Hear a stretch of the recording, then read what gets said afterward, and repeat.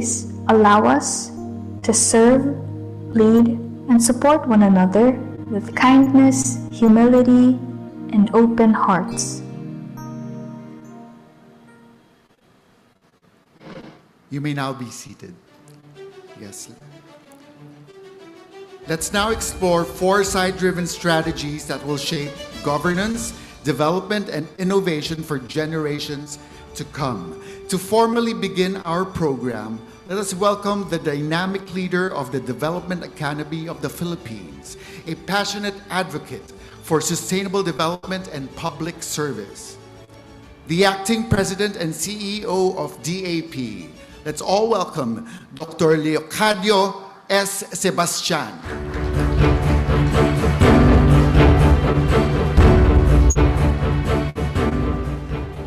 Thank you, Ken. Ken, right? Jay. Yes.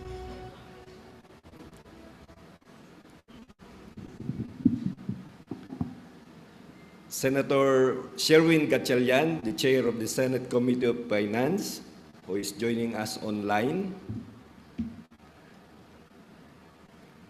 Wala pa si Yosek Hilda. Dr. Choi Yi Kyung, the senior fellow from Keio University.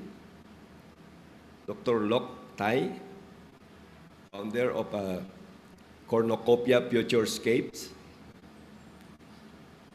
DAP former President Antonio Calao. Morning. Professor Alex Brillantes of NCPAG. My fellow academician, Rodora Asansa of UP and NAS. Dean Lisan Perante Kalina. Research fellows of DAP, distinguished guests, learning management teams, fellow public service professionals, good morning. It is my profound honor to welcome you to HINABI 2025, an ensemble for weaving sustainable futures. Our country faces mounting pressure from natural and human-made challenges. Climate change leaves 3.4 million people vulnerable to flooding. Half of all Filipinos perceive themselves as poor. An overwhelming 97% believe corruption is widespread, undermining trust in our institutions. In the Development Academy of the Philippines, we employ a strategy embodied in the words HINABI, which means to weave in responding to these challenges. Today, let us weave research into lasting solutions by bringing together diverse perspectives and expertise from the social sciences, information and technology, and natural sciences. Interdisciplinary and whole-of-society approach. Evidence-based and participatory strategic foresight provide the bridge between research and actionable policy.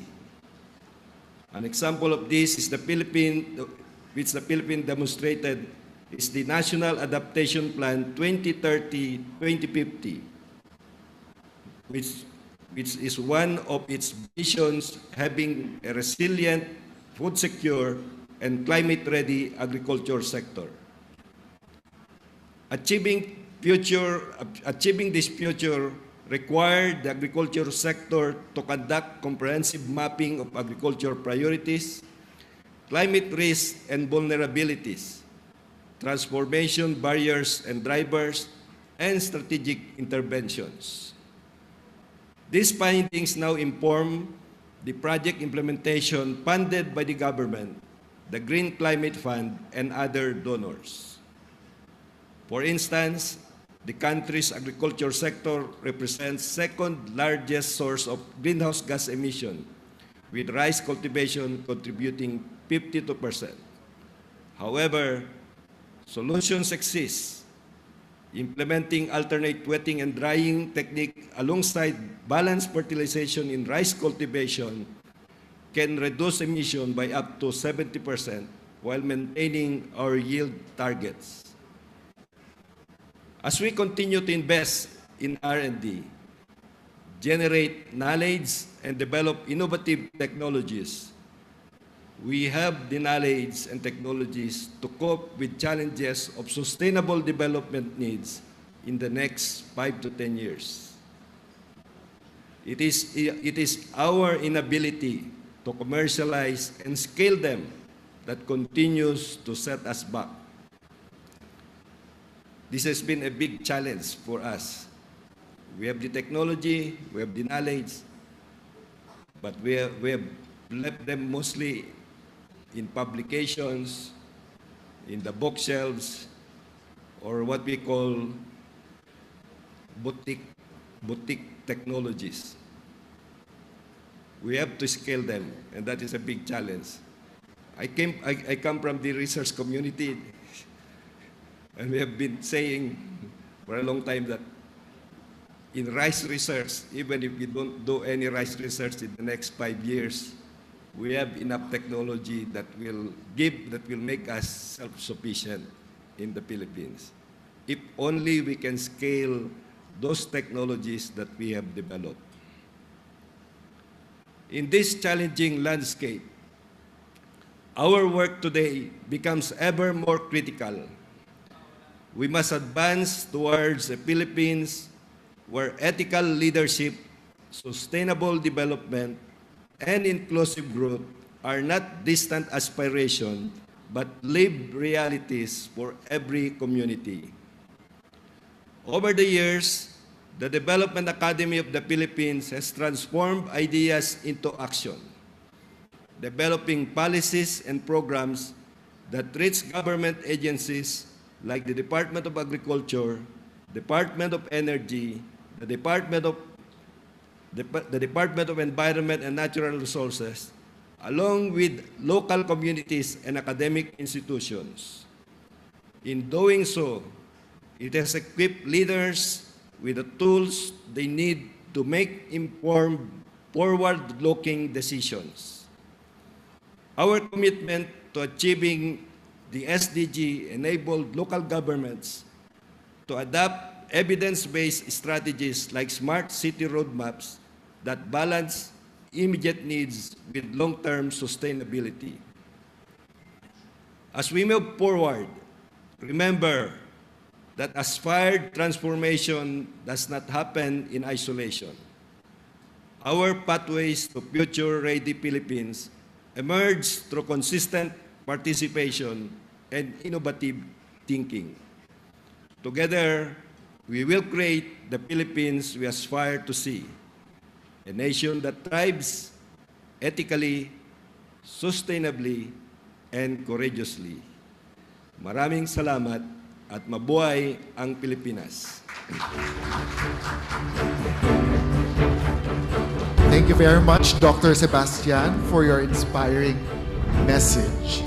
We now arrive at a key moment of today's gathering, the launch of GSPDM knowledge products and new GSPDM programs. Today, after all, is a celebration and declaration of the DAP Graduate School of Public and Development Management's continuing commitment to research, public service, and innovation in public management and development. Today, we celebrate new resources and platforms designed to strengthen scholarship, policy engagement, and futures-ready leadership. These initiatives strengthen the DAP GSPDM's role as a generator of policy-relevant knowledge and a steward of public discourse. GSPDM Research Manual, Compendium of Research Studies, Journal of Public Management and Development, Aguhan, Public Management Today, GSPDM Research Dashboard, JPMD Submission Portal, SDG and Futures Talk, Decalogo Series. With great pride, we will also officially launch the DAP GSPDM's new program offerings. These programs are designed to meet the demands of contemporary governance and to shape leaders who can navigate both complexity and change, reaffirming DAP GSPDM's forward-looking mission and service for the public good. To mark this milestone, we are honored to hear from our Dean, whose leadership advances the school's mission of excellence and public value. Help us welcome with utmost enthusiasm and energy the Dean of DAP Graduate School of Public and Development Management, Dr. Lizan Perante Calina.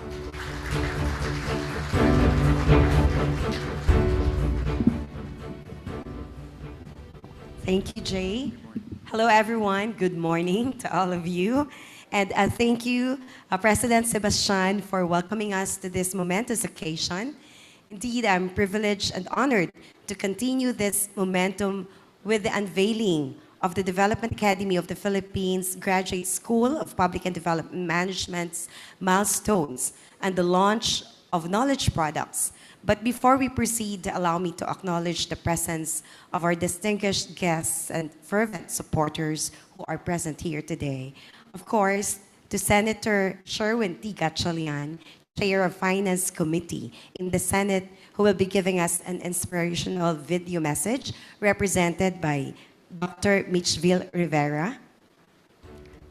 And of course, to our ever-supportive Dr. Leocadio Sebastian, President and CEO of the Development Academy of the Philippines. To former Undersecretary of the Department of Information and Communications Technology, Attorney Josel Batapa. Former DAP President, Mr. Antonio Calao Jr. Our resource persons from the international scene, we have Dr. Choi Ye Kyong, Senior Fellow from Keio University. Mr. Luke Tay, founder of Cornucopia Futurescapes. Professor Emeritus Dr. Alex Brillantes. Our GSPDM Research Fellows, Dr. Maria Oliva Domingo. Dr. Nicasio Agustin. Dr. Proserpina Tapales. To all our esteemed faculty members, research fellows, alumni, co-learners, distinguished partners, participants both online and on-site, and our dedicated GSPDM Learning Management team. Can you give them a warm of applause, please? Isang mapagpalang araw sa inyong lahat. A pleasant day to everyone. We gather here today under the banner of our theme, which is HINABI 2025. In our language, HINABI is a powerful word. It speaks of the patience required to take individual threads and interlace them over and over until they form a unified fabric. Look around this room. You are those threads. Whether you are a policymaker, a researcher, a student, or an administrator, you represent a distinct strand of expertise and experience. Alone, a thread is fragile, but woven together through the values of bayanihan, pakikipagkapwa, and damayan, we create a tapestry that is resilient, intricate, and beautiful. Today, we are here to celebrate what is this weaving has produced, a stronger and more features-ready GSPDM and DAP. We celebrate not just an event, but a milestone in the enduring journey of the graduate school. By the way, we are already on our 34th year, right? Dr. Kalau, Sir Kalau, yes. So the graduate school is, of course, the enduring journey of that reaffirms our commitment to advancing thought leadership, cultivating innovation, and strengthening our research culture. For the past year, the GSPDM has been hard at work. Through our Knowledge Innovation KI Hub Lab, we have moved beyond traditional academic boundaries and embraced the challenge of co-creation. We ask ourselves, how do we address the complex development challenges of our rapidly changing world? The answer lies in the work we present today. Building on our research on the Sustainable Development Goals and Futures thinking, we have explored pathways toward addressing these complex challenges. Today's celebration highlights the GSPDM Research Colloquium on SDGs and Futures Thinking, a space where groundbreaking studies, forward-looking analyses, and strategic foresight frameworks take center stage. These works illuminate pathways toward innovative economies, inclusive development, sustainable governance, and futures-ready Philippines. The colloquium invites us to imagine what lies ahead and, more importantly, to shape it. This brings us to the height of our gathering, the launch of our GSPDM knowledge products.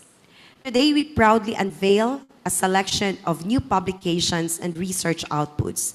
These products are not merely books or journals, they are toolkits and operational mechanisms for governance. These knowledge products encompassing a research publications manual and the referee journal of public management and development, they establish the foundational framework and primary channels for scholarly output, rigorous policy analysis, and thought leadership in public administration. Our SDG and Futures Thinking compendiums showcase innovative research applying anticipatory governance and foresight to address pressing national challenges, while our monthly publication, Aguhon, serves as a professional forum for sharing real-world reflections and innovations in public service. Finally, digital platforms like the Research Dashboard and the SDG and Features Talk translate this extensive body of work into accessible, interactive policy dialogue, effective bridging academic foresight with practical application for national development and more resilient future. Also, I am pleased to announce another milestone for the GSPDM. Allow me to convey my sincerest gratitude to our Acting President and CEO, Dr. Leo Sebastian, for the support in strengthening the graduate school and for entrusting the DAP library under our jurisdiction. Thank you, Sir Leo.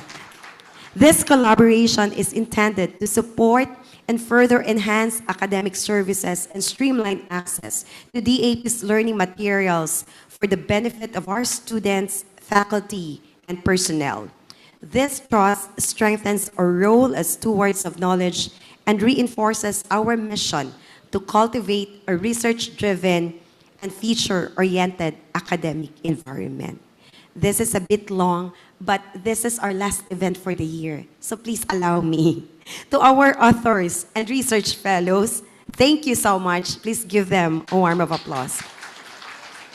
Your rigorous effort into the SDGs has provided the new material and foundations for these products.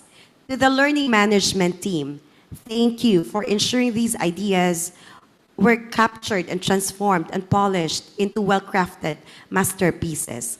These knowledge products serve as our contribution to the national dialogue and represent our commitment to evidence-based policy and knowledge co-creation.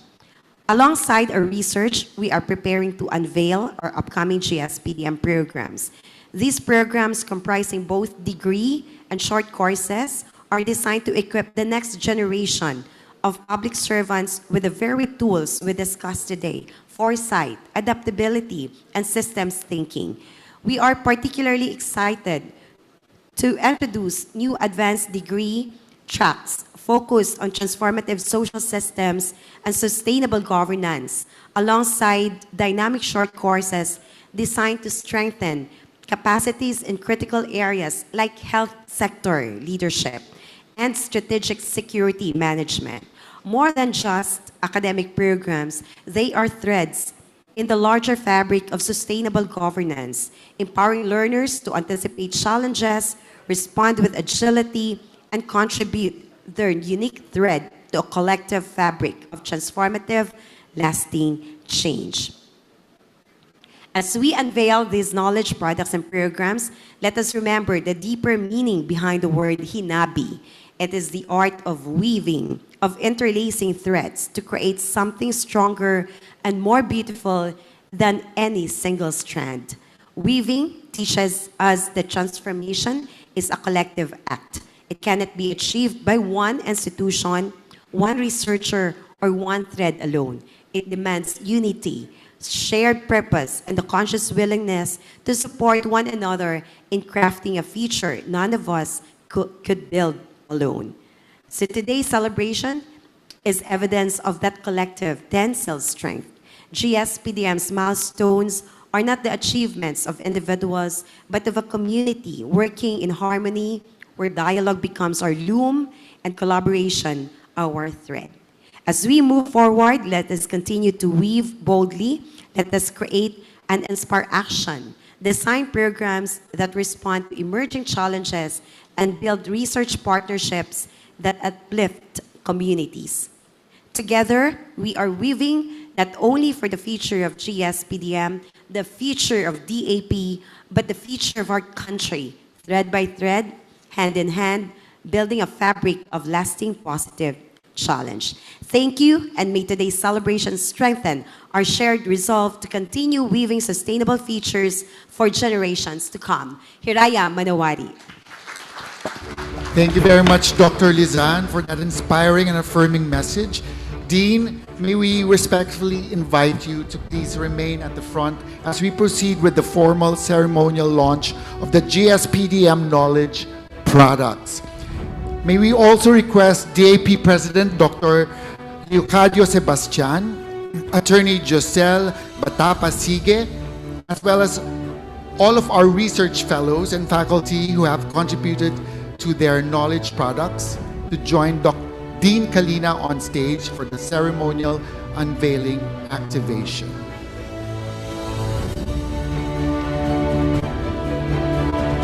Our senior fellows, Dr. Alex Brillantes Jr., Dr. Maria Oliva Z. Domingo, Dr. Nicasio Agustin, and Dr. Proserpina D. Tapales.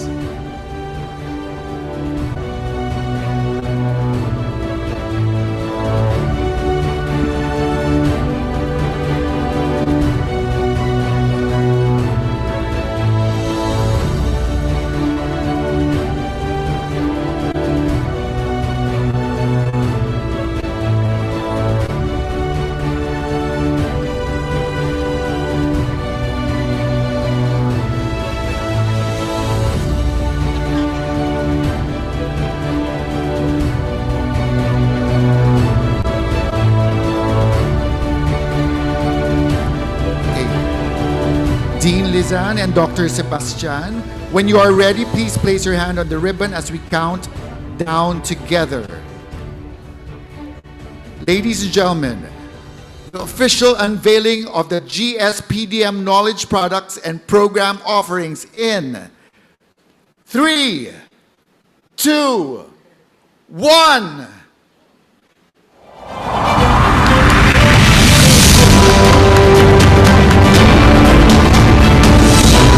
Congratulations! And now we have officially launched the DAP GSPDM knowledge products and new DAP GSPDM programs.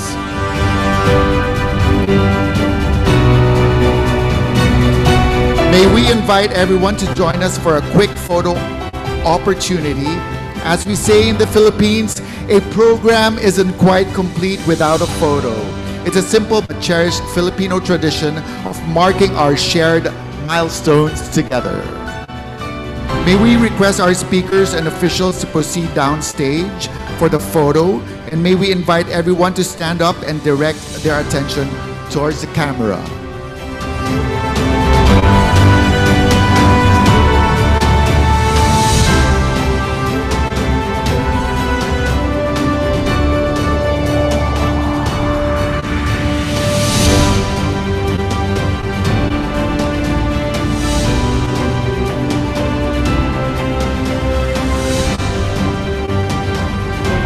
We'd like to invite to go downstage. They will assist you.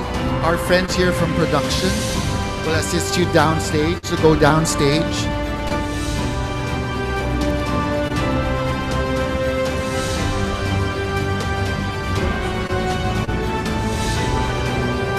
Yes.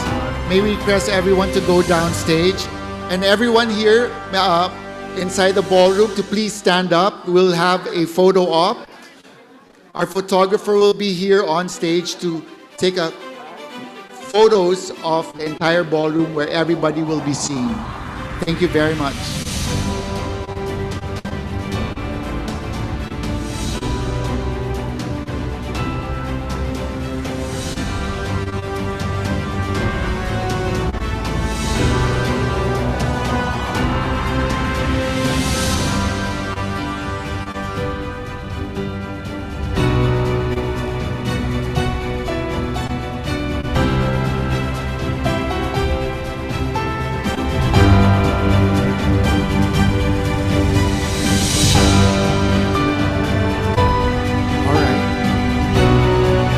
All right, everybody, give your biggest smiles. This is a happy, happy moment, everyone. Congratulations. All right, ready? 1, 2, 3.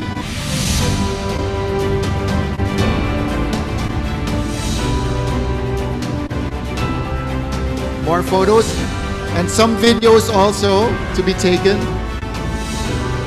Big smiles, everyone. Congratulations. What a happy, momentous occasion.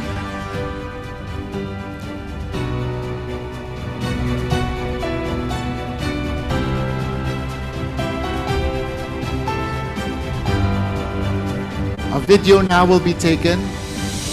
All right. You can wave. You can wave. You can smile.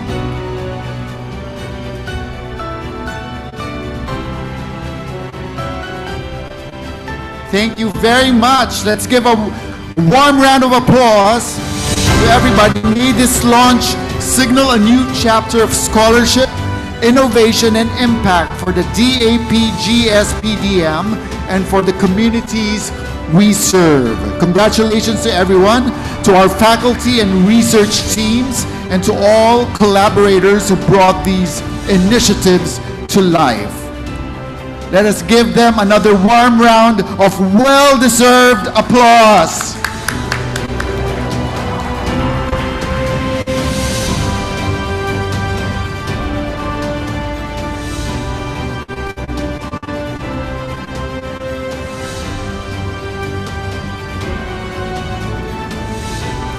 As we continue this program of milestones and commitments, we now turn to a message that anchors today's gathering with the larger work of national development and public service. We are honored to be joined through a keynote message by a public leader whose work in legislation and governance continues to shape critical conversations for the country. Serving for more than 2 decades in public service, Senator Sherwin Win T. Gatchalian is known for his integrity and hard work. The people of Valenzuela City have witnessed this firsthand through world-class infrastructures, innovative programs, and exemplary projects and advocacies he developed during his stint as mayor and district representative of the robust city. His extensive track record in public service and extraordinary contribution to the development of the country earned him to become the 69th Lee Kuan Yew Exchange Fellow in Singapore. In 2023, he received the honorary degree of Doctor of Education, was conferred by the Philippine Normal University. This is in recognition of his leadership and enactment of several landmark education laws. And now, with great honor, please join us in enthusiastically welcoming Senator Sherwin Win T. Gatchalian.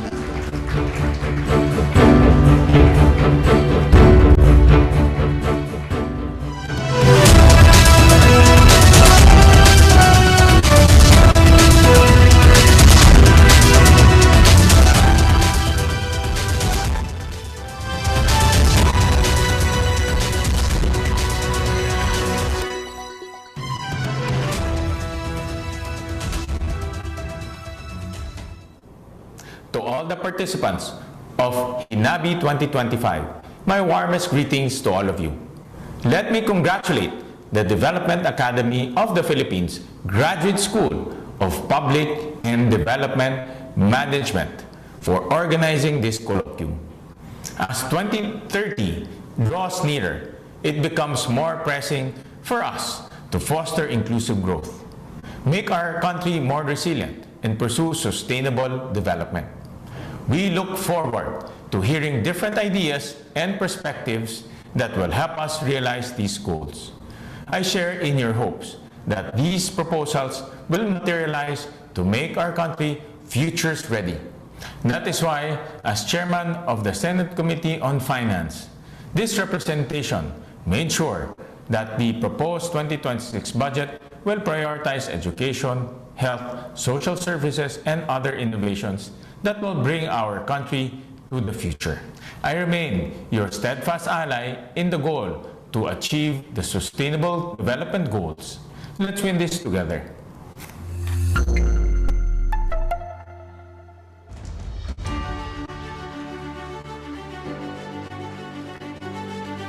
Thank you very much, Senator Gatchalian, for that meaningful and inspiring keynote message. We are so grateful for your continued support of our initiatives that strengthen public management, deepen research culture, and advance sustainable development for the Filipino people. At this point, we will take a brief morning break before we formally begin the opening session. And as we take this pause, we will be treated to a special performance by one of the greatest violinists here in the Philippines right now, whose name is Merjan Lagaya, who played for great artists like Josh Groban, Il Divo, and among other international artists. So ladies and gentlemen, please welcome Merjan Lagaya.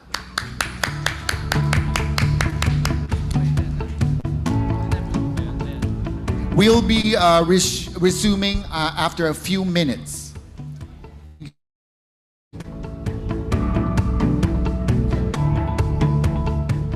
So just enjoy the break, relax, and please feel free to get your coffee and refreshments, and to use this time for a quick comfort room break as needed.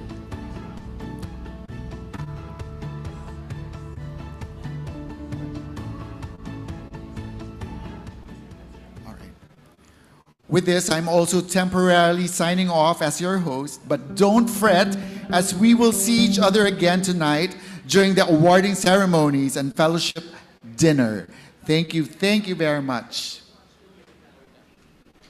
Ladies and gentlemen, Dangal ng Pilipinas awardee, Principal Violinist of Il Divo, Josh Groban, and Andrea Bocelli's Asian Concert Tour, Lead Violinist of BTS Manila Concert, Concert Master of the ASEAN Symphony Orchestra, 2015 Best Violinist in Asia, and Aliw Awards Hall of Famer for Best Instrumentalist. Please welcome the Maestro, Merjan Lagaya.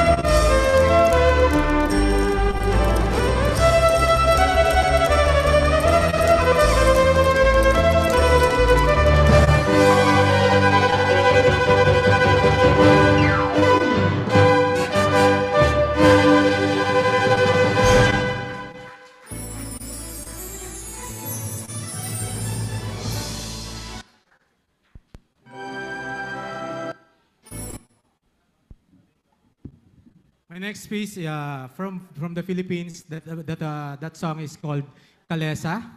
Yes. From the Philippines, now we go to Broadway.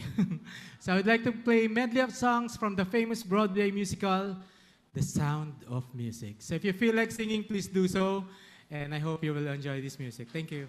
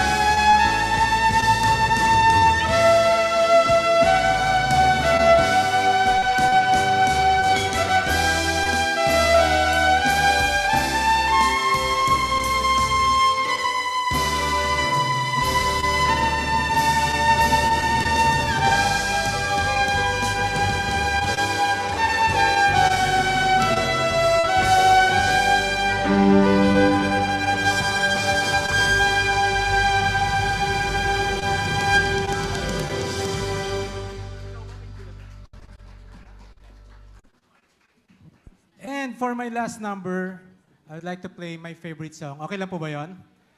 I only play this during special events, and today is indeed special because of HINABI.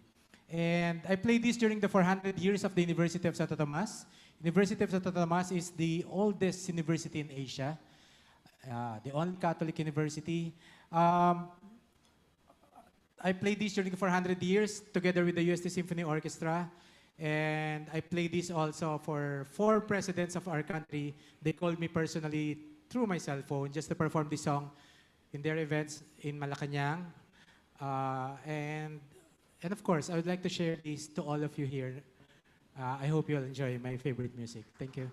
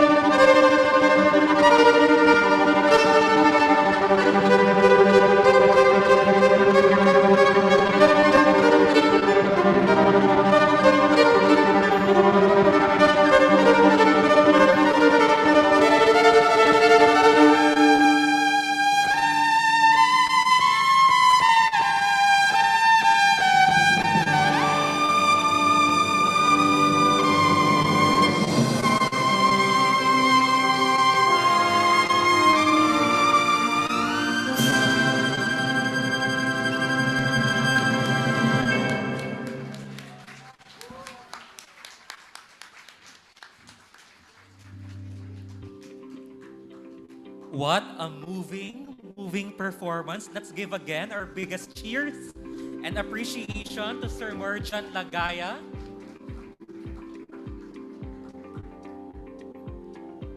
We now gather once more as we formally begin today's research colloquium.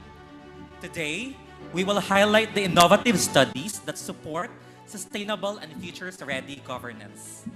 This gathering serves as a valuable venue for dialogue, bringing together researchers, policymakers, and practitioners in one space. Our goal is to spark meaningful exchanges and encourage cross-sectoral collaboration as we work together to address the challenges of the Sustainable Development Goals. But of course, before we proceed, allow us to introduce ourselves first.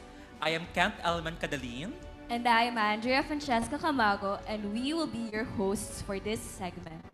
Our theme for today, Strategic Foresight in Action, Exploring Pathways Towards Innovative Economies, Inclusive Development, Sustainable Governance, and a Futures-Ready Philippines, challenges us to look beyond the present and imagine resilient futures.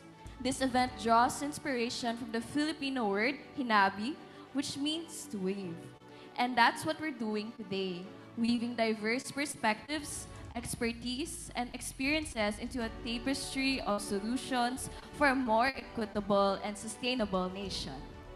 To let the meaning of that word set in, let's join me in saying that word all together, HINABI. Again, HINABI. Very good. Okay, so through bayanihan or collective unity, pakikipagkapwa, shared humanity, and damayan, mutual support, we affirm that building futures is a collective effort. For our opening session, entitled International Perspectives on Strategic Foresight and Sustainable Development, we are truly honored to be joined by a distinguished panel of international experts. In this session, we'll take a closer look at how foresight methodologies are being used around the world to tackle development challenges, and how these approaches are supporting countries and institutions in advancing the Sustainable Development Goals.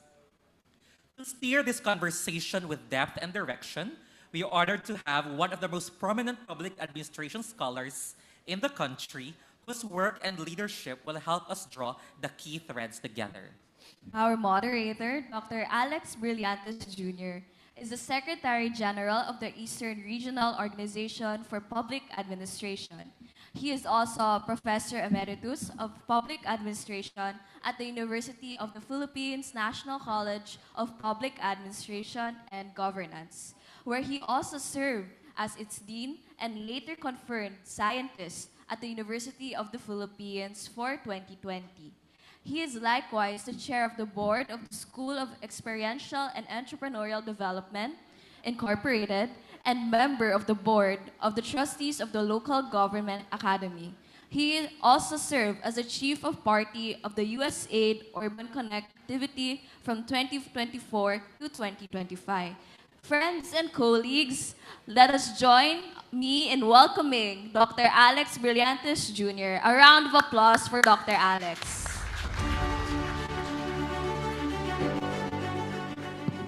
Thanks so much, Ken and Andrea, my very young friends and certainly very, very highly intelligent people I've had the privilege to work with for the past so many years. I beg pardon? Oh, I'm supposed to go up the stage. Okay. I guess I am what they call vertically challenged.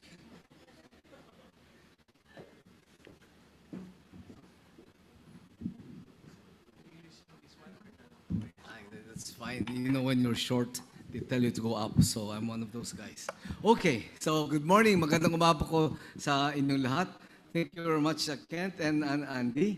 Like I said, I've had the privilege of working with them in the USAID project and also DAP, certainly two of our most brilliant students at the University College of Public Administration.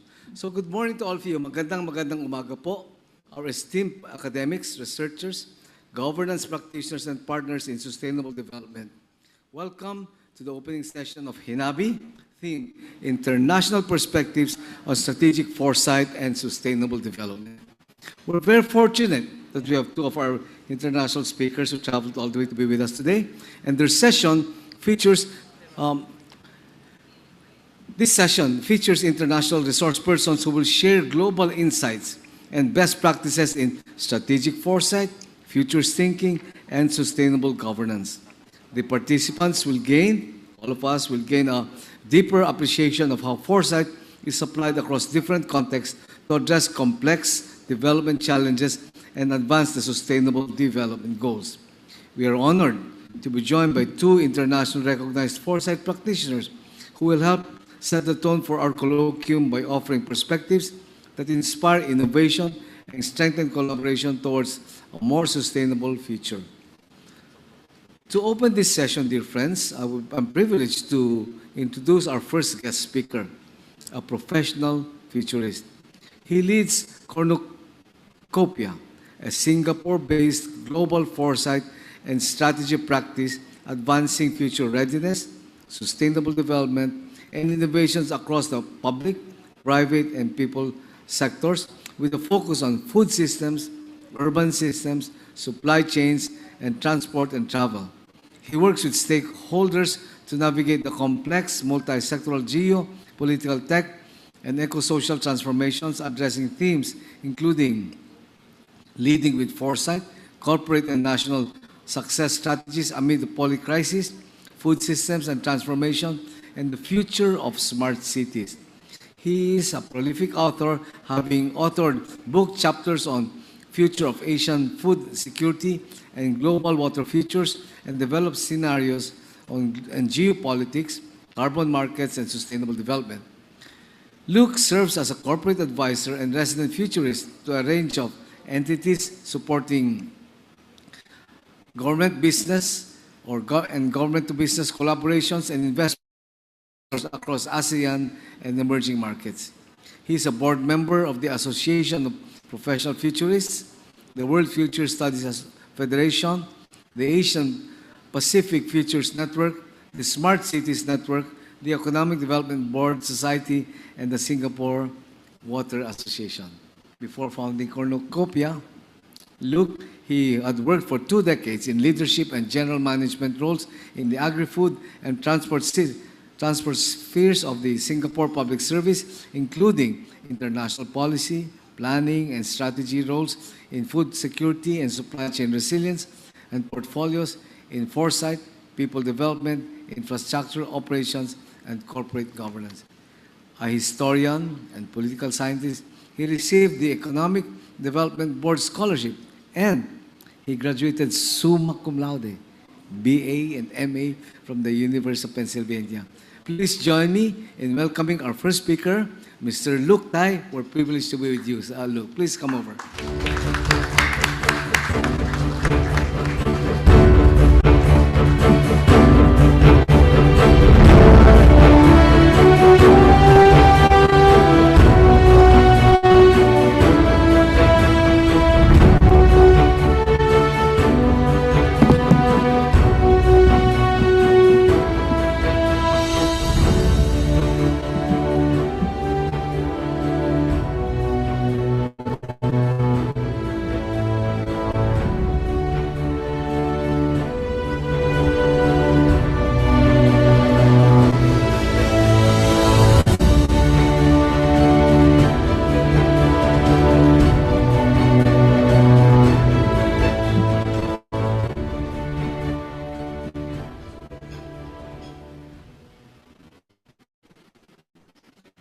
Okay, very good.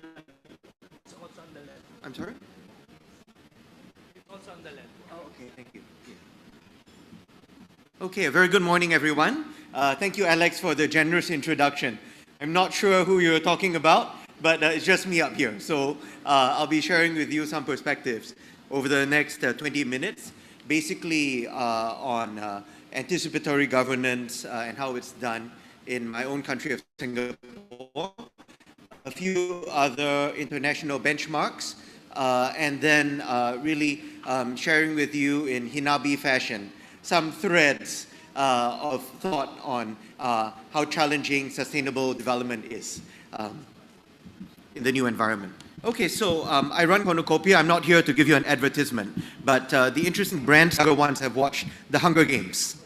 Yep. So if you're really into the Hunger Games, you probably know that the cornucopia also refers to the weapon stash in the middle of the arena where all the kids circle around and to get the gear before they start to kill themselves. You know, so there's this utopian, dystopian type of characteristic to this idea of a horn of plenty. And how do we access the horn of plenty? And what do we do with all the good stuff and the bad stuff inside that? So without further ado, let me just sketch out the environment that we're in. I'm not sure if those behind can see my slides. Not to worry, many of them are kind of very visual, in a way, just cues to help me remember what I want to say. So the poly crisis is upon us. We know that it's also maybe a vicious HINABI, right? Woven together of geopolitics, climate emergency, technologies that disrupt as much as they uplift as well, and triggering challenges like mass migration, like socio-political instability as well. And one thing really that I want to zoom in on, I'm no peace activist. In fact, I'm a reserve officer in the Singapore Armed Forces. But what troubles me in this age is that it's rational, and yet we are damaging our planet by the type of military investment and security dilemma that we are in, you know, where I think spending on military spending globally is something like 4x, for example, of what we spend on food and agriculture in the aggregate. So that's a challenge, and there's obviously lots of geopolitical challenges as well, froth, misinformation, some of the largest powers in the world with agendas that sometimes can be unsettling for the states of Southeast Asia. The runaway climate emergency, COP30 in Brazil was a whole lot of nothing as far as I'm concerned, you know, and so I think the smart money is that the climate change will get far worse before it gets even worse, or before maybe it finds a level, if the world system can turn around. So we're facing flood damage, we're facing the financial and geopolitical instability that arises from that and other phenomena. So to use a maritime analogy, this is a tuna world of turbulence, uncertainty, novel situations that, of course, then we need to figure out how to deal with, and a lot of ambiguity as well. To give you a brain teaser, this is not some cryptic language. I wonder if any of you can guess, especially those who do foresight. So I think the challenge is that we are loaded with challenges from known knowns that we struggle to deal with. Known unknowns that we have to guard against. And then also the more amorphous, the more tuna type of challenges, like the unknown knowns. Stuff that we thought we've got figured out that's harmless, but in certain triggering conditions can also become a challenge. And of course the proverbial black swan of unknowns. So a very challenging environment. And of course responsible organizations will scan for that, but sometimes the challenges come from the outer darkness. So how do we need to refocus and broaden our horizon scanning? This is one of my favorite quotes from one of my favorite movies, Forrest Gump. That kind of places my own age as well. So I'm not going to mimic a southern accent, but he said that my mama always said, life is like a box of chocolates. You never know what you're going to get, you know? But how many of us will be as blessed as Tom Hanks in this movie, this fictional character? I think this is a bullshit way to approach life, you know? We need to deliberately look inside the box, or else us and those we care about and those who we are responsible for will all not be in the best way, will not be future ready. So let's open this box of chocolates and see what we're going to get. And so that's really the discipline of strategic foresight. Why do we do it? In my country, Singapore, we're very conscious of being a small, resource-poor, global price taker. You know, unlike even medium powers like maybe Australia or in India, you know, we have less means to influence our destiny or influence the global environment. And I think that was one of the very key reasons why futures thinking and the importance of anticipating change to stay relevant is baked into our principles of governance to our governing ethos. So a quick history lesson. Singapore was a British colony. Before that, let me go into ancient history, because ancient history is even more presently important. But we were a British colony. Then we gained independence as part of Malaysia. Then there was a quick, messy, but thankfully bloodless divorce. And Singapore was out, but in a very scary world. The Cold War that threatened to turn hot, lots of racial, religious, labor unrest, communist insurgency, the struggle, so many struggles that Singapore faced at that time. And many of you may know the conventional narrative. I'm not here to be a propagandist or beat Singapore's drum or Lee Kuan Yew's drum. But the narrative is that we turn from a third world country to a first world country. And I think that many of the reasons that we seem to have gone in that direction would be about perceiving the future and acting on what we see. And so behind, the relative success of Singapore is this notion, firstly, of embracing globalization, but in a managed way. So besides Lee Kuan Yew, the founding cabinet had many intellectuals, talented people, and indeed many foreigners, people not even born in Singapore. It's a migrant society. So one of them, Rajaratnam, our foreign minister, and many things else, his idea was that societies which think many more steps ahead than others are more likely to do better in uncertain times. The 60s and 70s were uncertain times, and so I think there's a retro flavor to what we face today, especially for people like me who are historian. We look back, see what rhymes with what's moving forward. And another thought that I disagreed with him on is that he said we are fortunate that we have no baggage. Singapore, newly independent Singapore back then, had no golden age to think of, to lure it away from thinking of the future. No fixation, no obsession, nothing behind. The ships are burned, you've got to move forward. And so that maybe is kind of a neo-colonial mentality. So just the colonial era, independence, and then we move forward, from the white men who founded Singapore. But I think very much we are getting a sense that we are in a context, an Asian context, a Southeast Asian context, where we are our brother's keeper. We're responsible for our shared success, our shared prosperity moving forward. And this weight of history is also a ballast and a guide that can teach us lessons moving forward. One last thing to highlight that he said is that stuff happens. Fortuna, a fancy Latin way to say that, But then it comes back to virtue, the ability of a ruler, of a ruling class, a ruling elite, to show mastery amidst whatever hits you. You can manage it, you can lead the way forward. And I think that the basis of that really is foresight. So when we look at national strategy, this is a generic canvas, It's about what means do we have at hand and how do we apply those means? And most importantly, to what ends, what national vision? So I suggest to you that foresight, really is woven in HINABI style to that whole continuum. This is from one of my favorite computer games. I'm just making the point, that, if you have a God complex and think of yourselves running a country, through different phases of its development, then you have to make decisions on things like centralization, decentralization. Do you go for an aristocracy or a more democratic approach, plutocracy, mercantilism, free trade, and so on? So lots of weighty decisions that any country, and I would suggest any region, has to make.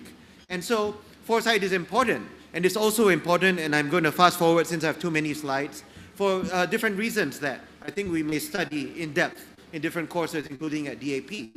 Path dependency. I came from aviation. Deciding which radar system to invest in is not just a decision of a moment, but you've got a 20, 30-year shadow of the consequence of that. Investment in technology. A lot of people individually, companies, have made and lost a lot of money, all due to the hype cycle.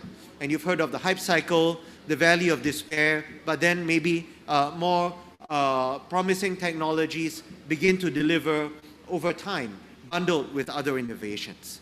Cognitive biases as well that are very challenging. And so for all these reasons, Singapore has employed foresight in a systematic way, tried to embed it in the governance culture, and also, make people aware not just of what their work plan is, but to address uncertainties and challenges, as well as opportunities that come their way. The nexus of foresight in Singapore is embedded within the Prime Minister's office, mega ministry at the heart of government. And we have a Center for Strategic Futures. As a bureaucrat last time in the different ministries and agencies, I worked with them. They're the mothership in a hub and spoke fashion. And so their mandate is to scout for emerging issues, to challenge received thinking, existing assumptions, existing even values and worldviews that could have worked 10, 20 years ago when people first cut their teeth as young leaders. But are we in a changed environment? And then also to grow, to propagate a futures thinking culture and competencies. And so it's embedded in the PMO, as I mentioned, but organization charts are very important. If you're a bureaucrat, you'll know. So it's also who's in the neighborhood of this nerve center. You have people looking at the fiscal, the social, the geoeconomic, and the climate change and demographic areas of policy, pretty much everything else. So embedded in the right neighborhood to give new perspectives and influence decision making. So this is a slide from noted futurist, my friend Wendy Schultz, that is very busy, but basically it talks about time, the x-axis, and how obvious new stuff is that emerge, but then becomes very obvious, very impactful. And so if you look at this, really, the people who innovate, the people who originate stuff, the scientists, artists, mystics, radicals, would be at the bottom left of the curve. And the cliche is that, government is last to the party in realizing things. At the top right, a long time, and when the challenge or opportunity is so obvious that maybe the boat has passed to deal with it. So how do we move from this really even to beyond the y-axis, to be not just the early perceiver, early adopter, but maybe the first innovator of a great new trend that can bring us forward as a society to be future ready. So perceiving emerging strategic issues, even being the creator of them. And we've created a cluster around anticipatory governance of various ministries and agencies, and also going out into our educational institutions, and also a growing number of private consultancies like my own. Although I'm an adjunct and I work with several of these people on the screen here. Infusing foresight in the planning cycle, where most obviously futuring could occur, for instance, before a big retreat to plan your next year, your multi-year strategy, but infusing the entire cycle of policy making.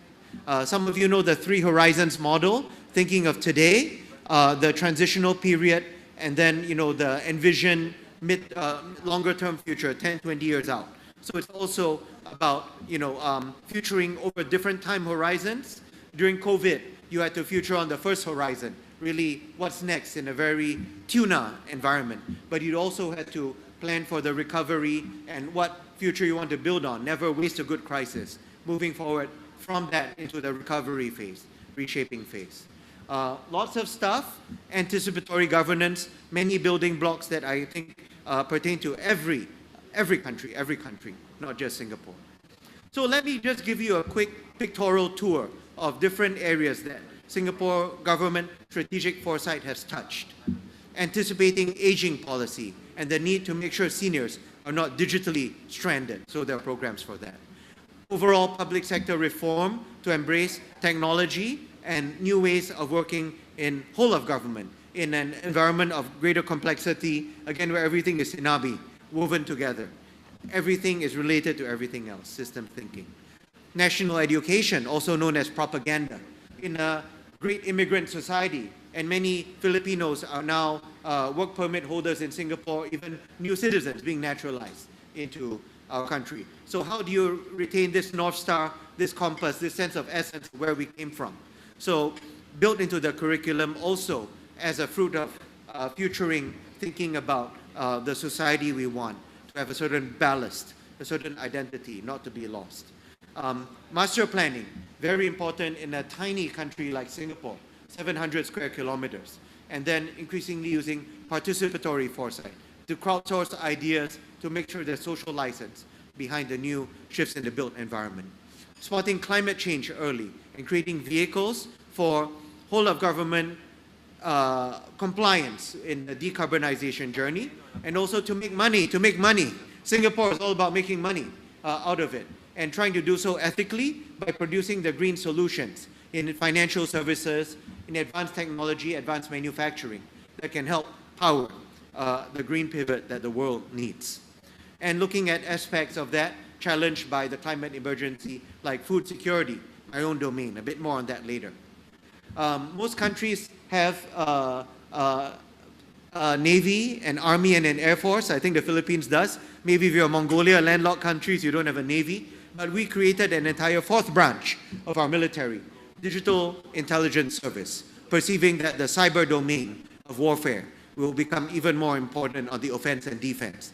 And in fact, by this measure, I think World War III has begun already, because there are so many offensive cyber actions taken by state and para-state organizations that I will not name, from countries I will not name. Those clued in will know. And so these are happening, reaching out to critical systems on the civil side, power, health, to get information, defense certainly as well.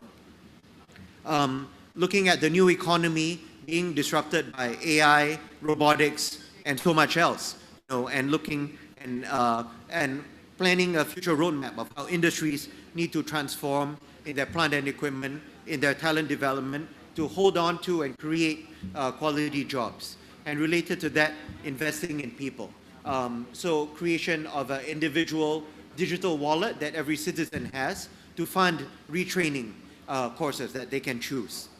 AI strategy. I know I'm like firing a machine gun of ideas right now, so don't worry, I'm about just over halfway through my sharing. And I think this may be one last example. Politics is important everywhere, and the intersection of policy and politics is what administrative leaders have to well manage, in the interest of the country, not themselves. And so one thing that Singapore is doing more of, having previously had a type of very elitist mentality, father knows best, the minister knows best, is really to go out to the people, again, to get those perspectives and mandate. So our current Prime Minister, back before he took over, led a Forward Singapore exercise, hundreds of town halls, reaching out to every single conceivable segment of society as you slice and dice it, to harness their perspectives on the preferred future, to build a consensus on what would be important for government to deliver. And good policy is good politics. I think bureaucrats need to know that. But that went into the political program for the successful election. And so the Singapore's long-term ruling party won with an even higher mandate at the last poll. I think also based on anxieties from the Trump 2 era of trade disruption. Our elections were in May. I have no time to talk about specific scenarios, although maybe in the discussion I can elaborate on that. So I think that's the value of the scenario process, to put all into one unified thought experiment, all those trends, emerging issues that I shared with you and more, and then think of future Singapores in future global contexts, and then think backward on what do we want, what can we achieve, how do we maximize our agency. And so in summary, I would say that Singapore's journey, there are quite a few themes, but I would highlight that futures is used in a very utilitarian way. Futures is beautiful. You can take a lot of thought experiments. It's a field of study academically in itself, but we are ruthlessly pragmatic in taking all these future insights and putting them into planning and putting them into action to maximize Singapore's agency, decision space in an increasingly uncertain world. And I think futures also comes into the matter of national branding, both for domestic political reasons, but even more important, in a principled way, to project soft power, to project your national brand internationally to those who matter, who you want to reach out to in terms of trade, investment, security relationship, and so on. So just to give you a flavor of the rest of the neighborhood, I think Madani in Malaysia, the present administration, is also led by someone who works closely, is advised closely by futurists. And so their governing philosophy was actually informed by futurist thinking, including from the Islamic humanism tradition. Other examples to go into around the neighborhood that I myself benchmark with. South Korea, Canada, our friends across the ocean on the Pacific. Zyro in Australia does a lot of whole of nation as well as domain scenario work. And bottom right, I don't think you recognize that, but Finland. Finland is a very interesting model. They have a small government foresight unit that churns out scenarios, and they put that to their Congress. And their Congress will comment and query and challenge on how's the government responding, and then they toss that back to the executive to respond. And it's an iterative process of futuring, put into deliberation, and then acted on and monitored and in a cycle. I personally love to benchmark with Dubai and the UAE. The Museum of the Future, a very beautiful structure. And somehow when I go to Dubai, even the road signs are also types of cues and prompts for me in terms of how to navigate the future. And one thing that struck me, maybe the final point I'll make on foresight, is that I went for recent foresight events in my country and in Dubai, and one of the key conclusions as people grapple to position themselves to win in the AI age is that the key national asset is to have a reserve of imagination, to have national cognitive potential, aided by strategic foresight as a force multiplier.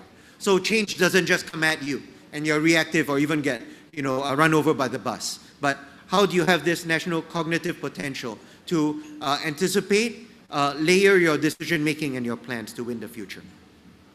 And I think there's even a spatial element to it.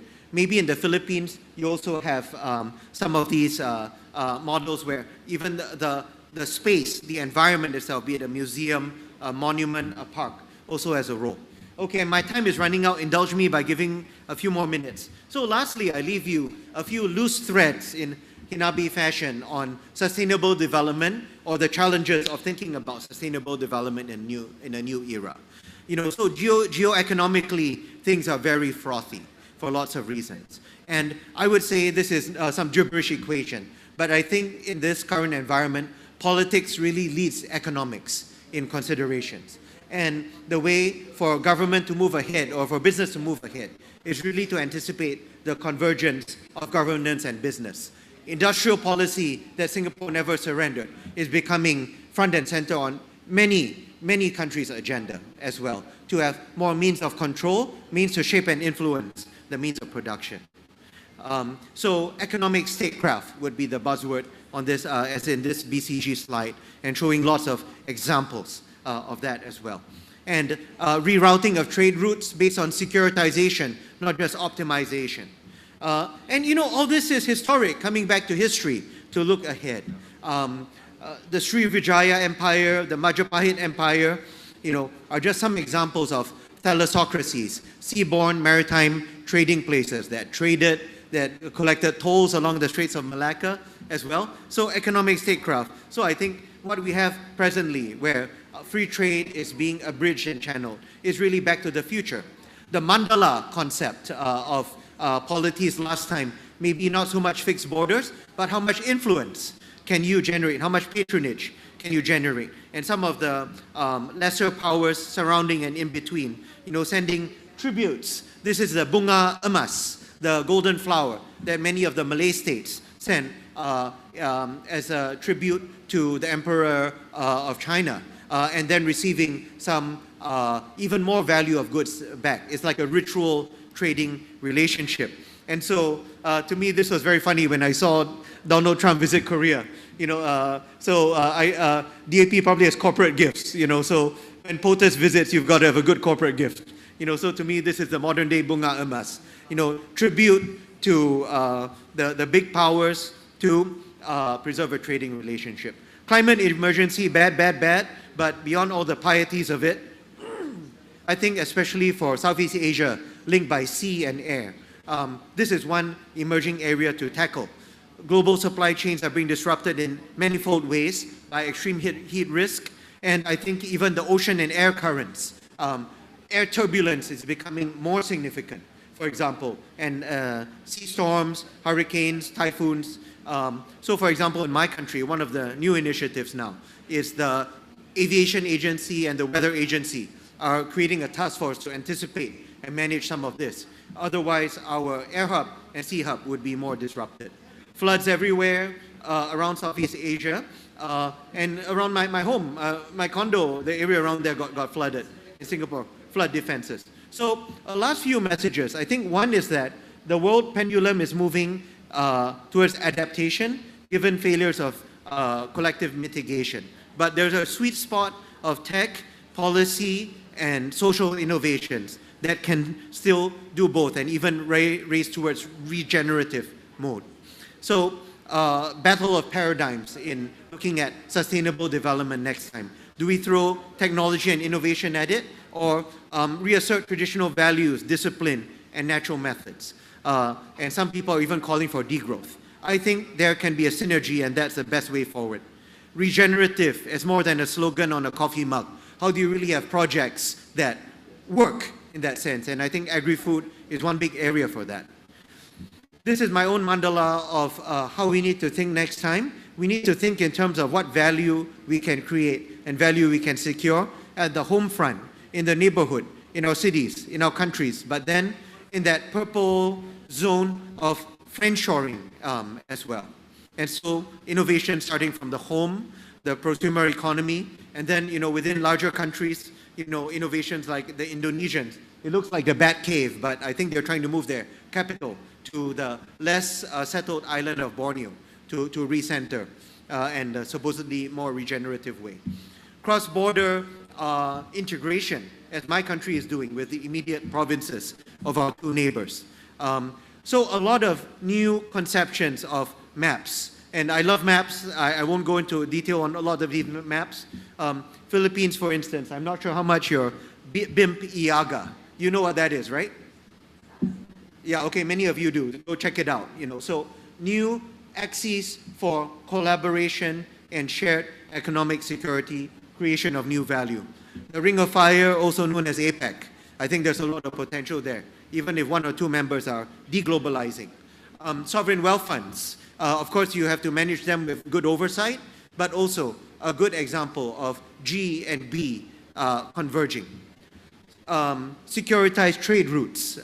Some people say the Gaza conflict was actually a geo-economic play to disrupt some of the formation of these. You've got the Belt and Road, you've got the IMEC developing, and the IMEC should be pushed out eastward also to encompass Southeast Asia. The Malay world, or rather the language world that Tagalog is part of. Did you know, I didn't know, that it went all the way to Madagascar on the west side, and people think it might have even touched the western part of the Western Hemisphere. And so this is another type of coincidence, and I wonder whether the Philippines, with its part Hispanic heritage, actually can say hola to lots of people there. I think lots of the Philippine diaspora, in fact, are on the West Coast already. Okay, maritime, maybe my last point is that we need to think of the sea more, including because the sea level may radically rise. So a lot of new value can be created there, but it has to be secured first. It's also a zone of conflict, as we know. It will be a zone where we need a lot of humanitarian assistance, disaster relief. This will become a competency of government to manage, and then it will be an instrument of statecraft to decide whether you care, whether you bother. Or it might be your own people that you need to get assistance from others for. New technology, sustainable on the sea, new cities on the sea, and the seasteading movement. Geoengineering, very controversial. Much of the solutions can come from the sea. And my favorite, I read somewhere, is that there's this sea spider that, long story short, in its feeding and propagation, actually takes in carbon from the air. So should we grow a lot more sea spiders as one way maybe to create carbon credits as an engine of the future development economy?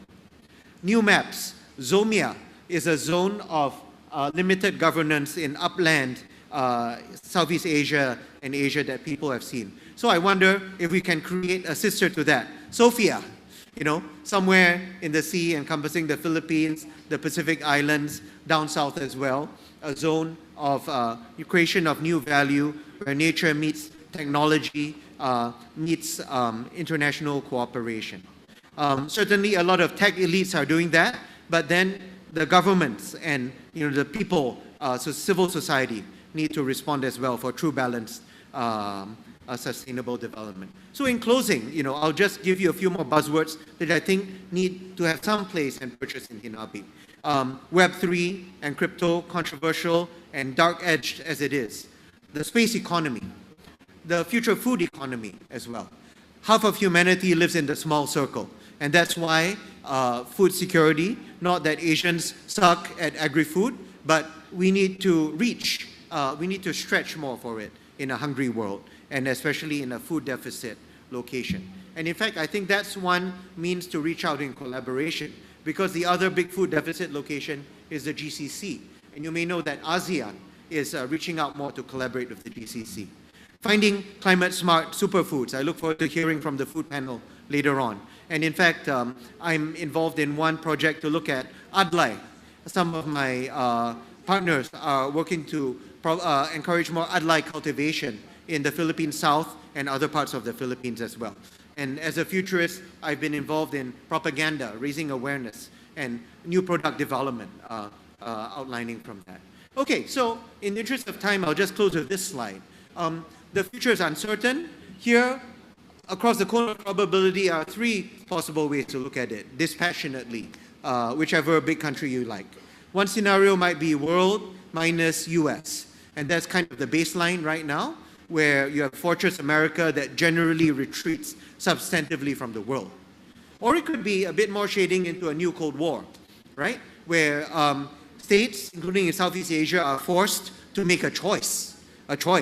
And then you've got, a bright line dividing, including economically, parts of Asia and the world. Or it could be a more world of competing regional centers that sullenly still have some exchange with each other. I think regardless, the future-ready move for any country, so I'm not telling the Philippines what to do, I'm telling ASEAN what to do, is we need to have more sustainable development conceived at a regional level, in terms of deeper regionalism, deeper collaboration as well. So with that, thanks for your attention. I've shared my own country journey, some other international benchmarks, and then in closing, some thoughts on sustainable development and really how to problematize that as the first step to chart a future-ready path forward. So with that, thank you, and I look forward to the discussion.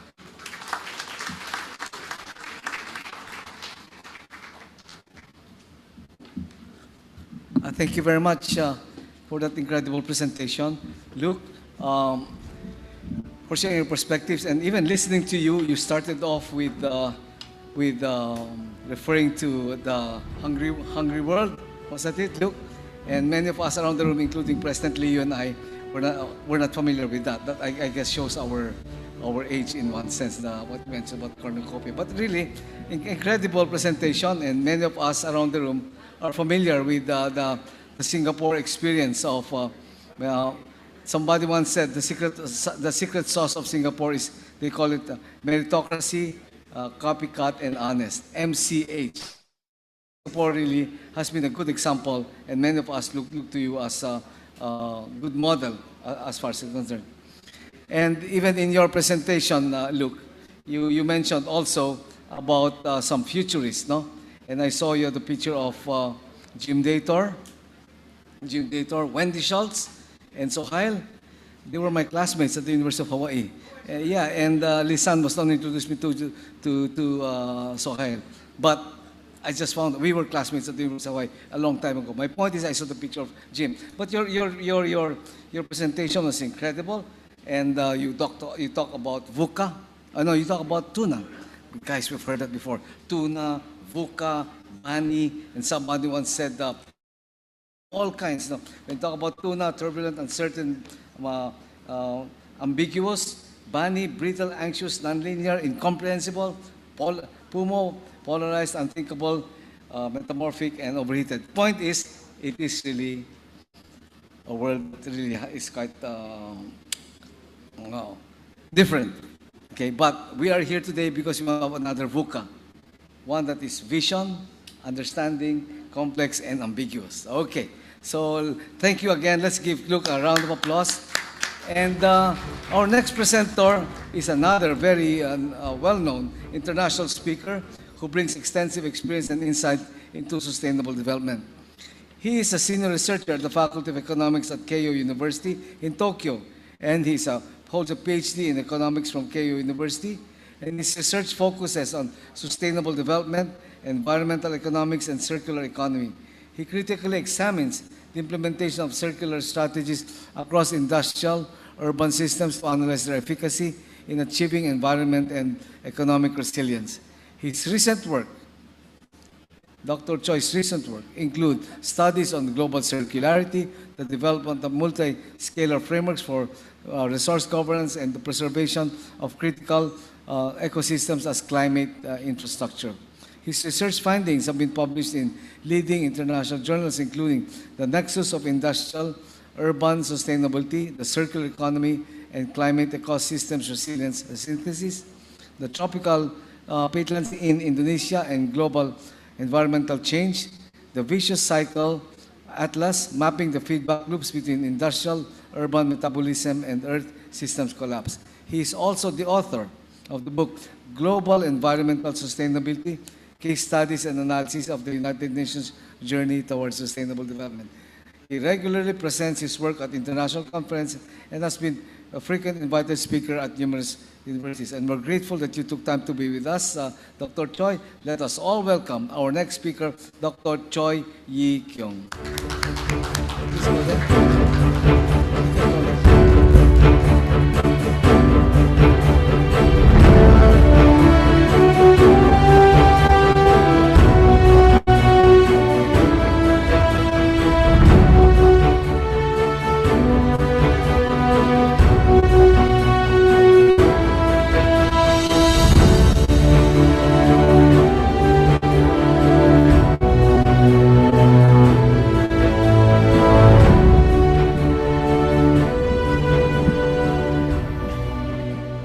Good morning, CEO Leo Cardio, Dean Design, and distinguished guests. Thank you very much to Dr. Alex for the gracious introduction and the profound honor of this invitation. It is a great privilege today to share with you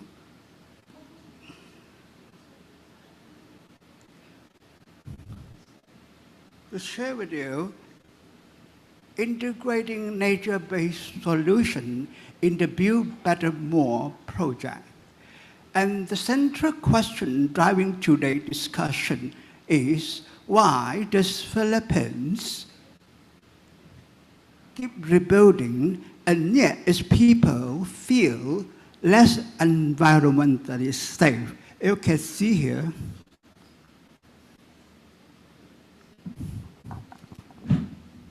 so this is a vicious cycle of rebuilding climate disaster risk and normal life. This is the vicious cycle, endless vicious cycle. Why does this happen? And how to mitigate this issue? I've got to start with, as every one of you is aware, Philippines is one of the most vulnerable countries in the world, with an average of 20 tropical cyclones hitting the shore. Okay? So, of course, these events come with a massive economic pause.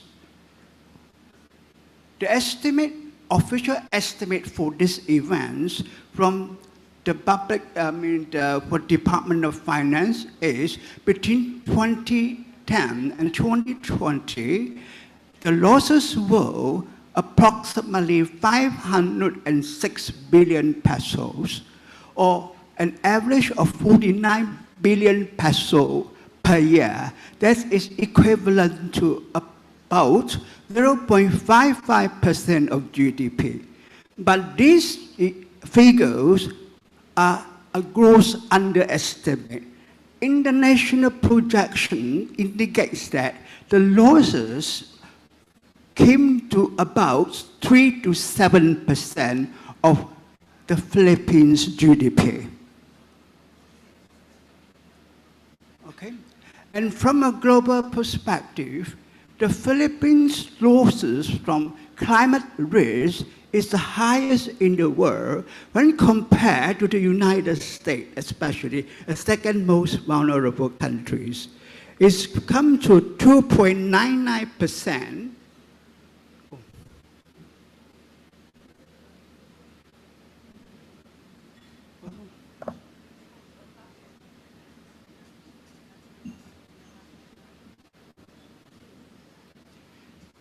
It's come to 2.99% of Philippines' GDP. Okay, so for the future climate scenario of Philippines, it is going to be very destructive in the sense that temperature will rise between 2.5 to 4 degrees Celsius, and sea level will rise to about 5 to 7 mm. That is double the global average. Okay, so you can see where is the pointer here.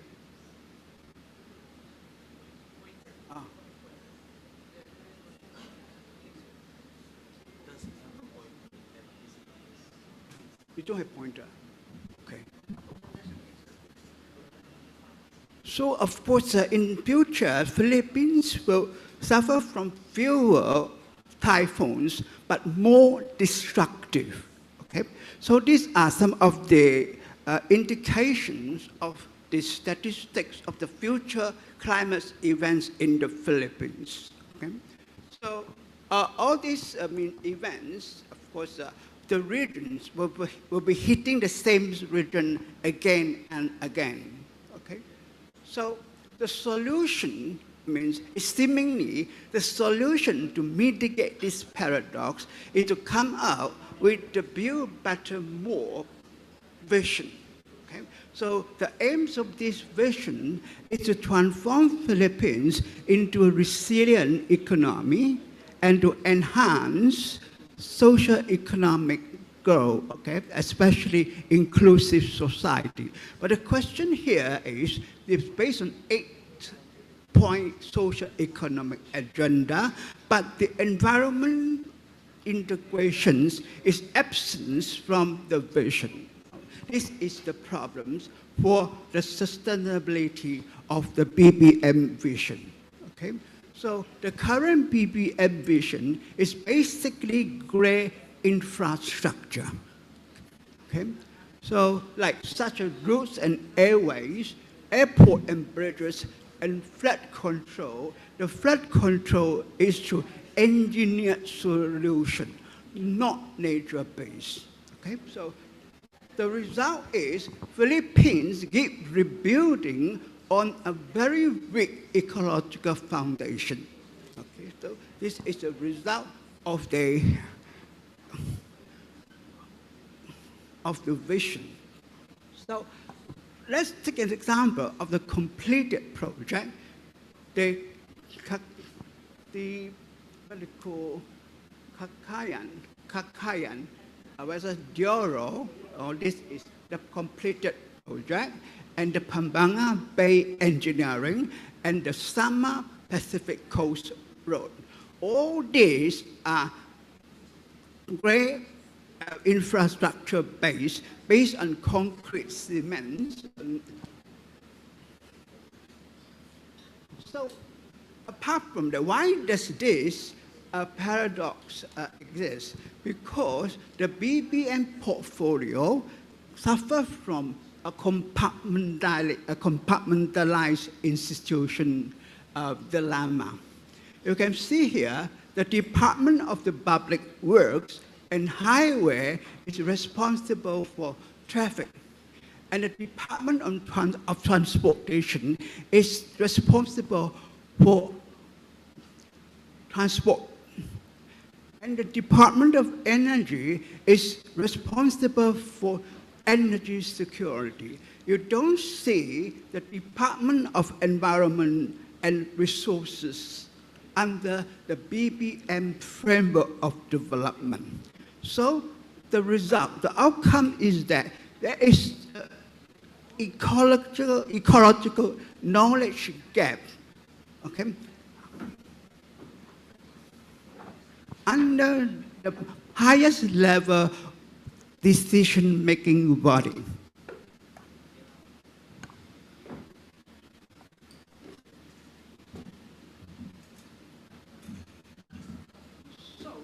To reframe the solution, it is absolutely important to integrate nature and nature-based solution into the BBM vision of development. That is the only way.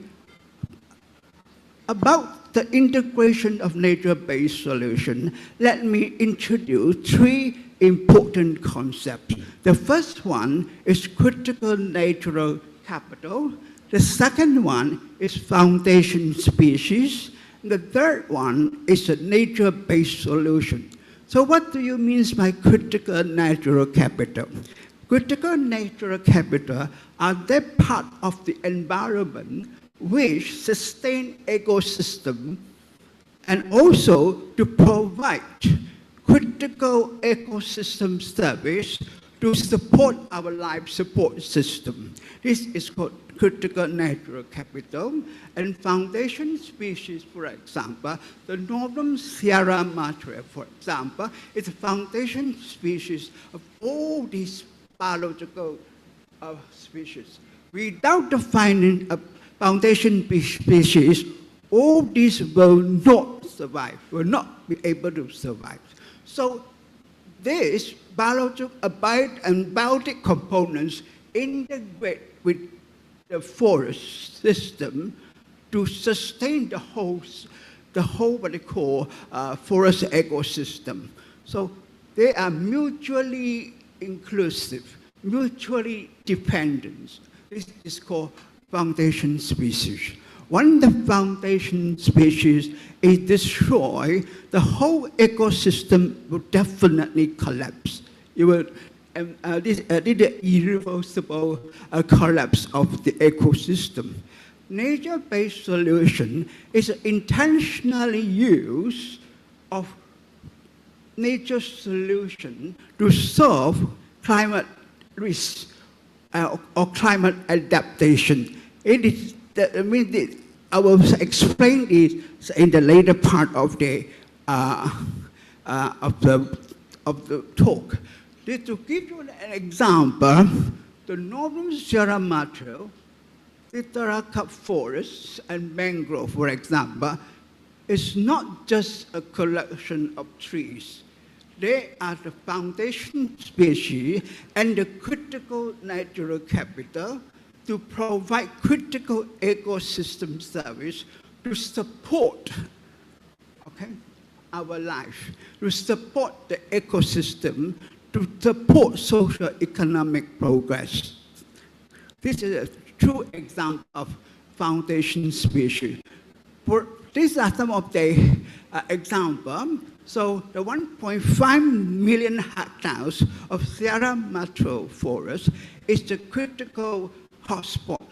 It's a biodiversity hotspot which hosts thousands of species. Okay? You can see here 3,500 plants. And also it is a very important carbon sink to shield against climate change. Apart from this, the dense vegetation dissipates energy, typhoon energy, so that when it hit the central region, the force will be minimized. The water security. During dry spell, this forest supply about 167% of water to the economy, and also flood control. It can reduce flood water generation by about 47%. And, okay? So it can also, the forest can also reduce erosion risk by 68 to 95%. So you can see the importance of forests to sustainable development. Okay, so here, to give you a rare example of the Philippines critical natural capital, this is the first line of defense against climate change. So when all this, okay, hit, before hitting to the interior region, for example, all these trees, the trees will deflect the energy. I mean, the wind force. So this here, and this slow down the strong winds, for example, is minimize the destructive force of typhoons. This will save life, reduce flood risk, for example. So we call this the critical natural capital, okay? Before all this hit into the city center, all this will provide a defense against climate risk.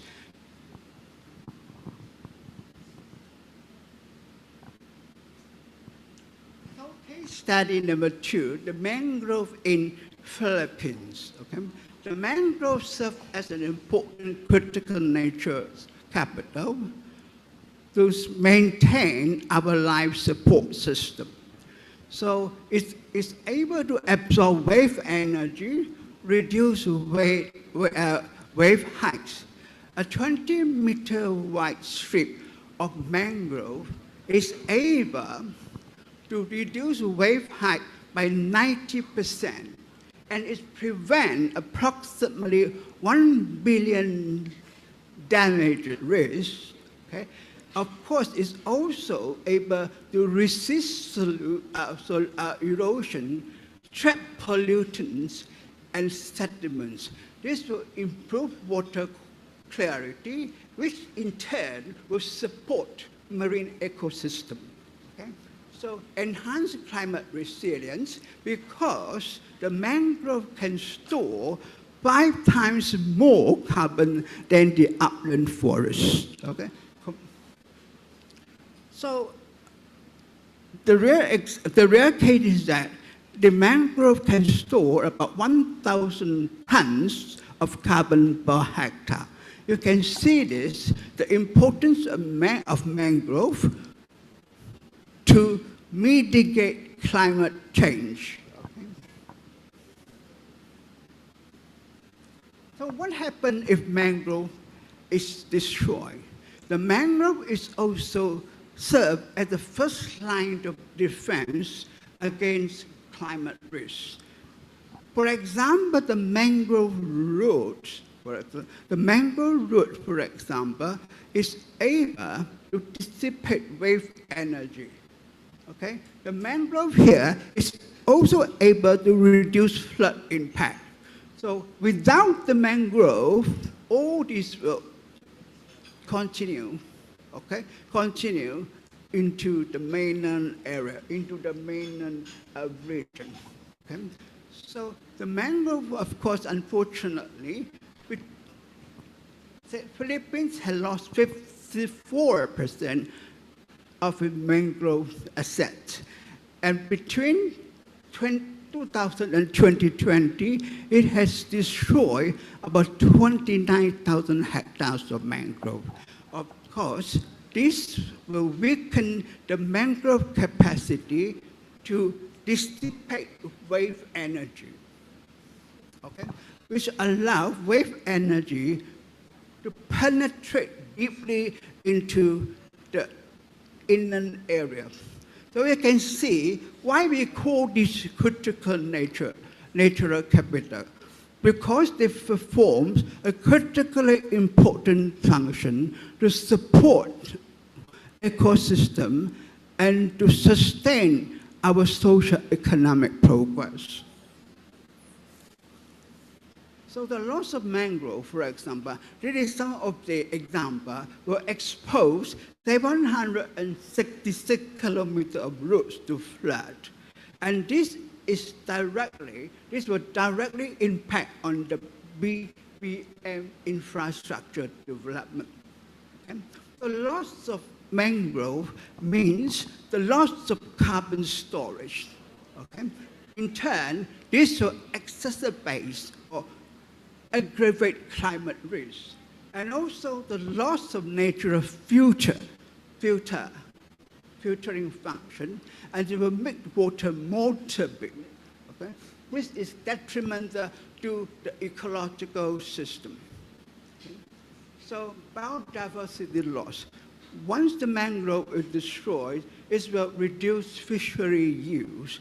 This is detrimental to the local community economy. So you can see here from this example, the mangroves serve as our life support system. Okay? So how to turn from this vicious cycle into a virtuous one? That is the main theme for today's discussion. Okay? The choice is between rebuilding trap and resilience engine. So we have to make a choice. Which one are you going to choose? To enhance a resilient Philippines, for example, it is important to protect nature.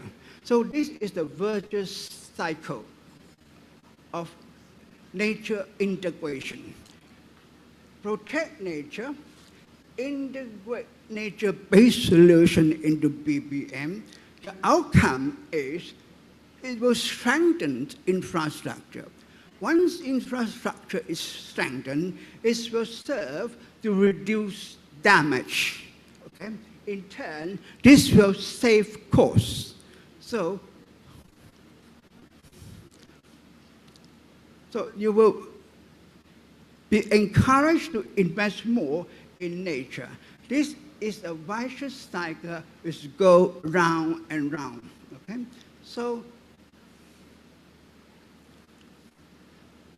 integrating nature or nature-based solution into the BBM project.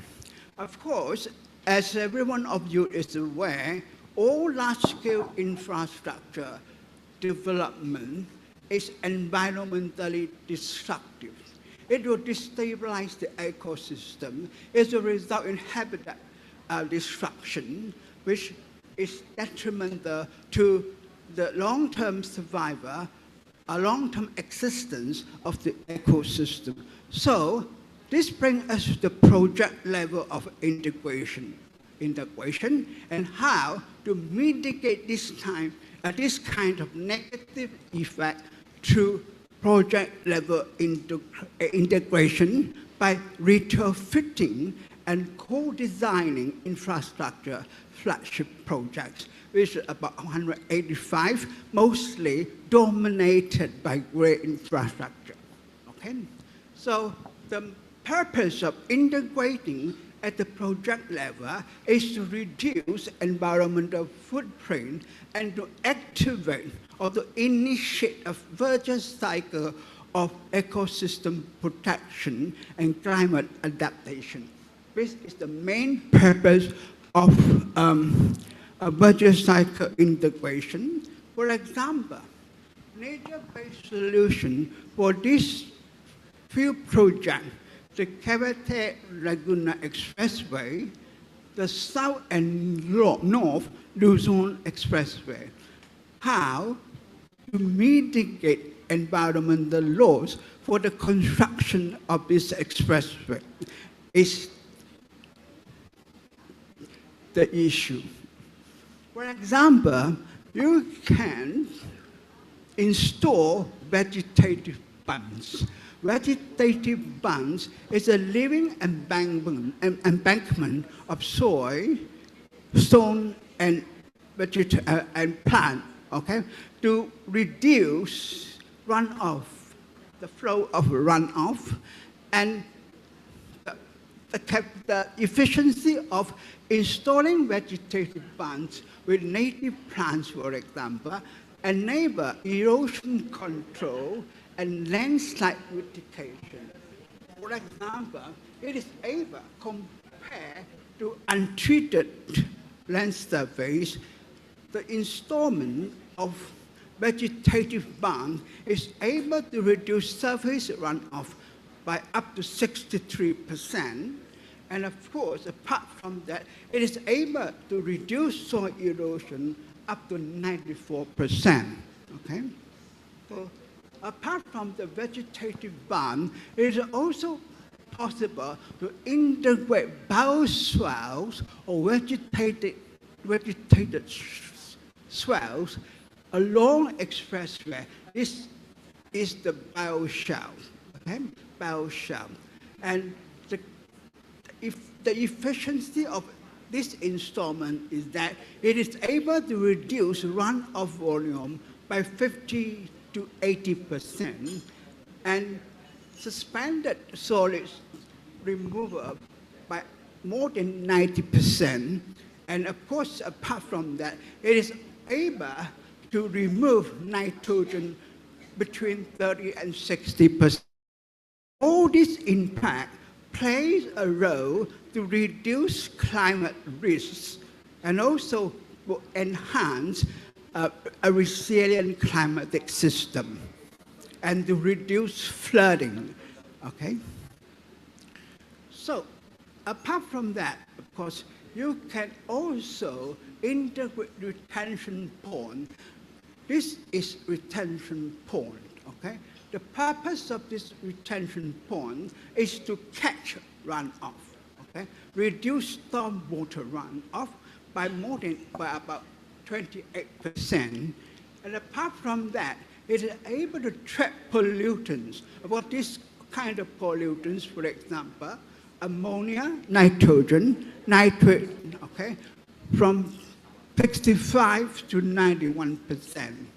So the thing is that it will clear the water, okay, before it's flow into the river. It will serve to prevent river pollution. So another method is hydroseeding. Hydroseeding is the advanced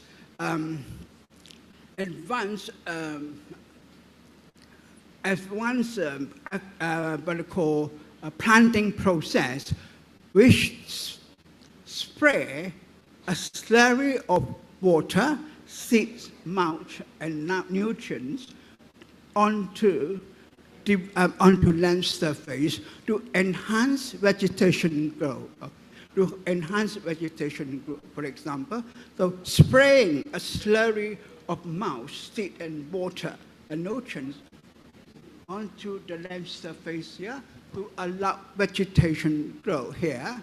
And the impact of this method is that it is able to reduce soil loss between 2 to 3.5 times compared to an untreated area. So it will serve to reduce soil erosion, okay, and also to improve water absorption. So there's another way, of course, to enhance the integrity of BBM infrastructure is through what?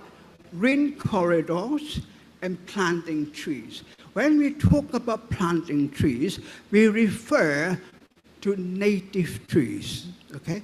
Native tree function differently from commercial tree. The native tree, the root system spread out.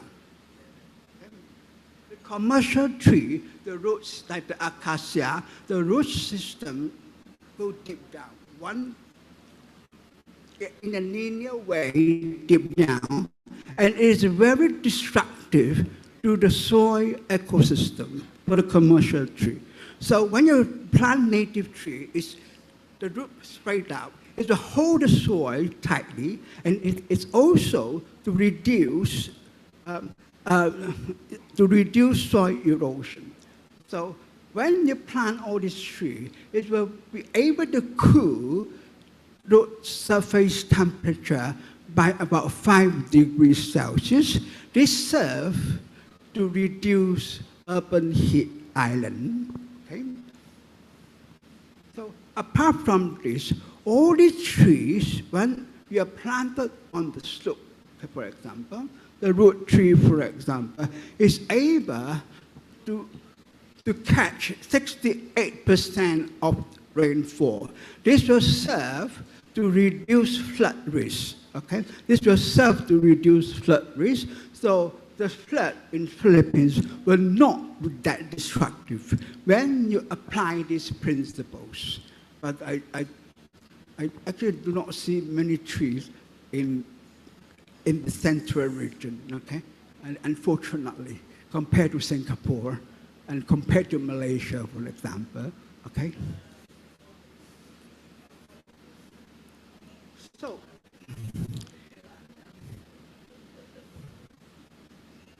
all these are land-based. So, apart from land-based, we also have a marine-based infrastructure. Okay, a marine-based infrastructure, the Badam Cavite Interlink Bridge. Okay, this bridge, the construction of this bridge, is exceedingly destructive to the marine ecosystem. All project, okay, the marine project, not only this Batam Cavite Interlink Bridge, all projects which touch on the marine ecosystem is extremely destructive, especially to the corals. Okay? The corals play an absolutely important role to reduce wave height. Okay, to reduce wave height. For example, okay, that is the reason why we call corals a keystone species. A keystone species is a species which supports the marine ecosystem. When the keystone species is destroyed, the whole system will collapse, will definitely collapse, okay? It is also a foundation species. So it is absolutely important to protect the coral, to reduce sea level rise, okay, which is estimated, as I've said before, between 5 to 7 mm in the future. So we have to take prevention, okay, prevention or mitigating measure before irreversible harm is done to the marine ecosystem. So one of the ways is to have environmental performance plan with a legally binding avoidance first principle. Of course, this avoidance first principle is to allow the developer to steer clear of the most sensitive areas, okay? So to avoid destroying the most sensitive areas before any construction work begins, this is the cheapest and most effective way to mitigate irreversible environmental harm.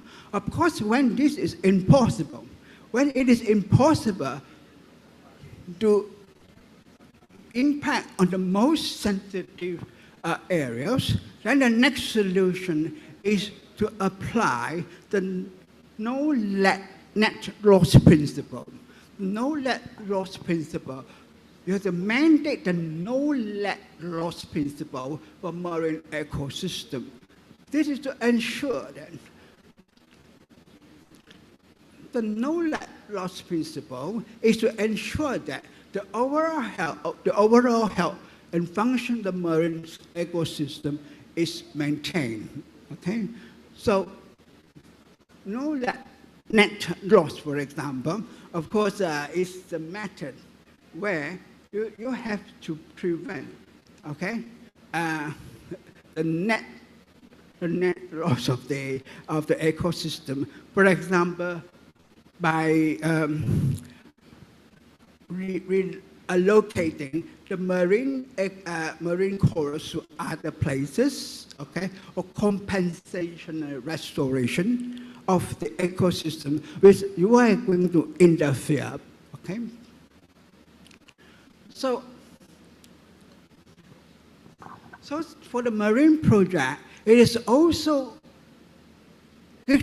important to enforce a mandatory erosion and sediment control plan for all dredging and construction. Okay, so this requires real-time activities, real-time monitoring to track the impact of the project or the excavation on the ecosystem. Of course, apart from that, to implement measures like silk curtains or turbidity curtains. This is the silk curtains. The silk curtains here is to prevent soil and sediments from mixing into water, okay? Because once all the sand and soil mix into the water, this is detrimental to the corals. It will suffocate the corals, okay? So this is an important step. So, of course, you have to legally, and formalize the classification of corals as a critical climate security asset and to ensure permanent protection, okay? The permanent protection of these corals.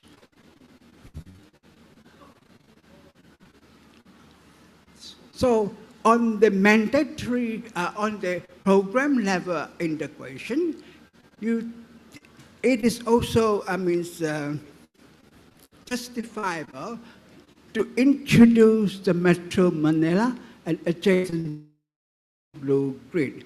This will serve as a product along the metro region. So what do you mean by this green-blue grid? The green-blue grid, for example, okay, comprises of, for example, the linking Sierra Madre watershed and forests to Manila Bay mangrove, to Laguna Lake Bay, to urban green tree. This will form a belt and circle the metro region, okay? So the integration of these four, and plus river also, will contribute to enhance functionality of ecological life support system. And I say all these are critical natural capital, okay? All these are critical natural capital of what urban green are an important climate protector, for example. When you integrate all this, okay, and enhance the integration, for example, this will provide an ecological backbone for BBM and economic zone, okay? So this is a very practical way of enhancing the resilience of BBM infrastructure. Because of time constraint, I think I have to rush a little bit, okay? So policy level integration comprised of green-gray infrastructure option analysis is to compare green infrastructure and gray infrastructure based on cost-benefit analysis, and you choose the best option, and no net loss ecosystem service. Of course, to finance this, you have to innovate financial mechanism like the resilience bond, okay? Like the resilience bonds or the nature-based fund. So policy level of integration, you have institutionalized critical natural capital as a permanent protection site. And of course, to establish a public accountability through implementing a public natural capital performance dashboard. This is to monitor what are the impact of development have on the ecosystem. And the financial case for nature-based solution. Of course, the numbers speak. For example, Swiss Re Institute estimate that, of course, by investing 1 peso in nature-based solution, the returns will be 2 to 11 times of the investment. The ADB, for example, will invest only 0.5% of GDP into climate adaptation, is will protect about 4% of the national GDP. So apart from that, the cost effectiveness of infrastructure. If you install artificial erosion control, it will cost about 3 million pesos. But if you implement reforestation, it costs only about 24,000 pesos, okay? So the investment framework is here. Resilience bond, NPC co-financing, and public-private partnerships. Okay. The PPP has already been integrated in the BBM project. So to close this, today's presentation, of course, investing in nature is an absolute condition to enhance the BBM infrastructure resilience and to enhance an inclusive social-economic growth. Okay, so thank you very much for your audience.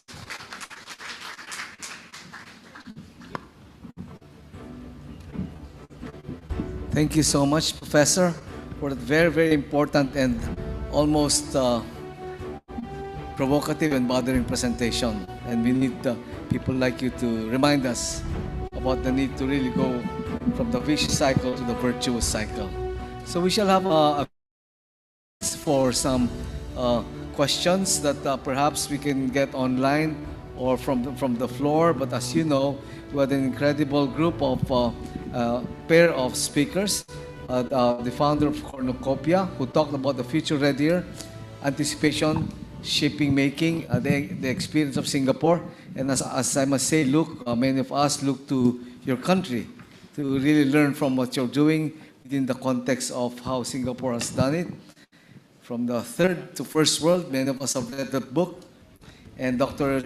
Choi Yi Kyung talked about the vicious, from the vicious to the virtuous cycle. And it was very, very enlightening, Dr. Choi, where you talk about actual cases from Calax and from many of our freeways here that sometimes we seem to have ignored some of the things that basic science that you suggested. Many of us around the room just plant trees, but not look at the implication whether the roots go downward or go spread out, and that also has implications to the environment.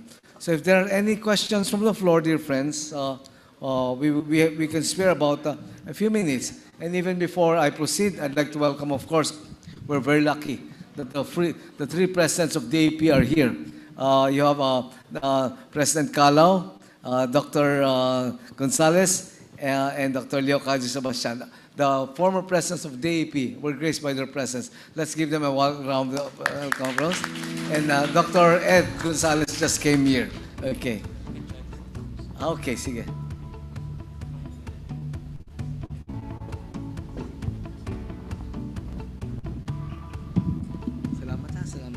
Okay, so we have some online participants, and I know that your presentations were good, quite inspiring learning from you in Singapore, and quite disturbing learning from you in. I noticed what you said about, you know, when you go to the Singapore or Kuala Lumpur, you have lots of trees all over, but you made a very important and honest, frank observation that you didn't see much of that in the Philippines, no? Within the context of why, in one sense, we are going through, I hope not a vicious cycle, but hopefully a virtuous cycle. I don't think it's too late. That's why we're here today. Okay? So, yes, Commissioner, ma'am. May katanungan dito sa...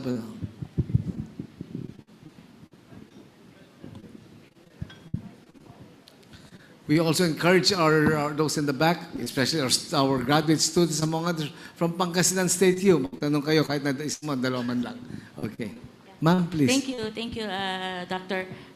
So first of all, I'd really like to take this opportunity to thank our two speakers for being so generous in sharing all your knowledge. My question is basically for Dr. Luke. I just want to say that when I received the invitation, it stated there that we wear ASEAN-inspired attire. And I'd like to share that this blazer I'm wearing is from Minister Josephine Teo, the Digital Minister of Singapore. So I'm wearing actually a Singapore-inspired material. And I would like to say that I'm so inspired. Last 20 years working with Singaporean ministries. 33 months ago, I took on the post of being the chairperson of the ASEAN Senior Officials Digital Ministries. And we developed the ASEAN Joint Guide for Artificial Intelligence. And it was under my chairmanship that the ASEAN Joint Guide for Artificial Intelligence was approved. But it was actually led by Singapore. And I work with your IMDA very closely on this project. That's why I caught a glimpse of your slide, but you switched it immediately. The Singapore AI strategy, I would like to ask for it. In ASEAN, the first ever country to come up with an ASEAN AI governance is really Singapore. And I wanted us to be the next, but I think Malaysia is already released its AI governance. In the Philippines, one of my last mission at the DICT was to finish the AI governance policy of the Philippines. And I hope I can ask you about it a little bit. So because currently we're also developing our Philippine AI governance strategy.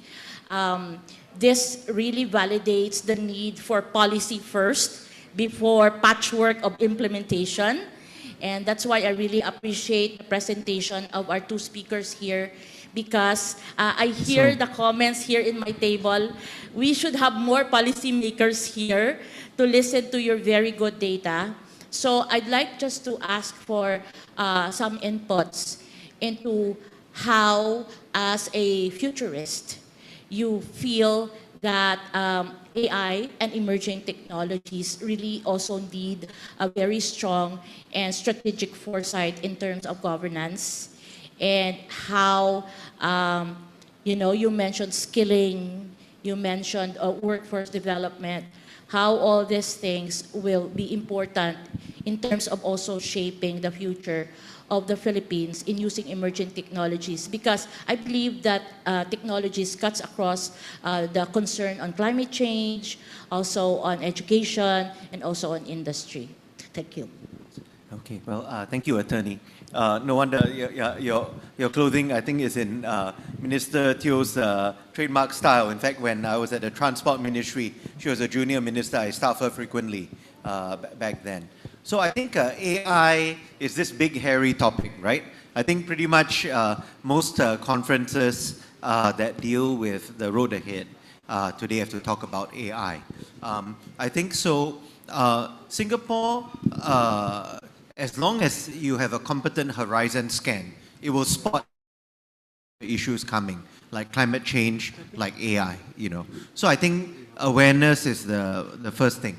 But then after that is doing something about it that's practical, after you appreciate it. So I think Singapore has also tried, and I think many other nations also have tried to see this. Because one way to look at it, again, it's a cliche that businesses, innovators, startups will be more nimble than government. Government may be last to the party, right?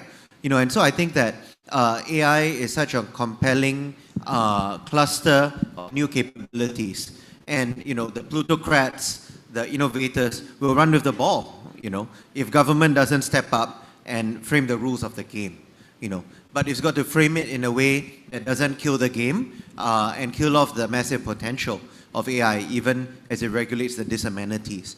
I was at a session in Singapore organized by the Konrad Adenauer Foundation just last week, and we were talking about the different approaches. So in fact, one good thing for Asia is that there are some other approaches being taken, and you can see what's right for your own country. So for instance, the Europeans themselves criticize how they perhaps are over-regulating AI and choking any nascent industry that they might have in this area, out of their legitimate concerns about privacy and human rights, But then, it's if you choke the industry, where's the growth? On the other hand, in North America, at least, one big nexus of AI development, it could be said that, I'm speaking as a private citizen now, I'm not in government. I think that the American administration has been captured by corporate interests. So the B side is leading the D side by the nose in terms of regulation. Whether that actually is in the long-term interest of the US, who knows? Maybe they'll achieve a breakthrough unhindered by too much regulation that will give the US an edge in peace and in war. Who knows? And then in China, it's the opposite, right? China has kind of appropriated the means of production that now follow the party's command. So the government has captured business, and there's an industrial policy, there's far more control, it looks more orderly. So we'll see, so what is the approach for Southeast Asia? So for Singapore, it is true that we were one of the earlier countries to come up with a serious programmatic AI strategy. And in fact, AI is moving so fast that it was just refreshed, I think, over the past year, to emphasize things like, AI is not just projects, but it has to be a whole system, e-government system that you're doing, or like corporate systems, trade systems. The other emphasis of it was that it should be something that, you also manage the disamenities. There's a whole agency being created for that as well. And really to double down on technology education to give people access. Because the last point is that if you believe in creative destruction, Schumpeter talked about waves of creative destruction and innovation. There'll be a hell of a lot of destruction. A lot of job destruction is already happening, So then how do you manage and stimulate the creation side of things? That will be very important for socio-political stability moving forward. I don't think Singapore is the answer, but it's working on it, and it's something to do collaboratively. Thank you very much, Luca. We're very happy that Thank you. the ICT is here. Yes, you have a follow-up question? Yeah, I have a question for Dr. Choi, if it's okay. But I just want to say that since we're both in the private sector now, I'm also no longer part of the government. Maybe we can collaborate through the AP with regards to some of the projects you mentioned earlier. Sure. I have a question for Dr. Choi, if okay. So I have been thinking about my journey as a national government official, even if it's just short-lived.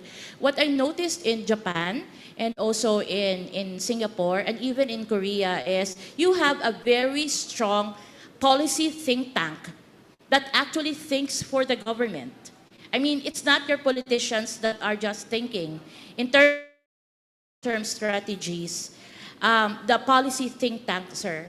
So my point is, in the Philippines, I've always been pushing for magic, making academe, government, industry collaborate. I always want the magic formula because academe, government, and industry must collaborate. So to create value.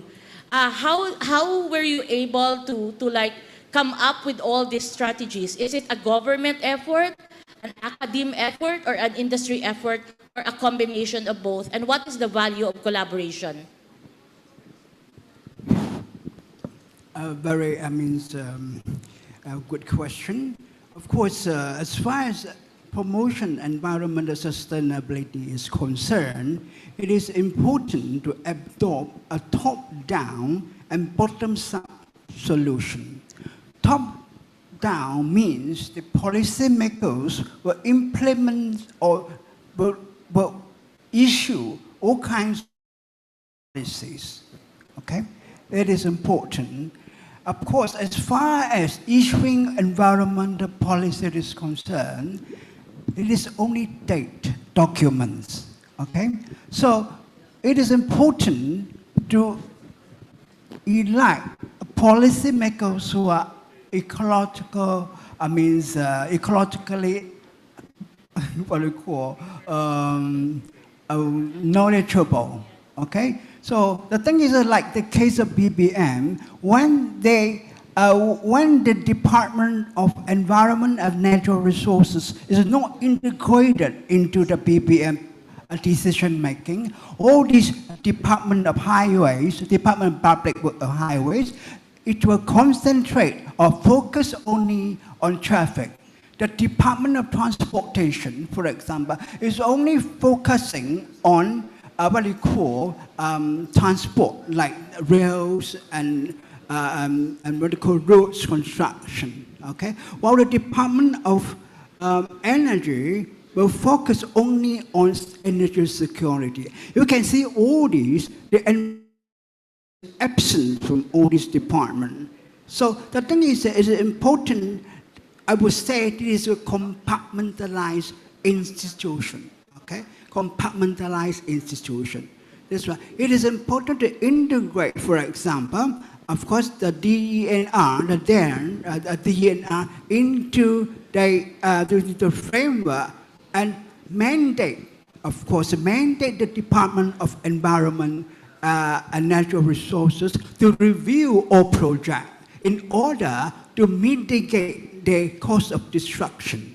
Okay? Without integrating this department and project, the decision made by this policymaker who tends to be anthropocentric.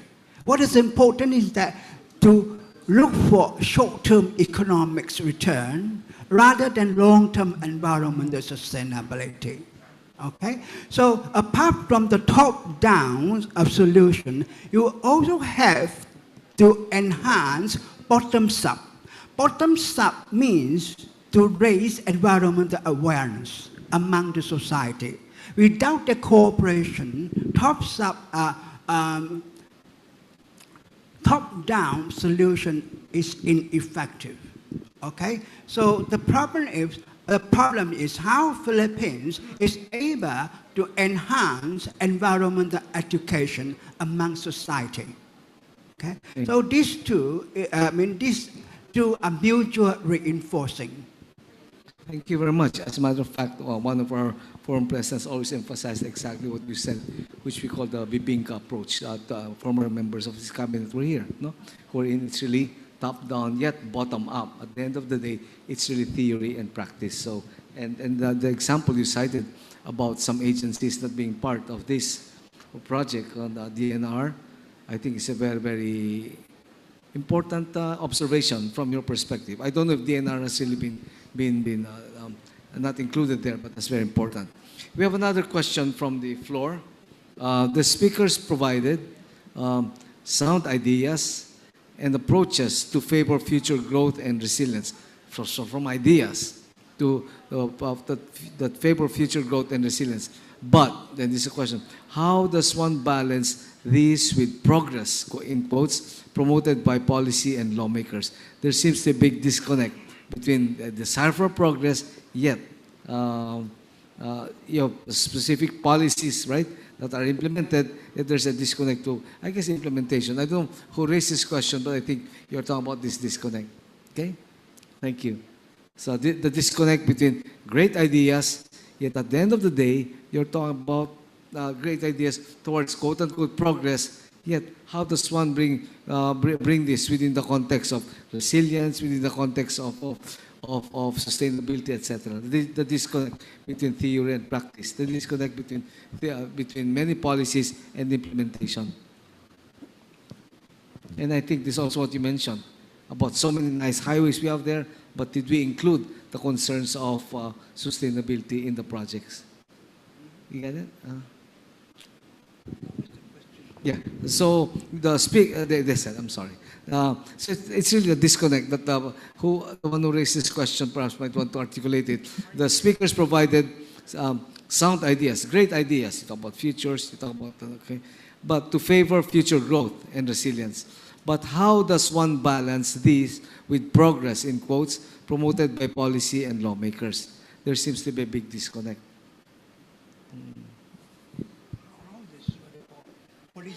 Yeah, from policy to implementation.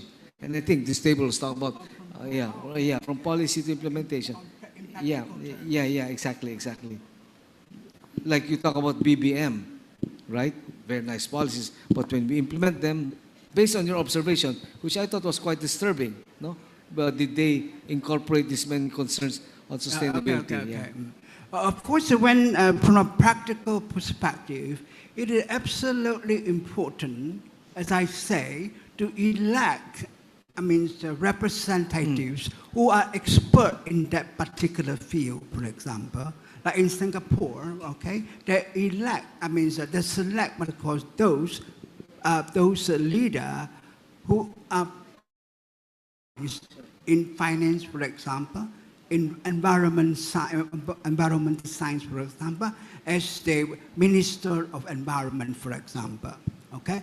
Because without equipped with environmental knowledge, for example, they are bound to issue policies that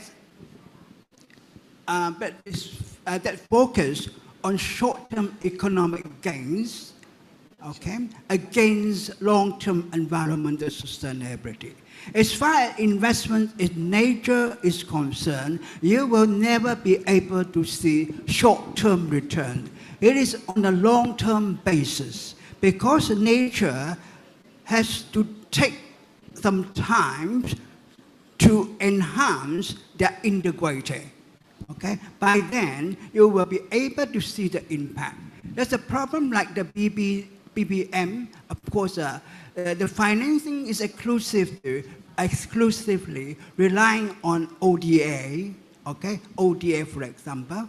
So when you rely on ODA, what is important is to speed up the economic benefit, okay? While ignore the what they call environmental sustainability. Okay, that is an article, for example, economic analysis of the project here, for example, of the project. So because of the dependence of ODA, once you invest in nature, for example, from a long term, it's a plus, but they will ignore this portion of the outcome. They will look into how much you are able to gain from that project investment from a very, very short term. Okay? Okay. Thank you. Luke, then maybe President Leo has a question, and we might have to wrap up soon. Okay, Luke. Okay. So I think briefly, from all these cool ideas to reality, how do you get it done?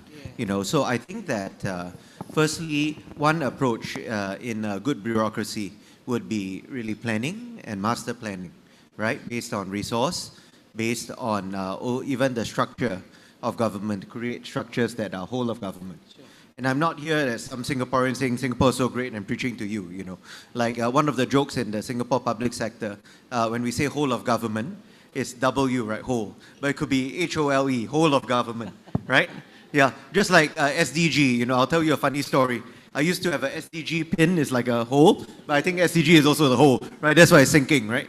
So right now, the gold pin I have here is actually from a whiskey company, very nice whiskey. Yeah, okay, so back to implementation. I think that the other thing is not just to get cool projects done, but I think the other issue is the whole life cycle for major projects, Certainly impact analysis, but I think in many places, sometimes the people who do operations and maintenance aren't as rewarded as the people who do the developmental work, and this full life cycle needs to be built into the design and also add in the carbon, the EIA equation. I think lastly, I think we always talk about public-private partnership, So technically, the public sector should be the voice of the people, But I think giving the people sector an explicit role in planning and stewarding key projects may help things go further as well. So it's not PPP, but PPPP in that sense. Okay, thank you very much for that. And I like that whole of government that you mentioned. Let's now ask President Leo. I think you had one final question, sir. This is for Dr. Lok. Yeah. Your experience in Singapore regarding the mainstreaming of foresight thinking, pictures thinking, what made it easier, or what facilitated the mainstreaming of foresight thinking into the different departments, different organizations, including among the politicians in Singapore? What facilitated its mainstreaming? Because in many, and maybe you can comment also about the Philippines, what will make it easy. Because from what we are seeing in the Philippines, very often, our politicians have short-sighted. They are only looking for the next election. So that's 3 years or 6 years. And if you start thinking about foresight, they may say, they're not really that interested. They may say, it's nice, but not very interesting, because it's beyond what they see as their future. So what was your strategy in Singapore to mainstream it, especially among politicians and policymakers? Yeah. Okay, so I think, thank you, Mr. President, for the question. I think obviously every country has unique circumstances. So I don't advocate a cut and paste between what Singapore does and any other country. So I think for Singapore, firstly, we were blessed by having a founding generation of leaders who were very capable and reasonably honest as well. So they were the ones that kind of bake in this long-term thinking and future orientation for society, such as the guy that I quoted in my presentation. But then the other aspect of it is the bureaucracy that also has to be reasonably honest, reasonably capable. And in Singapore, one way to do that is that we have a strong anti-corruption authority, but we also have reasonably well-paid bureaucrats as well. So the bureaucracy institutionalized the modalities, functions, and created the structure of futures thinking that could advise the ministries and agencies and ultimately the ministers. So we have institutionalized processes such as national scenarios that are confidential, so they can be more candid and honest and challenging. They come out every 5 years or so, to challenge thinking of the establishment. I think lastly, for the bureaucracy, this is just an observation. I think in the British system, the senior bureaucrats are servants mostly. You can come from the private sector, but they're not political appointees. So one of the strengths of that system, as long as it's a good system, not a rotten system, is that you can have a bit of continuity of institutional knowledge across different elected administrations in that sense, to help to steer and advise the politicians. But of course, the counter-argument is that anti-democratic, is that elitist as well. So there's no perfect system. The last thing, just a fact, is that the Party of Independence has carried on winning elections over time. So that gives a sense of continuity within one party that leads to continuity beyond any individual's tenure in terms of trying to realize longer-term goals. But again, that has to be safeguarded from abuse. You need to have free and fair elections to maintain contestability as well. So I think those are some of the foundations of it. But lastly, it's simply because Singapore is so small that we know that we need to be a world taker and need to be well benchmarked and well aware of what's happening around the world and to adjust to it. Somebody once said that the secret sauce to Singapore is MCH. MCH, meritocracy. Meritocracy in the bureaucracy. Number 2 is, you talk of benchmarking, copycat, learn from others. And the last one that you mentioned a number of times, incredible honesty in the bureaucracy. So, and Dr. leadership. Lok, what do you recommend for the Philippines? Okay. I think that, I mean, to me, I think that the is probably the foundation. and it's a question of how to approach that. So not to comment on your system, but to come back to the AI thing, for instance. I think AI and other digital e-government is actually one way to have built-in measures to have more honest and efficient processes so that government can move more smoothly. The big brother that makes sure that there's no that there's good governance and no monkey business in certain processes as well, by making things more transparent in that sense. So I think it will be to harness technology, but in the end, it's also what type of culture in the bureaucracy would good institutions like the DAP help to propagate in that sense. And maybe lastly, I think that drawing on certain cultural historical tropes may help. I think that's one thing I've seen the DAP do quite well in different things, or Lizan Hiraya foresight as well, so as to infuse some of these cues for good governance and make them culturally resonate from history. Thank you. And on that note, I'll turn it over to a good friend now, Kent. Thank you very much, Dr. Alex, Dr. Choi, and Mr. Luke for the illuminating insights. No?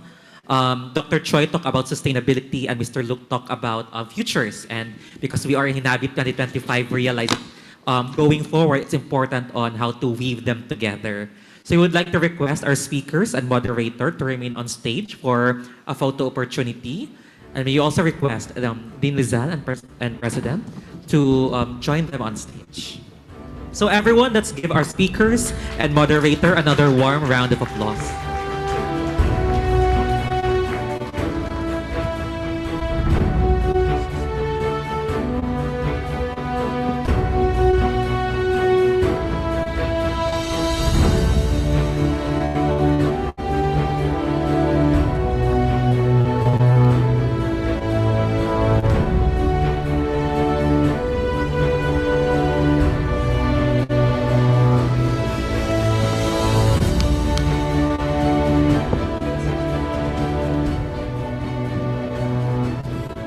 We would like to award this plaque of appreciation to our resource person during HINABI 2025, conducted by the Academy's Graduate School of Public and Development Management.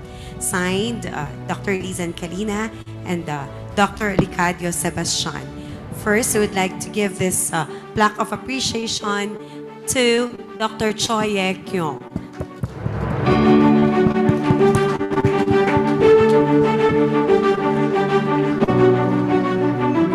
The same plaque of appreciation is awarded to Mr. Luke Tay.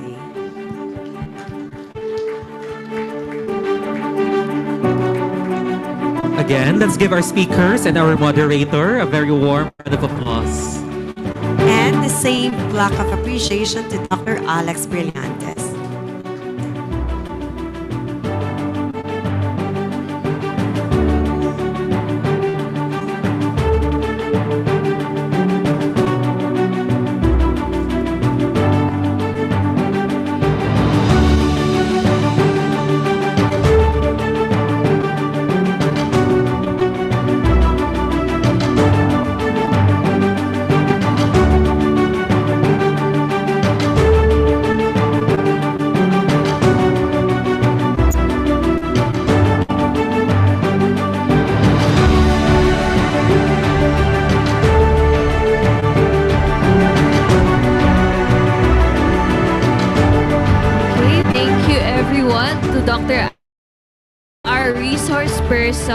And let's give them another warm round of applause for that very insightful and thought-provoking lectures and discussions, and for our first session for today.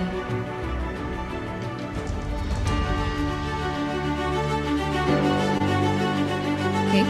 And as we carry these insights with us into the rest of the day, we now move into a space for conversation and connection. May we invite everyone to join us for lunch and a chance to continue this dialogue, share your reflections, and reconnect with colleagues and friends in this event hall. We will gather again at 1 p.m. In this hall for our first session. So if you have any questions, I think you can approach our speakers if you weren't able to ask during the open forum. But until then, please enjoy your lunch and the company. Thank you and have a wonderful lunch.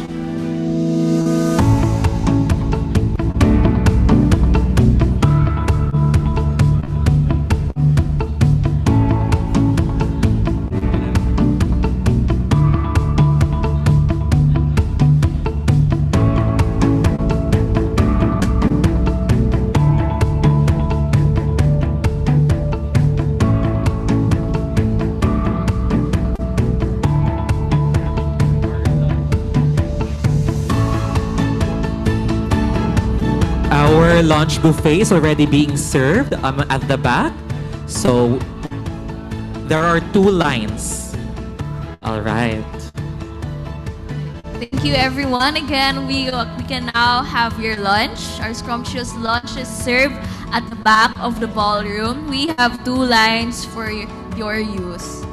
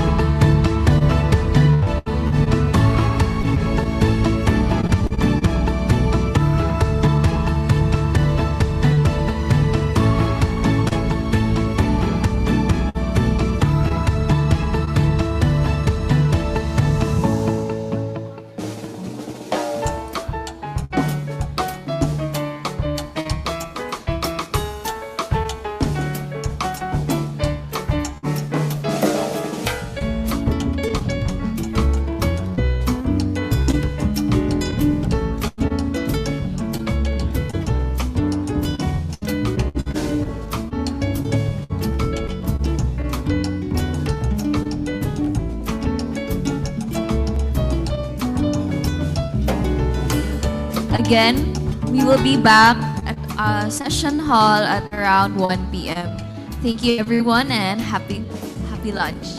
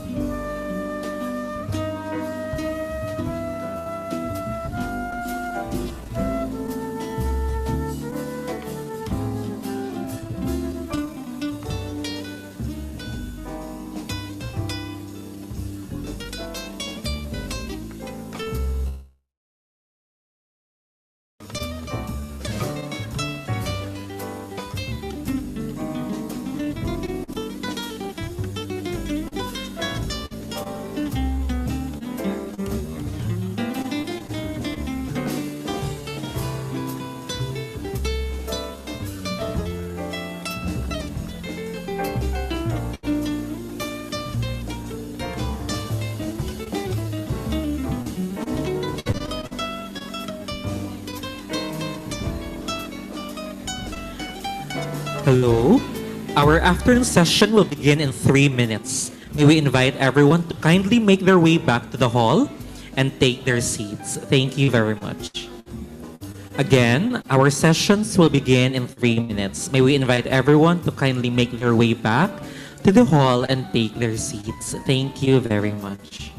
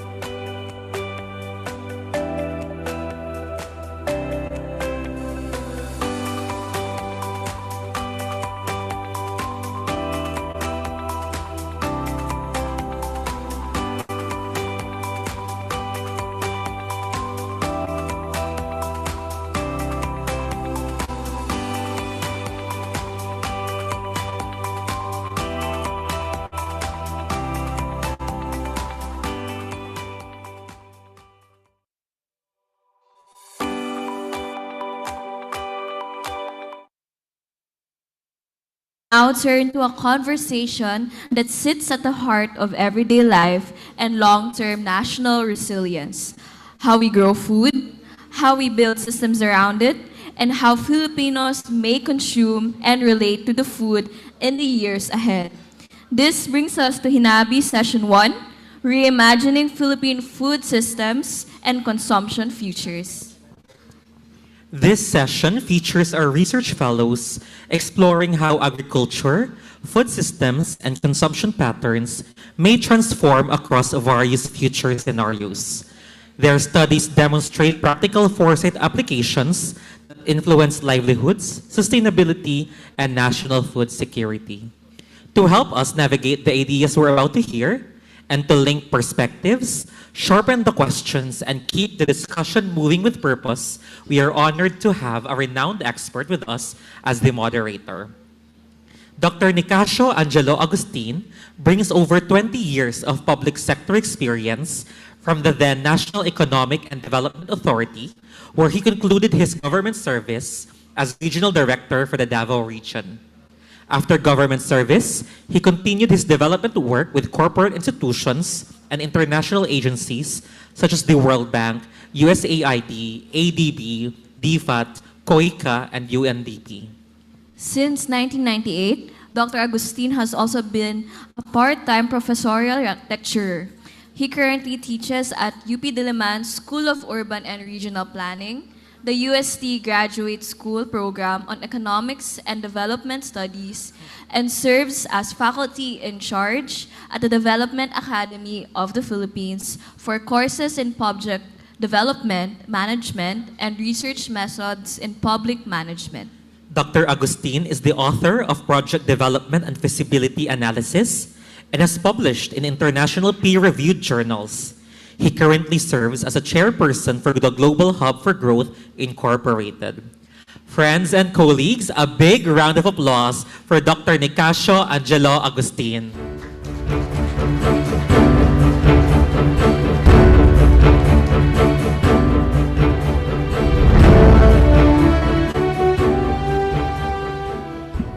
Thank you very much for the introduction, Kent and Andrea.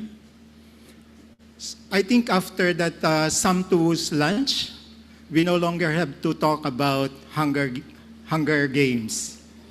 We talk about food. Good afternoon, fellow academics, researchers, governance practitioners, and partners in sustainable development. I would like to welcome you all to the HINABI Session 1, Reimagining Philippine Food Systems and Consumptions. Food is as vital to human society as it is to survival, as food systems build communities and enable their growth into civilizations. In our commitment to research that advances sustainable development, it is also essential that we examine how to ensure that people can continue to eat and sustain themselves in an ever-changing environment. For this session, we will be joined by 4 distinguished researchers who recognize the significance of food systems in our development. Their ongoing studies employ foresight and future-thinking methods in the field of food systems and consumption patterns. In developing future scenarios for their respective topics, one can identify their influence on livelihoods, sustainability, and national food security, spanning innovations in traditional crops, emerging technologies, and creative food industries. To open our session this afternoon, I would like to introduce our first speaker, who is advancing her environmental and agricultural sustainability initiatives. She has a Bachelor of Science in Chemical Engineering from the University of San Carlos and a Master's of Business Administration from the University of the Philippines.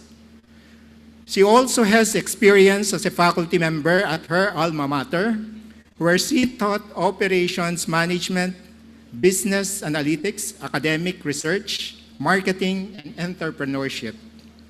In addition, she has corporate experience at Lufthansa Technique Philippines and Procter & Gamble, developing key skills in strategy, digitalization, innovation, finance, material management, project management, and quality assurance. Drawing on her extensive corporate and academic experience, she transformed advocacy into practical impact by co-founding and serving as head of strategy at the Ato Ani in 2019. The social venture aims to enable data-driven sustainable agriculture through a three-pronged approach: recommendations, distribution, and carbon credits. In 2022, she co-founded I Am Consulting, which aims to support the decarbonization of and logistics sectors through innovation management, process improvement, and training services. Ladies and gentlemen, please join me in welcoming our first presenter, Ms. Maria Wilvena A. Anyora, whose study examines the future of ube, or what we call purple yams.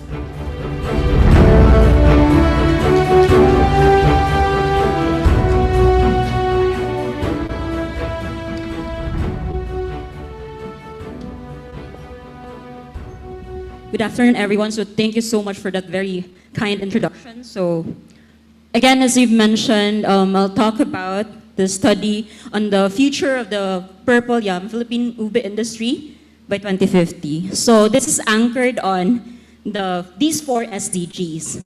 And you might be wondering, why do a study on ube, right? So apart from its deep cultural significance and also economic importance, there's this rising global demand for ube, and we have attested that from our lived experience working from interest coming from Europe.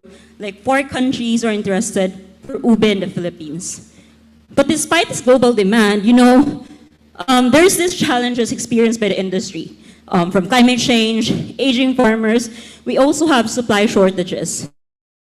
There is a need to do some research and long-term planning on this for the whole ube value chain, from production, processing, up until marketing. And this should be aligned with both global and also national frameworks. So this study is based on these research objectives, from identifying key drivers up until providing strategic recommendations and policies guided by the identified, shared, and desired future. Okay, so this is based on this conceptual framework, but since we're limited in time, I'll just skip through it.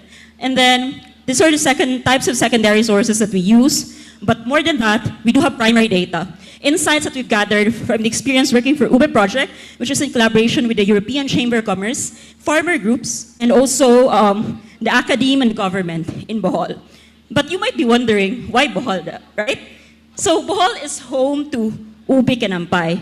And from these customers that talk to us, they mentioned that they want particularly ube kinampay, other ube varieties. So there's this global demand, and we have GI protection that is ongoing. So this differentiates us from competitors from China and Vietnam.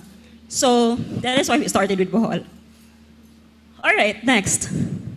So we're using futures thinking from framing up until planning.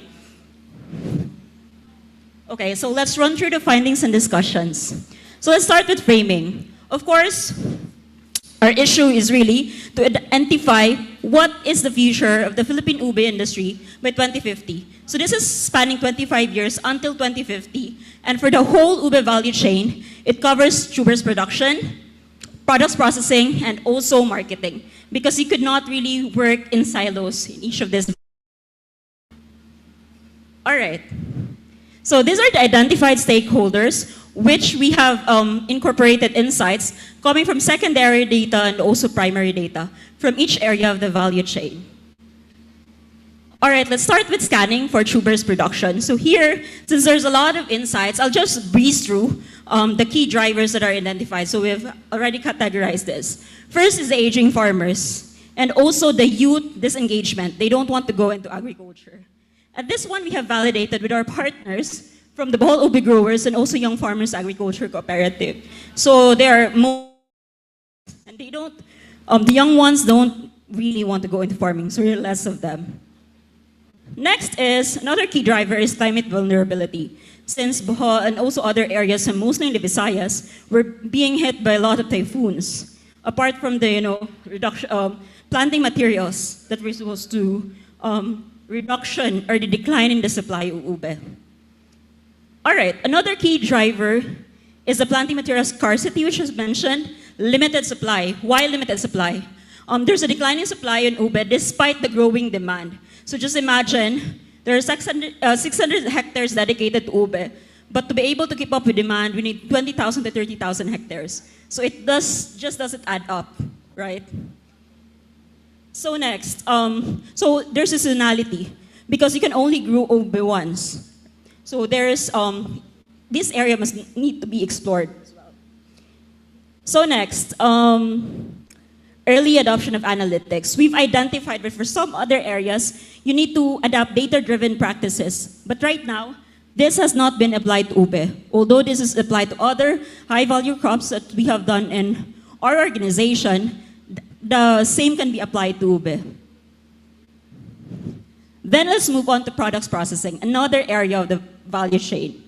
So for products processing, most of our customers who reach us to us, potential customers, they've specified quality requirements in terms of taste and also odor and solubility. And this one, the market, currently we can't keep up with this. There's not a lot of research in this area. So now, I think we need to also focus on this, because the key to actually retain the trust of the customers is to be able to provide for their requirements. All right, next is R&D continuity. So this is from PAISO, and then we've collaborated with them. And then they mentioned that there's lack of continuity in R&D because of the funds, of course. They can't continue doing the research. And also when we do propose it to government agencies, this is not currently a priority. Next is authenticity. I mentioned about Kinampay doing ube GI protection, and it will be our edge because you could not get out Kinampay out of the Philippines and out of Bohol, right? So if we wanted to differentiate amongst our competitors, we must support this GI protection. Okay. So next, market development. As I mentioned, you have tubers production, you have processing. Now let's do the market. So for market, of course, this is global demand that I'm mentioning. And these are coming from a variety of organizations and players, Filipinos, but then also, most importantly, corporate. This one is like a talk with a Belgian ambassador, and they've attested to, actually because they're discovering matcha, but right now the Belgians are discovering ube, right? So, and it's not only in Belgium, but also in Sweden, Switzerland, and also France. A lot is in France. So there's a large market potential, but we can't really keep up with the demand. So, next, sustainability. So for these customers that reach out to us, actually, although there's data on the growing environmental consciousness, but we can attest this while talking with these customers, because they specifically mentioned that the tubers or the products, the raw materials that we must use must be grown sustainably. They're from EU, but that also works for Canada, for those potential customers who wanted to purchase products coming from the Philippines. Lastly, for push of the present, there's this trade architecture and also market access. So although currently there's ongoing Ube Festival, we've attended one just last week from Bohol. And then, but of course there are trade agreements. The Belgian ambassador mentioned there are ongoing free trade agreements with EU. So if we are able to work on this developing a product that caters to the market, then we can take advantage of the trade agreement that will happen in like 2 years, right? So all the more beneficial for the farming communities. Okay, so that's the push of the present. So this is more of just a summary of the key drivers. So since, again, we're limited in time, so I just wanted to highlight that the key drivers that I mentioned can be clustered both in supply side adaptation, meaning how we produce our tubers, and the second main key driver is the global demand, which is happening really right now, and premiumization, because this is where we can differentiate, and we don't want to lowball our farmers. All right, so I'll just run through the key drivers, because I mentioned this already a while ago. And so that's a push of the present. Now, pull of the future. This is basically the key drivers that I've mentioned as well, but I just wanted to highlight that authenticity is really required, because, you know, we've seen a lot, there are ones that are coming out in the market that purple color sweet potato are being used in the place of ube. And you know, the customers doesn't want that. They want authentic ube, for example. So as not to lose trust on that. And of course, innovation is necessary, because seasonality, you can only grow ube once, but there's a lot of markets, so how can you keep up with that? Next is the weight of the past. So here, you know, it's traditional. The farm is traditional. Yes, you can have that, but you combine as well with technology, data-driven practices, because we can't keep up with demand if we keep doing that.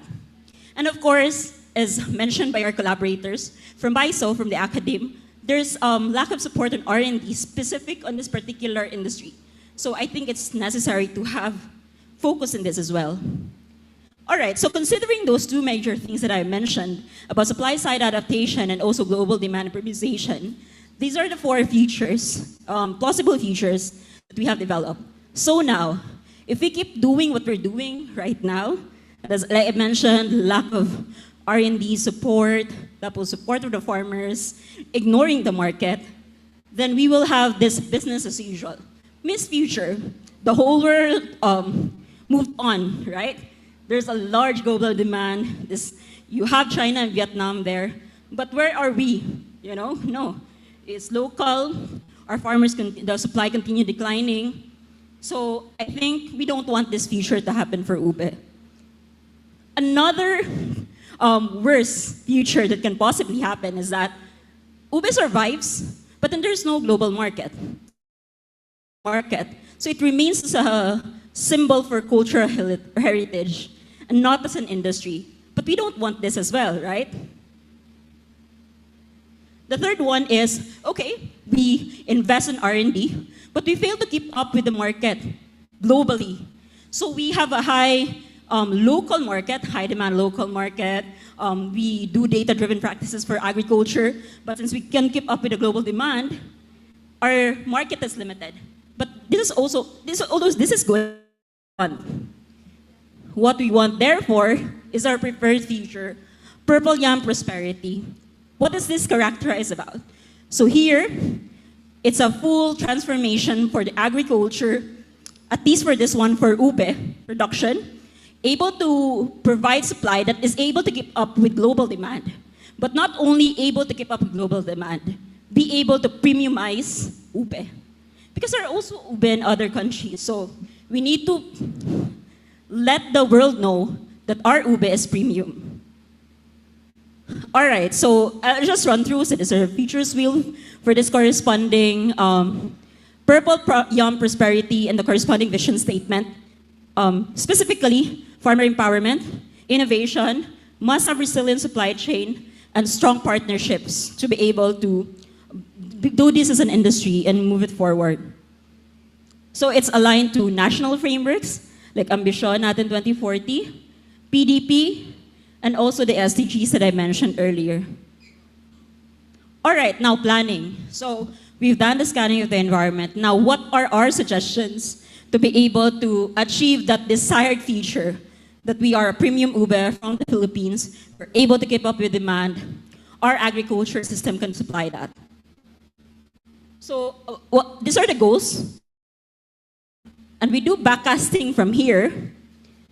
So first off, of course, before I mention the different phases in timelines, there needs to be an overall governance so that the strategic recommendations that I will mention here will be, project managed accordingly, right? And you can have Philippine Ube Industry Council participated by different stakeholders. So now let's start with the different phases. Phase 1 is about foundation building because there's no foundation yet. So what must you do? Of course, GI protection, because this is our differentiator. So we must work in this for Ube and Pai. Once we have that, you can launch a national R&D program, not only for Ube, production and processing. Because, as I mentioned, we can't even provide the right samples to our potential customers right now. Use them, right? Next, build pilot processing hub. It's Bohol, because as I mentioned of the reason earlier, and there's one coming from France next year to Bohol because they want to test the samples and all. So, but the infrastructure there is not yet, right? And then, of course, I mentioned about farmers. So you need to engage the youth because the current farmers are senior citizens. Bring it down to younger generation. And the next is the planting materials. So strong support on increasing the production because this is what we're lacking currently. And of course, data-driven practices. So that comes next. As you can see, there's corresponding timeline as well in that. And of course, now we're done with the foundation. We have the supply, we have the market, then it's right time for us to scale up. That happens from 2030 to 2040. So here, you can replicate whatever results the ube processing plant in Bohol to other ube growing regions. I've also mentioned here the details, the regions. And then you scale up production. Along with processing, scale up production. And this ube producing regions in the slides. Next, MRV. The previous speakers mentioned about carbon market. Actually, the Philippines can take advantage of the carbon market. We are not taking advantage of it right now. This can also be applied to ube because ube is grown regeneratively. So if you can, take advantage of the carbon market, this is additional income for the farmers and for the stakeholders supporting that. Next, so in relation to this, you can launch national regenerative agriculture standards. More in scaling up is if you're ready already, because there's the standards and the farmers are ready, then you can enter into the carbon markets. And lastly, by 2040 to 2050, this is where we can already achieve our desired future, right? Ube as a premium, Philippine ube as a premium brand recognized globally. So here, of course, traceability is important. I mentioned about using purple sweet potato in place of ube, and it should not be it, right? Because we might lose the interest of our customers. And also the trust. So traceability is important, and the premium branding for ube, we must have that. Next is the trade agreements. Ongoing discussions are, there are ongoing FTA, free trade agreements, discussions ongoing right now, but we must secure contracts for these free trade agreements for countries like EU countries, Canada, Australia, and also the United States. But United States might not be right now because of the tariff. Okay, and then rural prosperity from the farmers. And lastly, this global research network. To be a global leader, we must be, the top ones in terms of climate-smart root crop innovation, right? So to conclude, I just wanted to highlight. Okay. Okay, I'll just continue. All right. I just want to highlight that the industry, is at the crossroads right now. We should be able to match our supply with the demand that is in the market. Because if we don't do that, again, we don't want missed harvest. We want to take advantage. The farmers are the ones, the lowest paying, one of the lowest paying, and as part of the sector. But if we will take advantage of where we differentiate from our competitors, like Vietnam has heavy in agriculture, and also China, then we can achieve that purple, young prosperity future. And early actions must be necessary.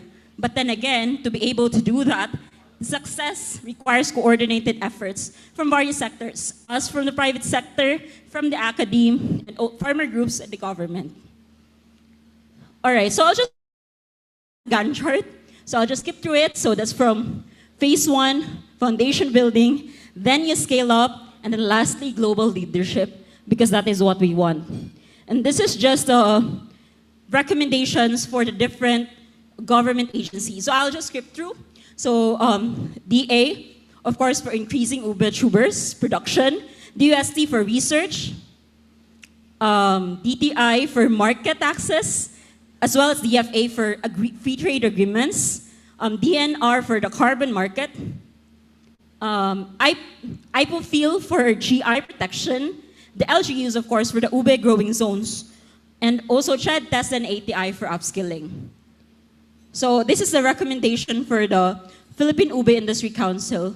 So before I end, thank you for this opportunity. Thank you for listening, but I just wanted to highlight that, there's a market for this. There's a growing industry, potential growing industry for this. So if you wanted to share this to others who might be interested or want to collaborate, you can, scan this QR code or email me if you want to continue the conversation. Thank you.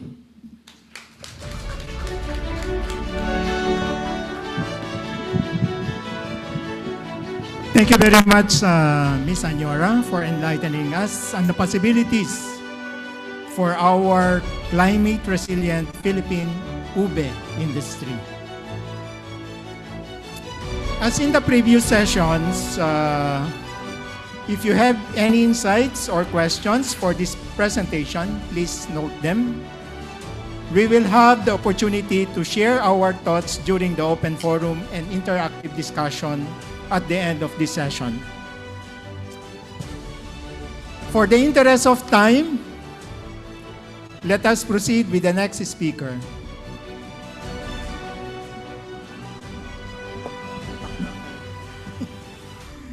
She is a distinguished veterinarian, academic leader, and public servant whose career reflects a deep commitment to animal health, veterinary education, and community-oriented service.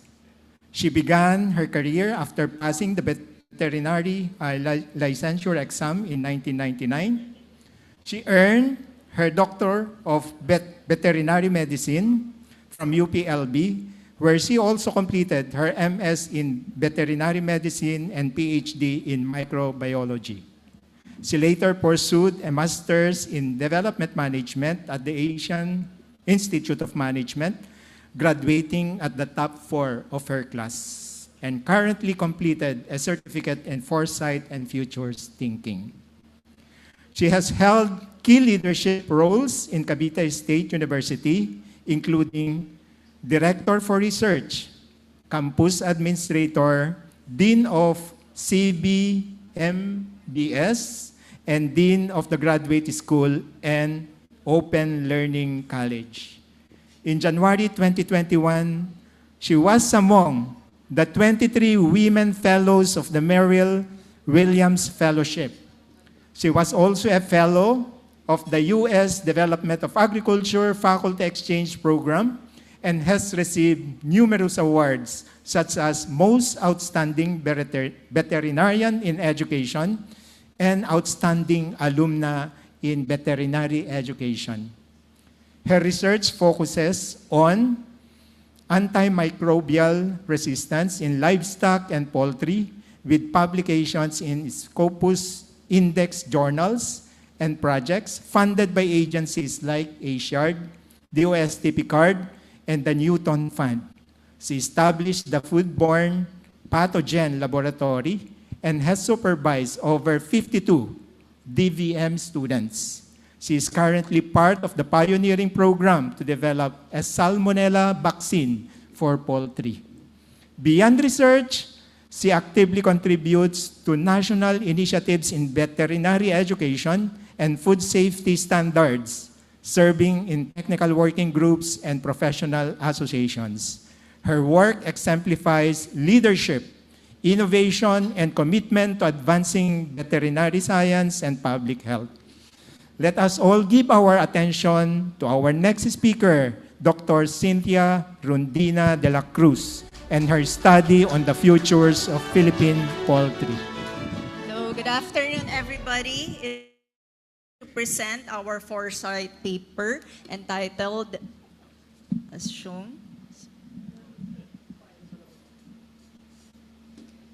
which I developed with my co-authors, Dr. Ruperta S. Sangalang, Dr. Ruel Mojica, and Dr. Alan P. Dargantes.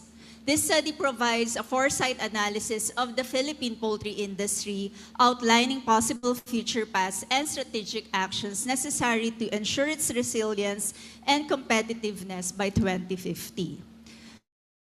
Identified 4 distinct scenarios, which I will be discussing later, and the preferred scenario imagines a technologically advanced, environmentally sustainable, and socially inclusive industry that successfully fulfills domestic demand while boosting regional and global competitiveness.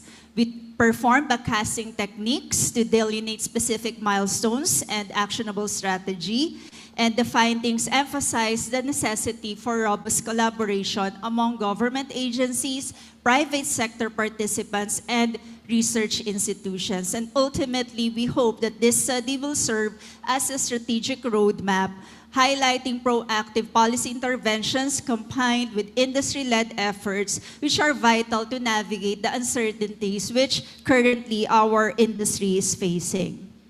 What's the significance of the study? Our population continuously increases. Currently, we are at 114 million. And of course, consumer preferences shift. So the industry must be able to adopt demands of the population as well as intricate challenges. We seek to offer valuable insights for policymakers, industry stakeholders, as well as researchers to advance toward a sustainable and successful future for this specific sector of the industry. Poultry meat is generally more affordable than beef or poultry or pork, making it accessible to a broader range of consumers, especially in developing countries. And because of this, the demand for it continues to grow and is, of course, considered as a cornerstone of our landscape. It is also the most widely consumed animal protein worldwide, according. Also, it is a rich source of protein. And as a population grows, their demand for high-quality protein increases, and poultry meat is a good source of that. And also, it is highly versatile and therefore appeals to diverse culinary cultures and preferences. Now, poultry meat and eggs are a crucial component of food security. And food security means that all people at all times have access to sufficient, safe, and nutritious food. Aligning food security initiatives, particularly in the paper that we developed with the Sustainable Development Goals, Sustainable Development Goal 1, 2, and 12, paves the way for a more equitable and sustainable future, fulfilling the commitment that no one is left behind. Food security, however, is a complex issue shaped by various interconnected factors. And given its multifaceted nature, it is important to consider specific food sources which can contribute to meet the nutritional needs, and one of these would be poultry meat and eggs. Chicken production in the Philippines continues to grow with an output of 8.2% of 2025, and this is because of increase in meat and egg production. And as can be seen in this graph, the market trend for Philippine poultry market is growing with a year-on-year average of 3.4%. So this forecasting is derived through analysis of various macroeconomic factors and market sales trend, followed by predictive modeling to project future sales. On the other hand, in terms of table eggs, we can see here 2 scenarios of 6% PS layer depletion and 8% PS layer depletion. If we will just focus on the year 2025, because on the year 2026, that's a projection. In 2025, we have produced a total of 20 billion table eggs, which is really enough to meet the local demand, of course, in our country. It's also logical because currently the per capita consumption of table eggs is around 175 eggs. The Philippine Broiler Industry Roadmap, developed by the Department of Agriculture, Bureau of Animal Industry, stated that demand for chicken is rising due to factors such as population growth, urbanization, and changing consumer preferences. But the Philippines currently imports meat heavily. Primarily, these are used in hotels, restaurants, and institutions. But the Philippines is very technically competitive in broiler production compared to other ASEAN countries. But unfortunately, our input cost is so much bigger, particularly in feed as well as electricity cost. So feed cost, it's a significant component of broiler production.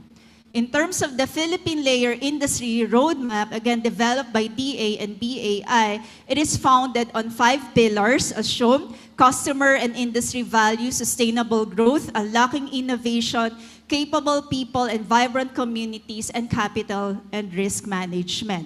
We are self-sufficient in terms of egg production, but unfortunately, we face a lot of vulnerabilities. And as mentioned, even by previous speakers, one of which would be climate change. The domestic market is the primary focus of our egg production, but currently, we do not do egg exports, and later I'll explain. So the roadmap aims to increase national egg production per capita by 150 by 2023. This was published in 2022. As mentioned, currently we are now at 175, 200 by 2030, and 300 by 2040. Both the roadmaps highlighted key government roles, such as providing infrastructure, creating stable regulatory environments and robust policies, ensuring fair competition, facilitating access to credit and other resources, supporting research and innovation, and promoting food and security. For methodology, our study utilized the framework foresight method by Hines and Bishop. And the PESEL framework was employed to analyze the environment and identify key factors of change. Apologies, we identified a lot. And key informant interviews were conducted with selected members of the Philippine College of Poultry Practitioners.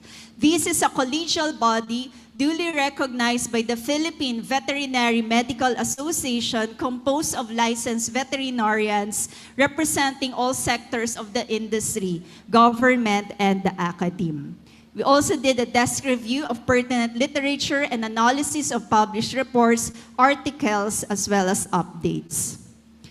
Through quadrant mapping, the factors were examined by categorizing them into high uncertainty, low impact, high uncertainty, high impact, low uncertainty, low impact, and low uncertainty, high impact. And this process outlined 4 scenarios: business as usual, preferred, disowned, and integrated, using the scenario building framework. We also made use of the Futures Triangle by Inayatullah, and to determine the ways of the past, pushes of the present, and pulls of the future. And from that, various projections of the weights, pushes, and pulls were applied during the scenario development phase. So these are identified factors. So for pull of the future, we have cost of feeds and inputs, AI, automation, and robotics, IoT and data analytics, as well as biotechnology. For weight of the past, we have food regulations, environmental and land use laws, the devolution of the local government unit, as well as economic status and income inequality. For push of the present, we have several disease control and biosecurity laws, import and export regulations, household income and customer purchasing power, trade policies, tariffs and import competition, inflation and economic stability, market prices and consumer trends, population growth and demographics, urbanization, the presence of the PCPP, climate change and extreme weather events, as well as resource scarcity, particularly water and feed. Subsequently, we conducted backcasting to identify the milestones and actions necessary to achieve the desired future. Policy implications were also developed to support the vision of a resilient and competitive Philippine poultry industry by 2050. So please do indulge me as I read our scenario narratives. So for the business as usual scenario, the Philippine poultry industry maintains steady growth, primarily driven by population increases and urbanization, as evidenced by per capita consumption of chicken meat at 13 kilograms and 85 pieces of eggs. Large commercial farms adopt incremental technological improvements such as basic automation, while the smallholder farmers struggle to keep pace due to limited access to capital and technology. Consequently, the industry has become increasingly bifurcated, with large firms dominating the export and high-value markets, while small-scale farmers continue to operate with outdated practices and minimal productivity gains. Environmental challenges persist, including inadequate waste management, water resource depletion, and pollution, particularly among smallholders who lack the means for eco-friendly practices, resulting in localized environmental degradation and pollution. Disease outbreaks happen, in particular avian influenza and Newcastle's disease, and this disrupts supply chains and threaten industry stability as biosecurity measures remain uneven and insufficiently enforced throughout the sector. The smallholders will suffer immensely because they have to depopulate without adequate compensation.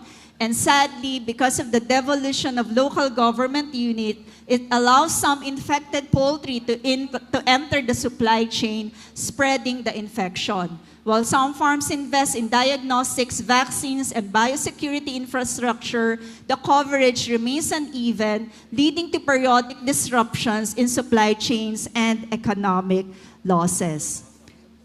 So technological adaptation is uneven. Larger farms benefit from IoT, AI, and biotech innovation. Consequently, disparities persist between large and small producers, and that produce significant income inequality, and food security concerns remain high.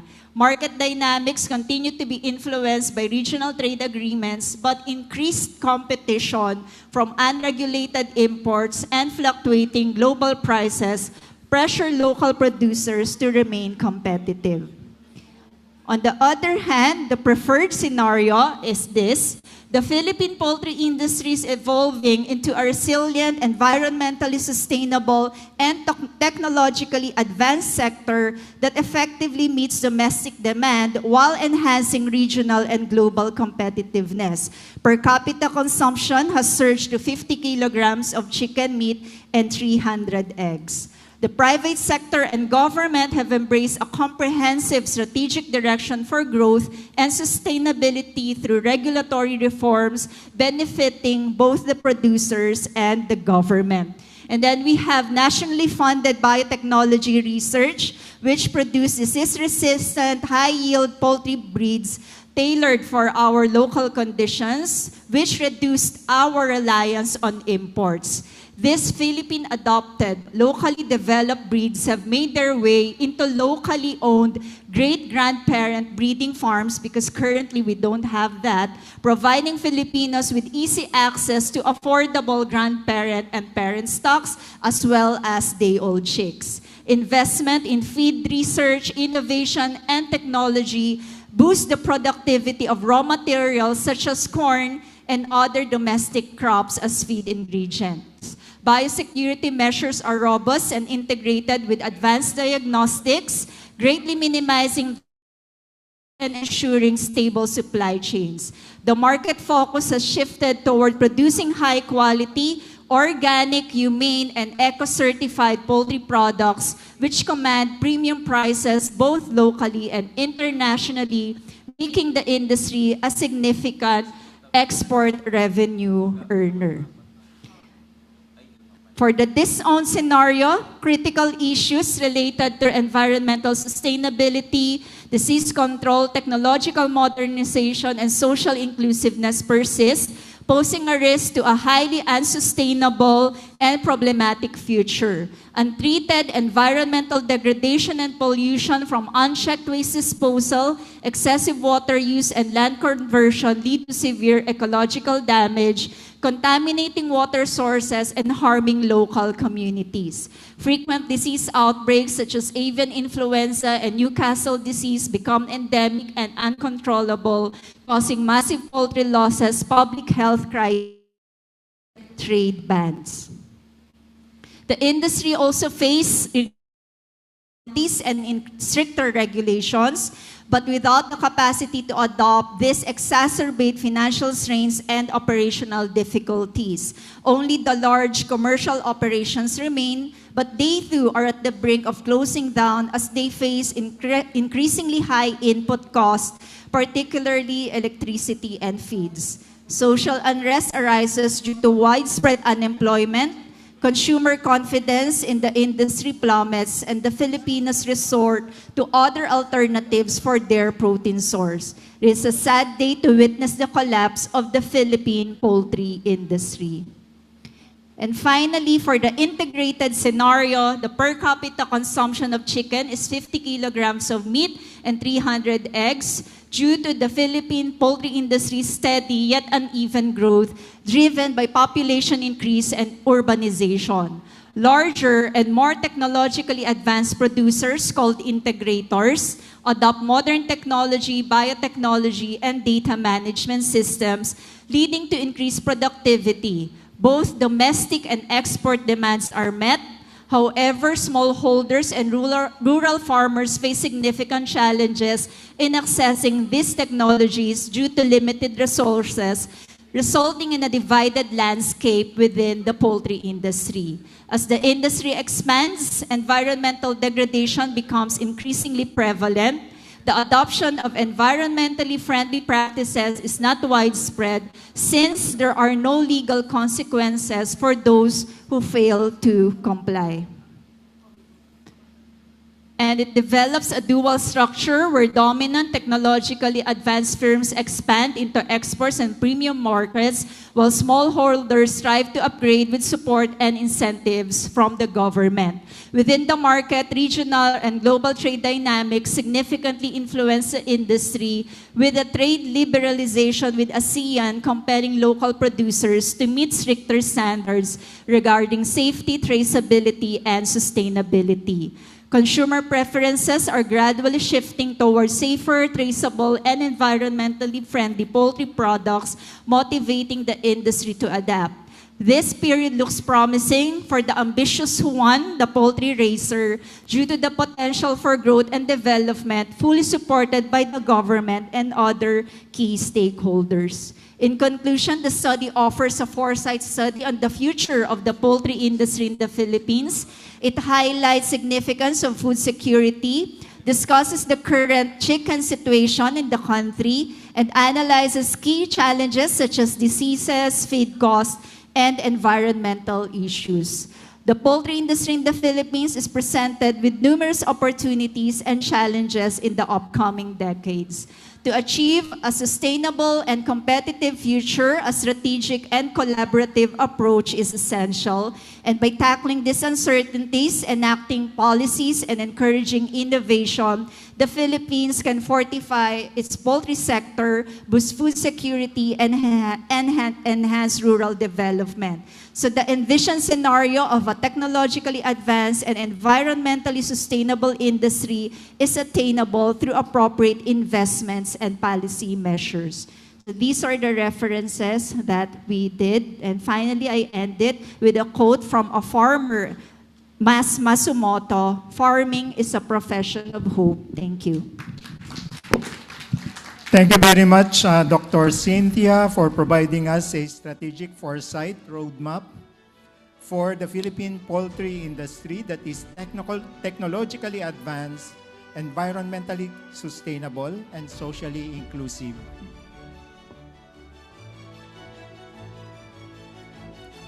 Let us proceed to our third speaker, a distinguished professional food technologist with more than 15 years of expertise in quality management, supply chain operations, sustainability in leadership in the food and retail sectors.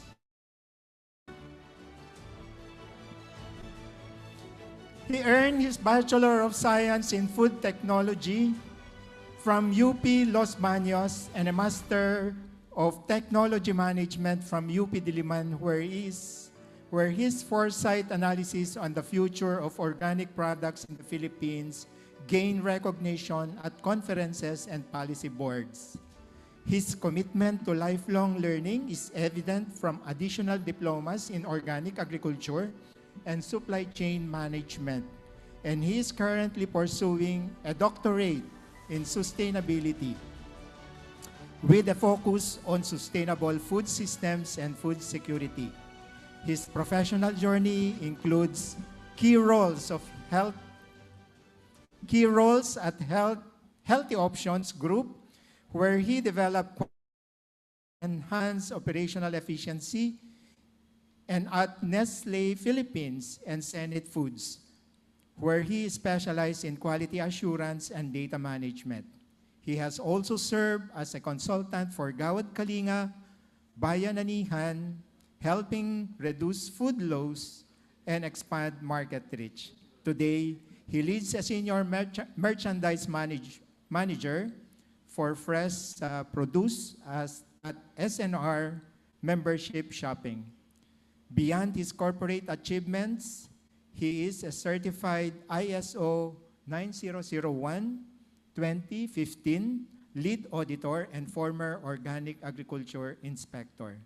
He actively shares his expertise through speaking engagements and consulting, championing sustainable agriculture, food waste reduction, and organic production development. Please join me in welcoming Mr. Ian Junlord Invierno and his research on the futures of edible insects in the Philippines. Good morning, good morning. Okay, imagine you... Hello? Hello? Okay, imagine you visited a public school in Lanao, in Tondo, Silver Line, di ba? They were served breakfast and lunch with a complete meal. This complete meal consists of bread, soup, vegetables. But the twist is, this bread and dense food contains insects. What do you feel? Are you going to eat them? No, but soon. That's why we have a foresight analysis on insect-based alternative proteins, because we want to change the narrative about edible insects as an alternative protein, especially its implication for food security in the Philippines. Okay?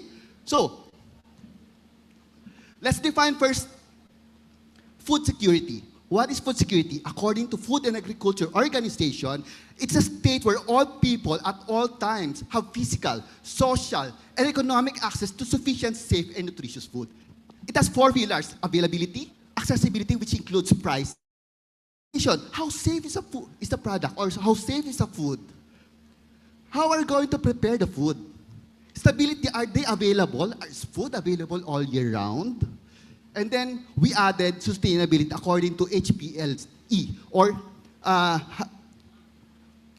HPLE, which needs to look into the economic, social, and environmental aspect of food preparation, production, marketing, etc.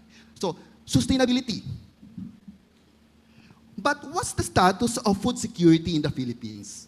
According to the OST FNRI, 31.4% of Filipino households experience moderate to severe food insecurity. Also, 23.6% of preschool-age children experience child stunting. On top of that, there's a decline on AFF or agriculture, fisheries, and forestry sector year on year. Also, there's a 4.5% inflation rate, adding to the food insecurity of the Filipino people. But why is that?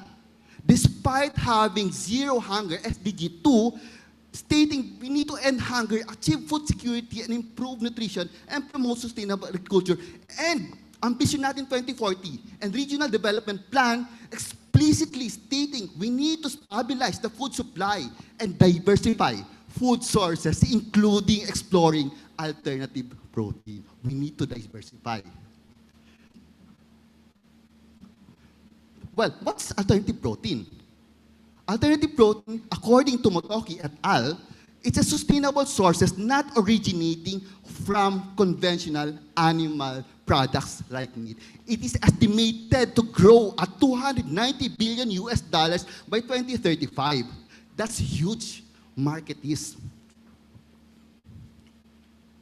So, but the future is VUCA, or volatile, uncertain, complex, and ambiguous. How can we know what's in store for us? This is where foresight analysis comes in. It's essential for empowering stakeholders to anticipate challenges, identify opportunities, and develop proactive strategies for complex and uncertain futures. So our research focus study aims to inform policymakers and enhance stakeholders' collaboration and inspire innovation in reshaping the nation's food security, specifically alternative proteins and edible insects. So we are looking at the framework of UN Sustainable Food System UN Sustainable Food Systems using UNDP RBAP methodology and Foresight for Food methodology. Why did we use both? Why not just one? Because both have their own advantages and disadvantages. First, UNDP Foresight for Food provides a step-by-step but macro level bird's eye analysis. Unlike UNDP RBAP, Foresight methodology, they provided a step-by-step, detailed process on how to conduct foresight. But the weakness of UNDP RBAP is that it's not focused on systems thinking. Unlike Foresight for Food, we combined the systems thinking approach of Foresight for Food and UNDP. So we conducted 7 stages, identifying the objectives and timelines, mapping the system and their interrelationship. That's the critical aspect. And then assess trends and uncertainties. We use step analysis. We group these steps identified into thematic clustering and then rank them based on impact and uncertainty levels. And then we constructed the scenarios integrated, preferred future, business as usual, and its own future. After that, we assessed the implication using SWOT analysis and explored system changes using leverage points, theory of change, and generated pathways of change using backcasting. So we created the roadmap for the edible insect and even alternative proteins. We used data collection through interviews, surveys, and stakeholder workshops. So what's the result of our study? Well, our horizon is 2025 up to 2045. Again, we want to conduct a foresight analysis exploring the implications of insect-based alternative proteins for the future of food security in the Philippines. This is what we created. This is based on UN's Sustainable Food System.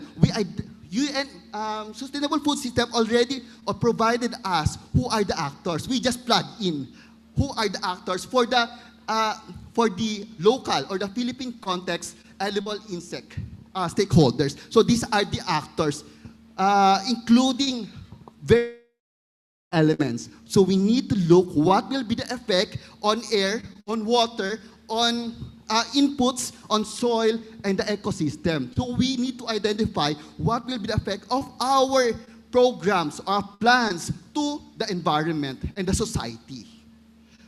very important too.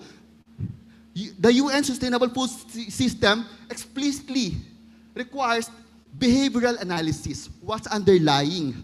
What's the factors that can contribute to the adoption of edible insects? So behavioral actors of edible insect system. So that's the Philippine Edible System Map. And then we conducted, according to the methodology, this STEP analysis, which consists of social, technological, environmental, economic, and political factors. So that includes nutritional, health and food safety implications, food security pressures, consumer perception, technologies, and the environmental pressures, economic, which includes threat of substitutes, including poultry, and other alternative proteins like jellyfish or algae. And then supply chain infrastructure, economic accessibility and pricing, and investment in startups. For political, we group the regulatory framework and national strategies and international and non-governmental organizational push. In the STEP analysis or the factors affecting the adoption of edible insect, then we conducted uncertainty and impact analysis. We found out that insect farming and processing technologies and R&D, we can combine these as technologies and R&D, and then regulatory framework and national strategy and market potential as the key factors that can affect edible insects. After which, we conducted the impact and uncertainty analysis. We created the scenarios, 4 scenarios. Preferred future are the Philippine bag boom. Integrated future, all terms, some action. So all insect-related, no? This own future, the private sector crawl, and then business as usual, or it should be same. Okay? So, scenarios. The Philippine bag boom says that the Philippine Novel Food Law of 2030 was enacted. It provided the budget, clear incentives, and grants. Grants for the government. The government pushed and public-private partnership pushed R&D and supply chain infrastructure development. And then, due to the product development and infrastructure development, we now have a consistent, cost-effective additive in everything from government relief food and school feeding programs to popular consumer products.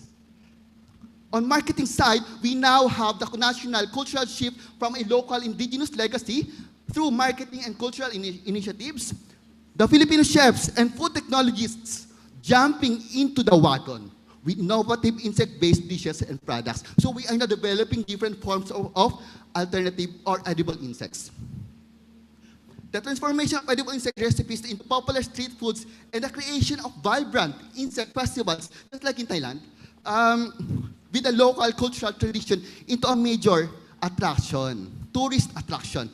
Now, we now have a thriving local processing industry. So that's the Philippine bag boom or the preferred future. For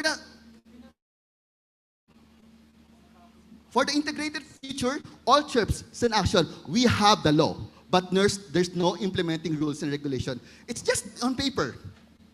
So policies lack effective implementing rules and funding for R&D remains insufficient. There's a minimal interest in large-scale investment.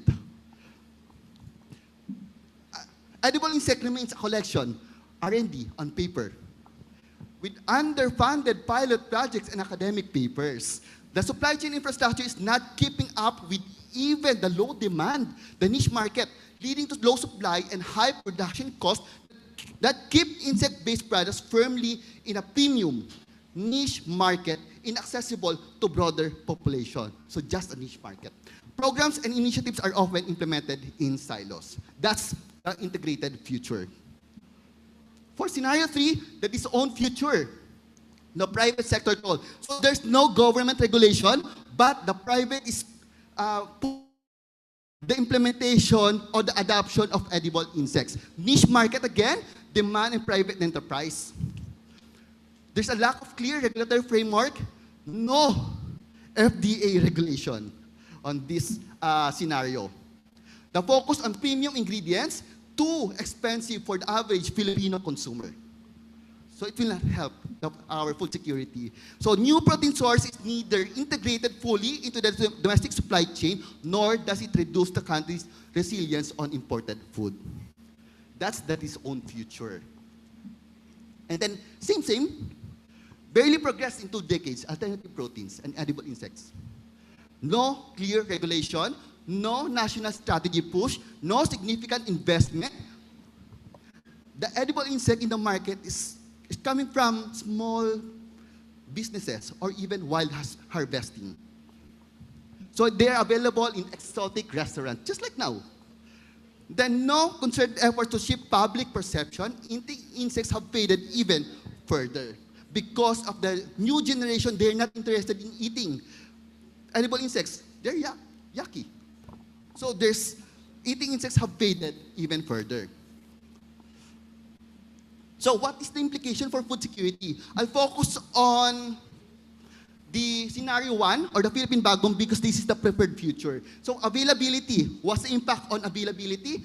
Directly, it boosts food availability by creating a new, consistent, and year-round supply of protein. Indirectly, in relation to the poultry, increases availability of traditional proteins by producing affordable, quality animal feed. And then accessibility. Because of the economies of scale, we now have reduced the prices to the general public. No? It creates jobs and incomes, increasing the purchasing power of households to buy food. Because we create this farm, we create the plants in rural areas. So we create livelihood in the rural areas. It focusing on inclusive growth, ensuring economic benefits are spread, again, to rural communities. 4, utilization. So because of the regulatory framework, we now have a safe, hygienic, with a clear regulatory framework, and inclusion of fortified insect powder or meal in government feeding programs directly combating malnutrition. So because of the high protein component of edible insect, it can be used for programs, feeding programs of the government, and different forms are developed due to R&D and the involvement of chefs. So it makes more palatable for the general public. Because this is grown in a controlled environment, we now have supply year-round. We have prevented the price fluctuations. And for sustainability, we can use circular economy model, reducing food waste and landfill usage. The insect farming is low land, water, and emission footprint, conserves natural resources. The waste of these insects can be used for as feeds. And then exploring pathways of change. What is our leverage point or the tipping point in terms of systems thinking? It's more on the regulatory framework, R&D, and the public-private partnership, or establishing the consortium. So this is just the same. Prioritize governance, deliver proof of concept, and then building strategic alliance. And then the details. So I'll just skip these slides, but we'll go to the roadmap or backcasting. No? So 2025, this is the current state of edible insect in the Philippines. By 2025 to 2027, you should have developed or established the National Technical Working Group and create an industry council on alternative proteins or edible insects. We need to begin the drafting the novel food national roadmap and regulatory framework. Get initial buy-in from Congress and the Senate to fund the law. Complete a national biodiversity assessment. Why? We need to choose which edible insect we need to propagate, which locality we need to set up the plants or the farm. Launch conferences and advocacy campaigns and start partnering with mainstream social media and related. Start only because this is long term. We want, by 2045, we want acceptable edible insects. So we need to start early. And then by 2030 to 2035, the Philippine Novel Food Act is passed. There's a national R&D facility for alternative proteins, and then first wave of commercially viable products. Powdered locust, powdered grasshopper, paste, etc. And then by 2035 mainstreaming and scaling, we now have a large commercial successful processing hubs and robust supply chain. There's mass production lowering the cost, and then widespread consumer acceptance is achieved with insect-fortified products available in supermarkets nationwide and incorporated in a food, nutrition, and resilience program. There's now a public perception shift from novelty to a normal part of the Philippine agri-food sector, which started 2025 to 2027. And then by 2040 and 2045, we now have the vision of the Philippines has state-of-the-art insect protein industry that has achieved all the key features of the prepared future. So that's the roadmap, but there's a limitation in the study that we need to discuss.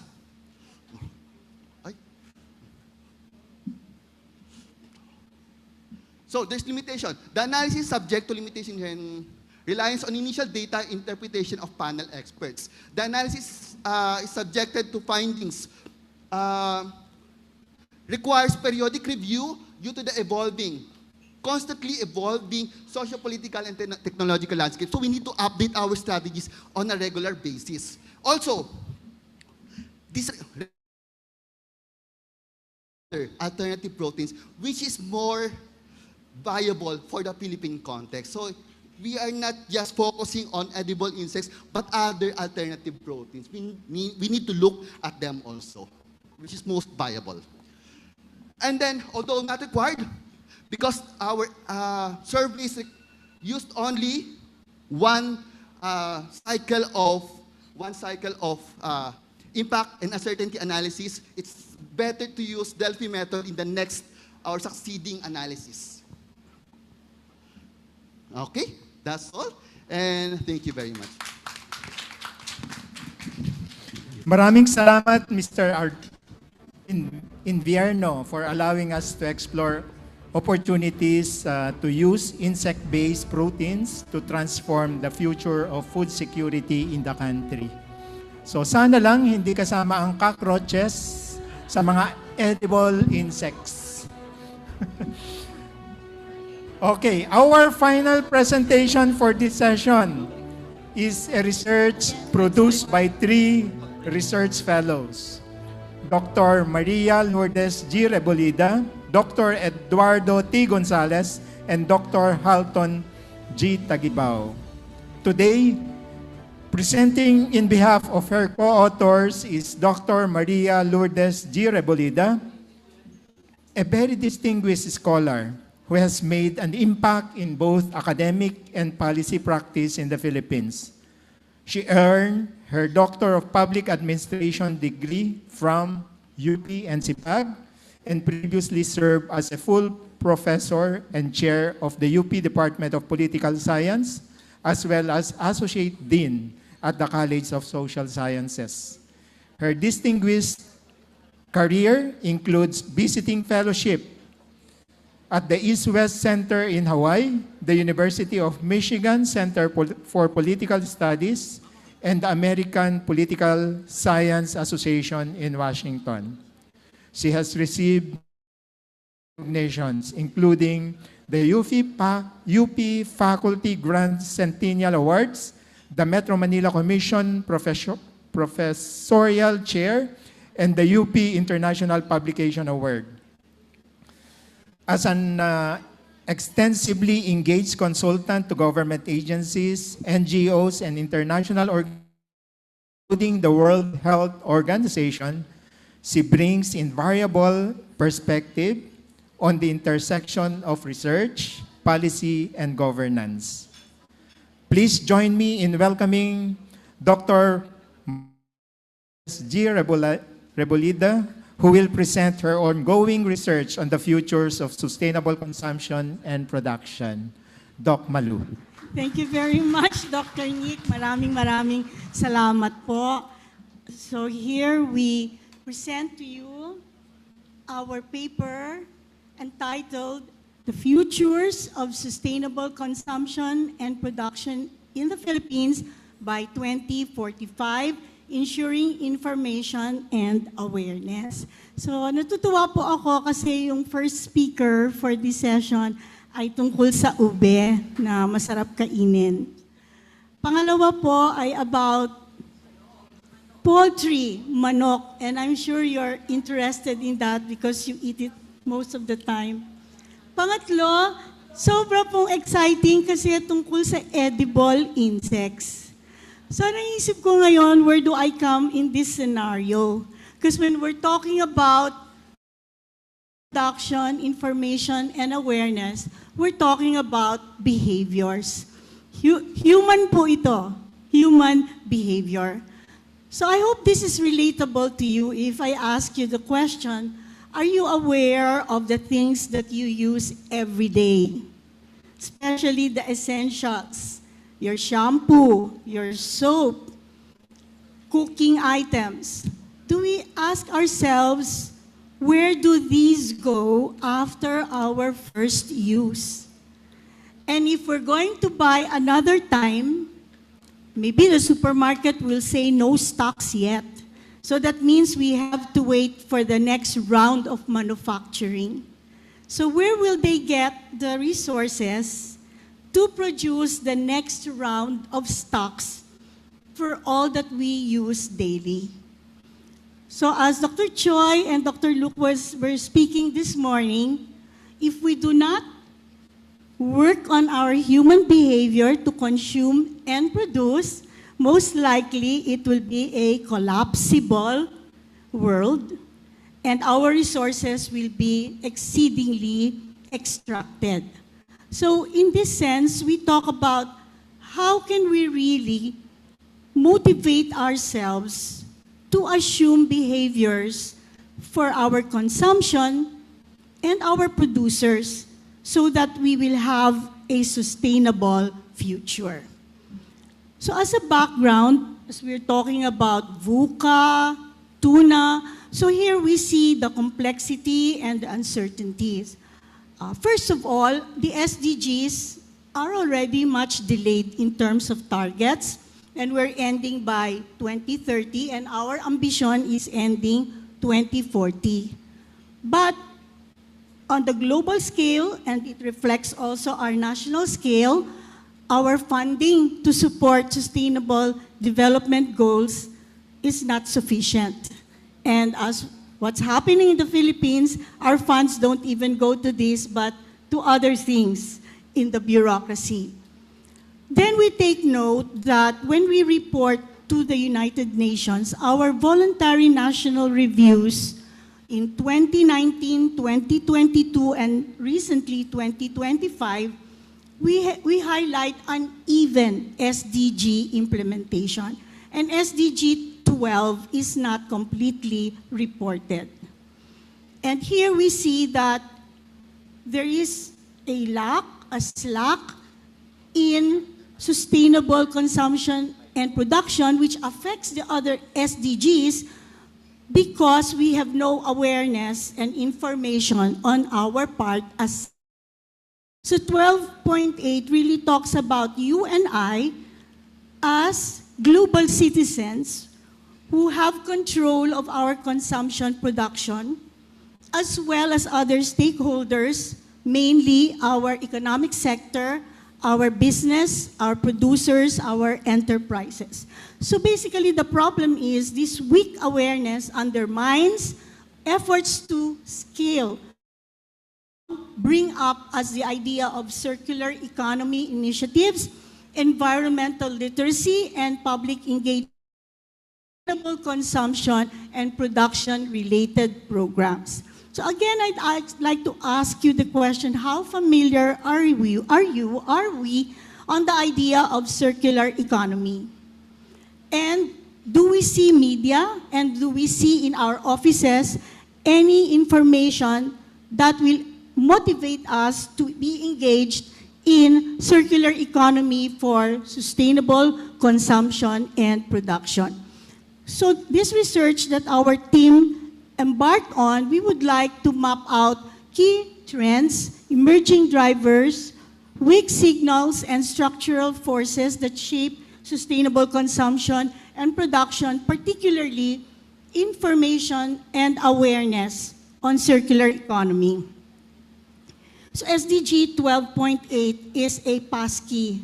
No, it's a key channel to achieve not only SDG 12, but nearly all the other SDGs. So earlier, I think our second speaker mentioned that even poultry industry affects sustainable consumption and production, or SDG 12. So we would like, our team would like to focus on the governance and the policy and the institutional and behavioral strategies, and integrate not only information and awareness with two concepts. One was mentioned this morning by Dr. Choi, which is the natural capital accounting and materials recovery facilities. And we would like to strengthen awareness building between now and 2045. So here in the next slide, we just say that we followed the foresight and futures thinking, looking at SCP challenges, we defined the system boundaries, and we tried to map the stakeholders. So SCP is really broad because it's practically all the economic, all the productive sectors, and all the consuming public across ages.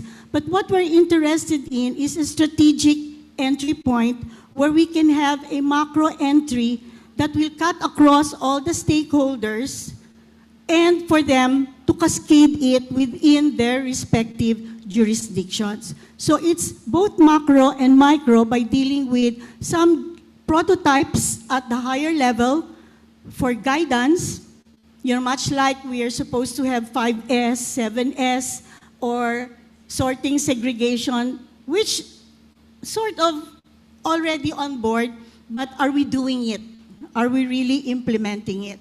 So we tried to do horizon scanning using the PESO, as mentioned also by the other speakers, for the political, economic, technological scenario building. But in our case, we used the TOR's 4 futures, which is continuation, collapse, technocratic, and transformative scenarios. For visioning, we would like to co-create the futures of circular economy with the stakeholders, which will still be a second phase for our, which will include also backcasting and a next phase of consultation. So for now, what we were able to do is identify using our documents, our reports, our policy review analysis, and our review of related literature to look at related data sets. And they're not very layered and granular. We have a lack of indicators for SDG 12, especially on 12.8, because there are still no metrics, no indicators so far formulated to be able to identify whether we are achieving and whether we are on right track for awareness. And based on our experience, are we really aware of circular economy? So malamang ang sagot natin, ano ba yan? So it's not really that pervasive yet. And we do not align the idea of circular economy with many other. So may public campaign tayo sa 5S, sa mga opisina, 7S, may campaign tayo siguro sa mga lokal na pamahalaan natin, implementing Ecological Solid Waste Management, Republic Act 9003. Pero ang tanong, kayo po ba ay nagsosort and segregate? Nagko-compost ba kayo? Yes or no? Yes. Sa lahat ng mga bahay, sa opisina. And in the offices, you will sort and segregate, but then at the far end, they will put it all back together in the garbage truck. And there's also underinvestment in waste systems. So I think one of our speakers mentioned that waste management is really very important to sustainable development. So solid waste, chemical waste, toxic and hazardous waste, will get back to us in due time. And we have low industry engagement. Our producers are not yet oriented towards circular economy. So what is circular economy? I just have a few points here. This is a really very robust field of theorization and practice. Pero simple lang po yan eh. We shift from take from nature, make the product, use it, and throw away or dispose. But circular economy, we have to engage our producers for products that are durable, hindi po throw away, disposable. Ngayon po, di ba, halos lahat throw away, even clothes and fashion, throw away. Hindi na nare-reuse. So we have to repair, recycle, and to do materials looping. So the third point, circular economy requires strong public awareness, accessible information, and behavioral nudges. I'd like to simplify this by saying and asking you the question, do you think we have a materials recovery culture? Meron po ba tayong kultura sa compared to the culture, let's say, of Japan and other countries, that they are conscious of circulating resources? So malamang ang sagot natin dyan ay hindi cultural sa atin, except of course, if you remember, yung mga bata pa dito, yung bote garapa, yan, yung mga junk shop that we are able to sell. So do you still see junk shops in the area, or do you know where we can recycle? So some supermarkets now have a day where you can bring all your products for recycling. So circular economy enables economic resilience, reduces waste, and supports climate mitigation. So when we have circular economy from the environment, we throw less wastes, and therefore we have a better natural ecosystem. So for horizon scanning, I just list the highlights here. For political, may I just mention that the old laws like Clean Air Act and Ecological Solid Waste Management Act, especially the Ecological Waste Management Act, calls for us to recycle, and that's why we have materials recovery facilities in our local government units. But we don't really have direct regulation for sustainable consumption and production. So just some good news, we have a recently legislated, enacted law, an enactment on procurement, green procurement. Then, bago din po na batas, yung expanded producer's responsibility. So parang katulad sa ibang bansa, the producers have a responsibility to take back, repair, recycle, reuse. Now, I remember going to Japan and their companies, pagka po nagamit na and you bring it to a place somewhere in Tokyo where all the spare parts will be retrieved by the manufacturer and it will be recycled. So it's their responsibility. So bago lang po yung batas na yan na we have the expanded producer's responsibility. Then very recently, I think just this year, what Dr. Choi was mentioning, natural capital. So we now have to measure and account for natural resources. How much are we using the forests? How much are we using marine resources? Where do they go? What are being used by producers? What are their footprints? Kailangan po yun magkaroon ng accounting para so that we will know where our resources are going down. And we also need to see the recycling metrics or assessment as to whether we are doing it or not.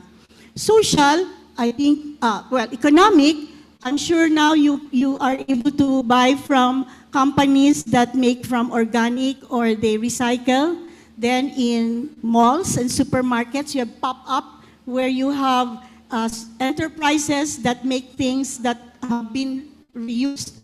So marami na po tayong experiences dyan. For social, we see young people becoming entrepreneurs. And we have grassroots also putting up with this kind of thing. And a few universities that are putting up curriculum or courses on circular economy. So for many of you here who are academics and in universities, do you have efforts to put up courses or seminars for circular economy? Is it in the curriculum from elementary to college and even to the graduate courses? I think the doctor here is taking a PhD on sustainability. So dapat the university should be offering courses on these kinds of sustainability. Technological, I'll not go deeper into it. We know there's AI, we know that there's robotics.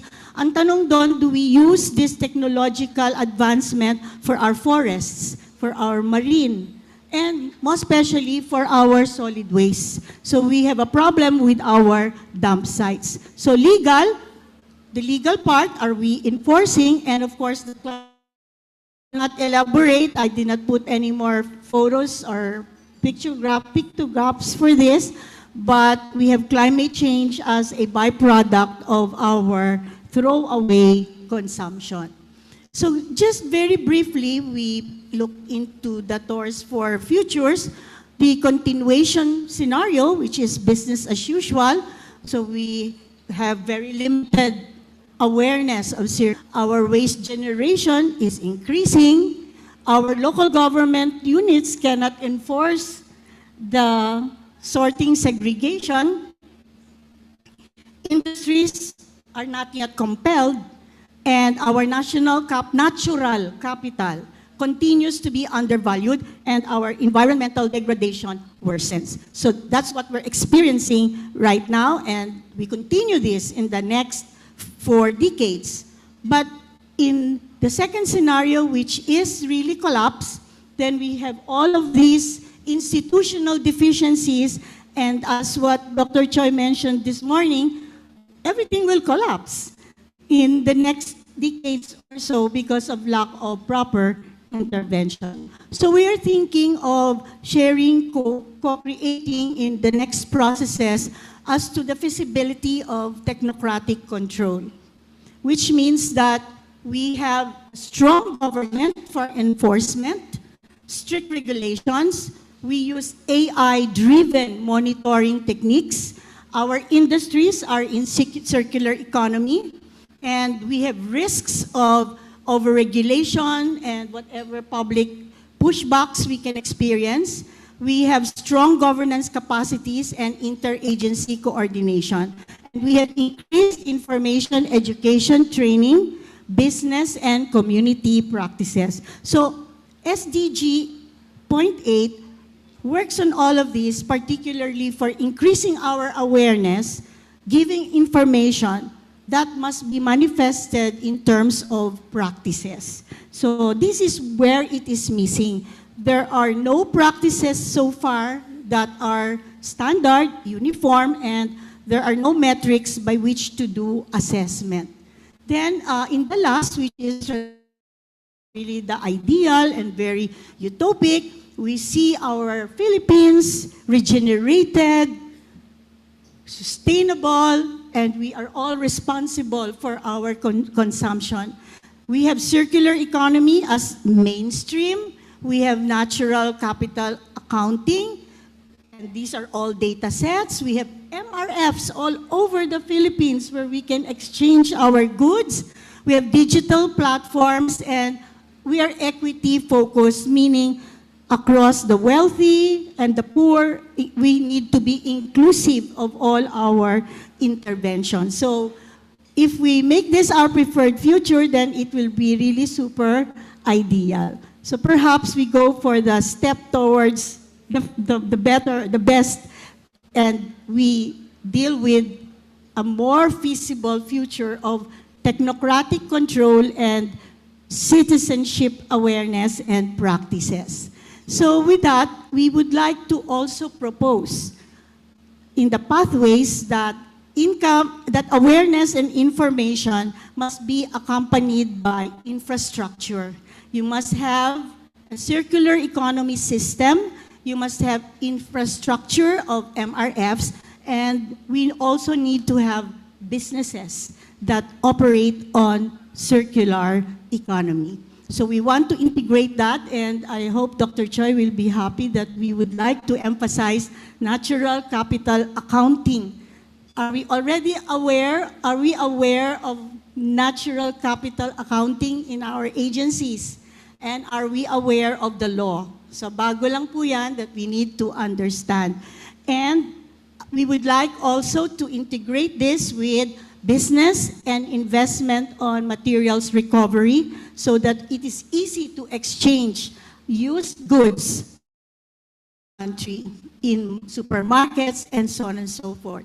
So do we have opportunities for SEP future? So certainly we want to expand, we want to do all these interventions which we will work on with our key informants and other focus group discussion participants and put that in terms of milestones in 40 years. No? So from 2025, 2026 next year to 2024, 2045. So we want to develop a national circular economy awareness and literacy program for materials recovery and circular economy, materials recovery as well.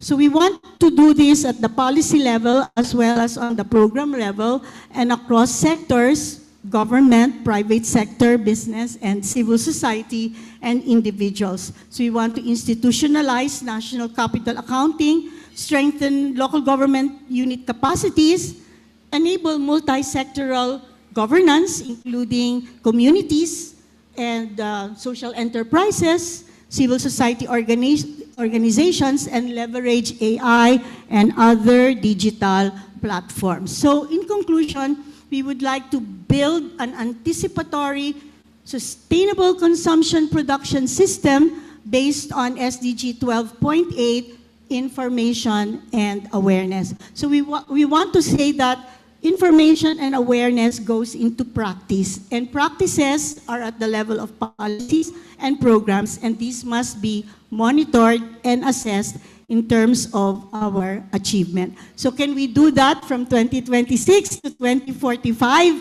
So it will depend upon our legislators, our DEV, our PSA, all the agencies, our universities, our producers, even the commercial food establishments, and each one of us knowing what it means not to throw away, but to repair, reuse, recycle, so that we will conserve our natural resources, decouple it from production. So very simply, produce new things from old products.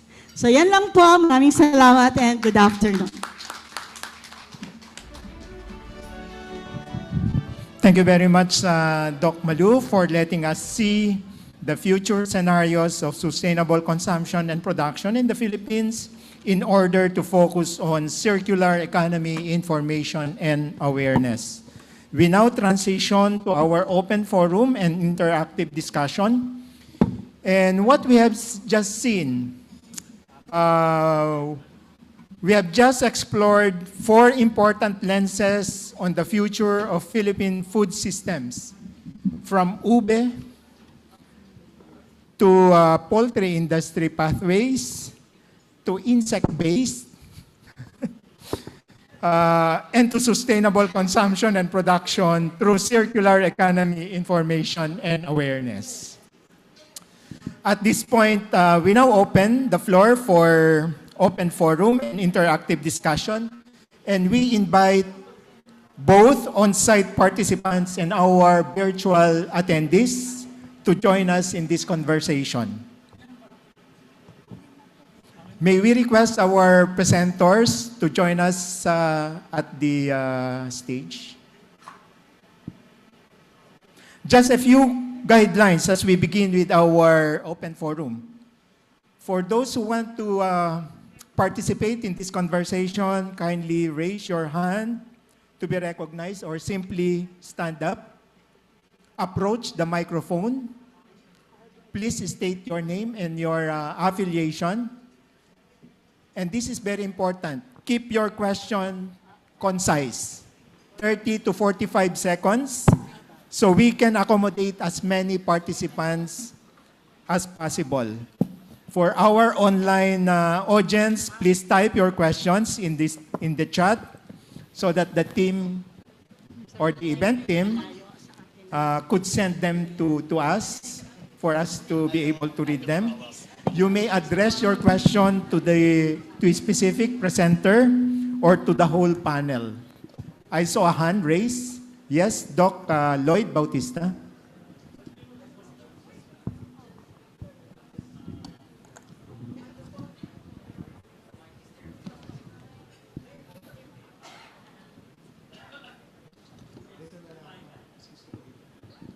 Okay. Thank you to the presenter, Dr. Rebilda, and the rest. I was really fascinated with the presentation. My question is just going to be short. I saw that many of your presentations are good ideas, good innovations, but I guess most of our graduates and alumni would want to know, what do you think are challenges in terms of implementation? That's always the chasm that affects the Philippines. As a society, we have these very nice ideas. And I personally want to know, how do we really put this on the ground? How do we operationalize this and make this happen? And perhaps we need to also look at the curriculum of our master's program. Maybe we should focus more on the implementation side because we're very good with these ideas. Thank you so much, ma'am and sirs. Thank you very much, Dr. Lloyd Bautista. Anyone from our presenters? Well, for a start, from a perspective of a private institution, it's more on how do we get the buy-in of the market and breaking the bureaucracy in the government. For me, if we can get the buy-in of the market, then government will follow. That's the usual scenario now. But the challenge is how can the government start the initiatives, especially on, for me, the novel food and innovative food systems. So getting the buy-in of the market for me is important. Okay, so actually we're already living the experience of what you mentioned, implementing it. We have a lot of challenges. We've been in talks with the academe, the government institutions, farmer groups, etc. And the thing is, they do have different goals. And these goals might not be aligned to what the market needs. I mentioned already that there is a strong market, there's a rising market for this one. And if we continue again doing what we're doing, then we might miss this global demand. So I guess it's really more on aligning the different targets that each of the government unit has to be able to keep up with the demand of the market, because there are research currently done being Ube, for example. But then this research is not aligned to what the market needs. We don't see any research on improving like ube powder and products that are required by the European customers, and even, supporting the farmers. So I guess misalignment in targets with these institutions.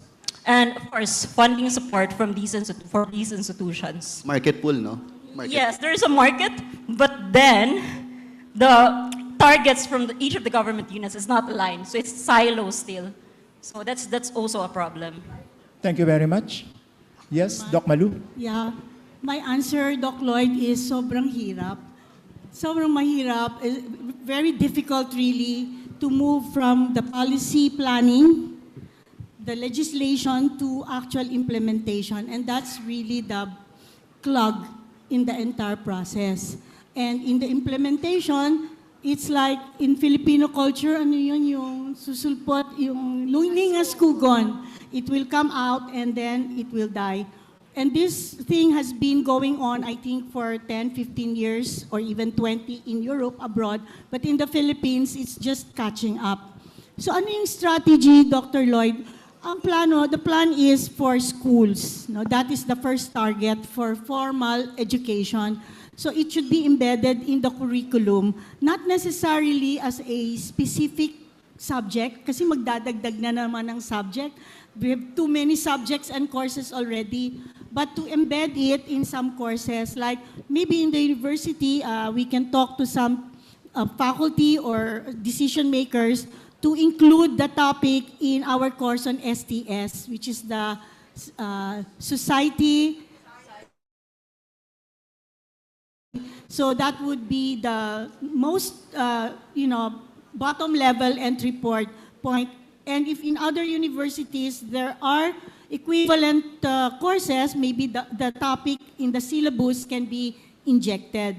And then in upper universities, tertiary, state universities and colleges, there are already champions and we need to support them. So who are the champions? Which universities are championing it for them to continue with? But then it's isolated. Maybe for the first year, it will really be isolated. Those with a passion for it will go for it. And then the idea will spread and the other will say, oh, yeah, really, we can do it. So we need our DAP and our research institutions, we can do the case studies. The case studies and maybe do videos that we can share to our students. Then we have graduate students who are in LGUs. They are in government positions. They can make plans and policies. And then we have our non-government and business. They're from government before, I suppose, and then now you're in private. No, actually, I'm from private, corporate, then... Yan, yung mga corporate champions natin. And for us, probably when we do our backcasting and our milestone preparation, the first year will really be something like that. It's really isolated champions of different stakeholders. Then we can also make cases to promote businesses that are already flourishing. Mahal nga lang yung product, that's what they're saying. The products for the recyclables are even costlier than the ones, so that is another concern. And then we would like to work on especially the DAP is very strategic in connecting with agencies. The primary principal innovators should be our DepDev, our PSA, and the ILG, the NR, and our private sector partners, mga private. So championship yan for the first year, and then showcase good practices. Hopefully, in the next 5 years, merong konting institutionalization. Baka naman utopia na yun by 2040, we can see all of us having a culture of circular economy. Our forests are green again. We are not mining too much for our things, and so on and so forth. But as I always say, there's hope for the flowers. There's a book when I was in college, a small pamphlet, yung mga kaedad ko, Ma'am Olive, nabutan niyo ba yun? There's a little pamphlet that's called Hope for the Flowers. So I always say, there's hope for government, there's hope for bureaucracy, and there's hope for the Philippines. Thank you, Doc Malu. Anything to add? Answer short, Doc and this Cynthia, will be yes. based on my personal experience, sir. Really, intergovernment collaboration, interagency collaboration is critical. I would just like to say, because I mentioned, we have, in fact, overproduction of table eggs. Unfortunately, we cannot export. Why? The motivation in creating the National Poultry Layer Salmonella Prevention and Control Program is the fact that we couldn't export our eggs to Singapore because Singapore is very strict. You know that the table eggs, it can contain salmonella, and this salmonella can be transferred from the hen to the table egg. And that is one of the most important foodborne pathogen. Unfortunately, in our country, we don't have a good traceability system for our eggs. Unlike in the United Kingdom, each egg has a lion mark, which is a sign that they have good traceability system, it's salmonella-free, and all those things. So we formed that group to be able to someday, maybe 10, 20, 30 years from now, we don't know, we could export egg. And also because of that, we were motivated to somehow create our very own salmonella vaccine because the vaccine are being used in the layer farms. These are commercially available foreign produced vaccines which are not based on our local salmonella isolates. But while we were crafting it, while we are doing all these TWG meetings, we noticed that there's so much work to be done. Even conducting the first step, which is surveillance of layer farms, so difficult because not a lot of farmers appreciate the value of doing the surveillance system in the first. Really, it's about cooperation, collaboration, and I'm sure in the current curriculum, we are also being taught how to do communication, how to get people on board to appreciate and understand whatever advocacy we are promoting. Okay, thank you very much for those clarification coming from our presenters. There's one more question from the room. Yes, ma'am? 20 to 45 seconds for the question, and probably shorter from our presenters. Hello, congratulations to all the speakers. I'd like to follow up the previous question. I think you need to focus on the challenges. Our keynote speaker talked about known knowns, unknown knowns, known unknowns, and unknowns unknowns. So in futures thinking, I think they have to be considered. Like for example, the bacteria that can be unknowns for your poultry. So let us consider, for example, unknowns. Thank you very much, Yeah, ma'am. thank you. I think that's a reminder for all of us. There's no need to answer that. I think that's a good suggestion for all of us. And I received one question or concern from our chat. And this is addressed to the purple yam. It says here, apologies for the ignorance, but have we established the reason for growing demand for the purple yam? We can use the information to formulate a whole of economy approach to support the industry, such as in marketing, R&D, tax incentives, ease and doing business, and the like. Again, what's the question? The question is, have we established the reason for the growing demand for purple yam? Okay, so as I've mentioned, we received interest from 9 corporate customers, particularly from EU and also Canada. And the reason why they're, having interest in ube, coming from matcha, of course, for beverages, they're using it for beverages, and another superfood, because EU is really into healthy food options. So I guess it's not apparent here in the Philippines, but outside there's a lot of demand. Beyond the 9, we're even receiving other emails from countries like Lebanon or Egypt. So I don't know, there's really a market for this that we can't give up. I think the deeper concern here is that we can consider this information to inform a whole economy approach. Like for Yes. example, in R&D, Yes, that's ease why. in doing business, Agree. That's marketing. Yeah, that's why we're in collaboration with the academe and the government. But for example, for the government, the whole, they're focused on production. So in our end, in our own little way, we do the market development. And so we're engaging with these customers, and hopefully they don't lose interest. So that whatever the farmers are producing, there's really a market for it. So that's why we also need collaborative support from all other agencies as well. Thank you very much, Ms. Anyora. Any more from the room?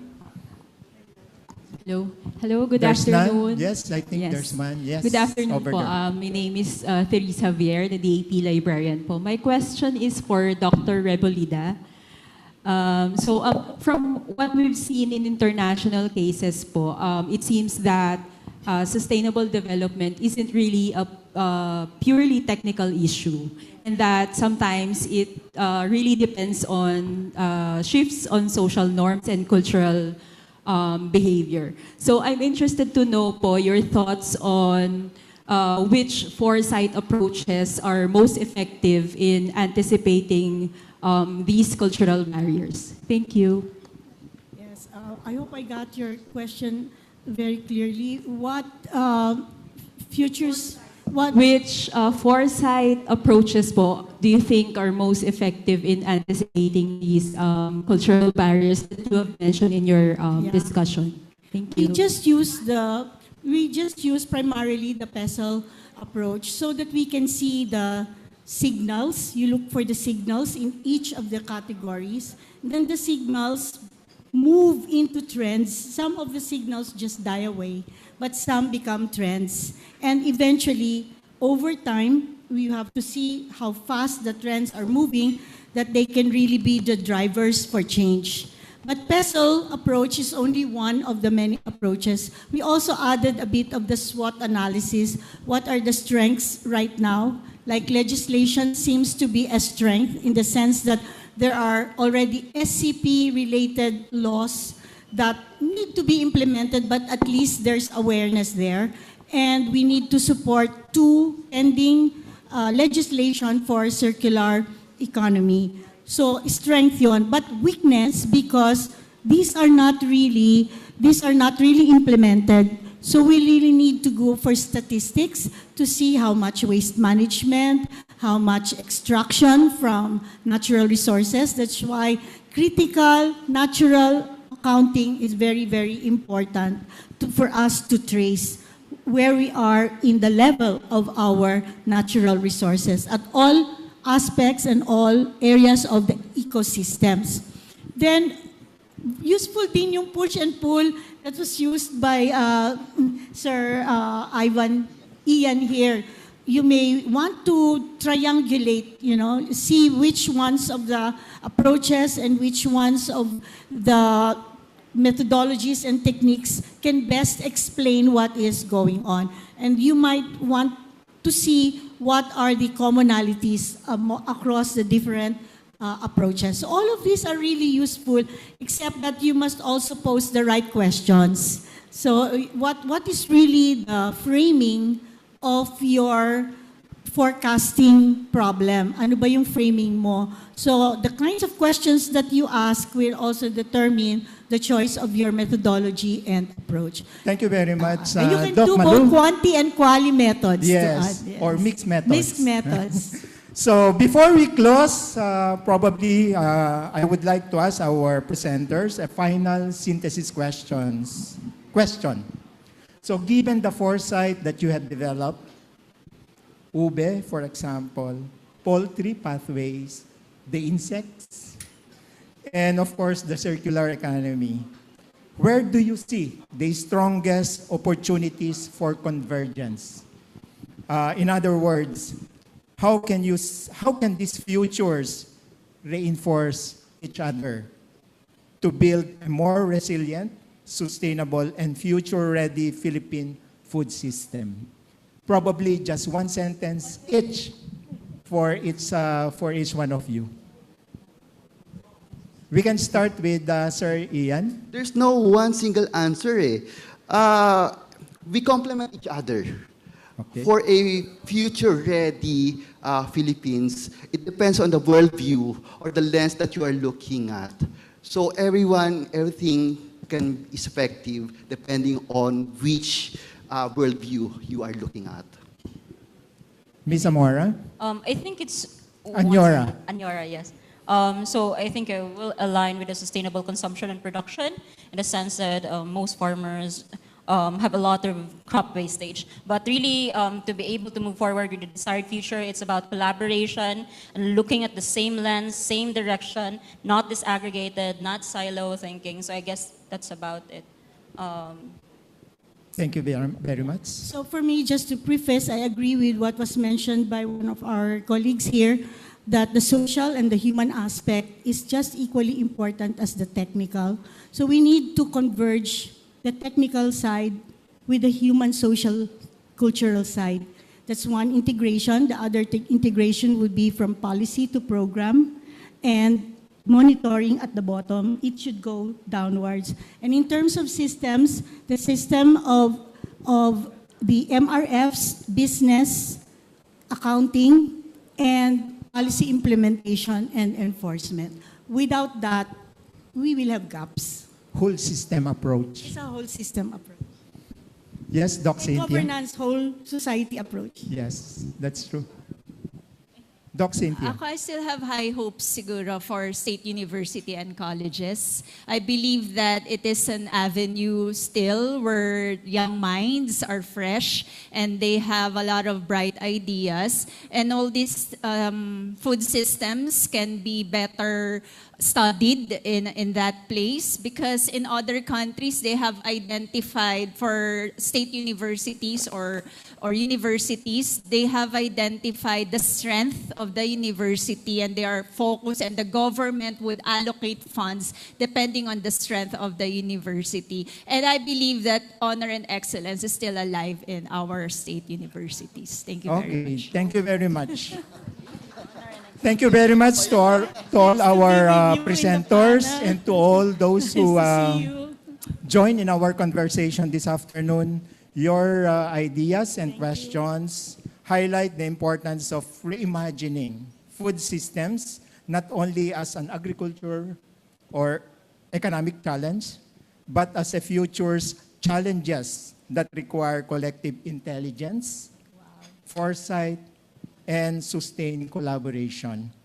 With that, we formally close our open forum for Session 1, Reimagining the Philippine Food Systems and Consumption Futures. I will now turn the floor to our Master of Ceremony. Thank you. Thank you very much. Thank you very much to our distinguished research fellows and our moderator, of course, Dr. Agustin, for a very timely discussion on food systems and consumption culture. I saw firsthand how everyone was really engaged throughout the entire session because the topics were really close to our stomach. So at this point, we would like to request our speakers and moderator to remain on stage for a photo opportunity. We would also like to call on Dean Lizan Perante Calina to join them on stage.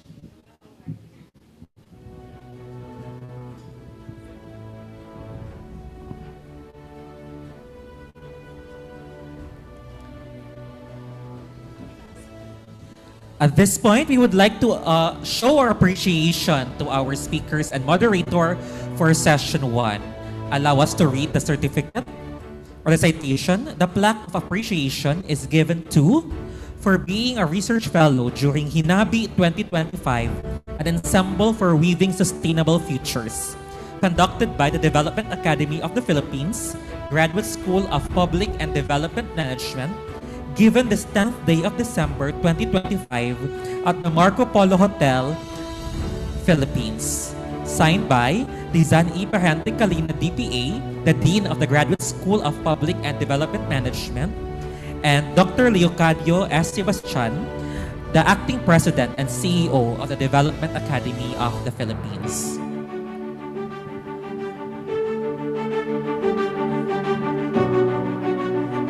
The plaque is given to Dr.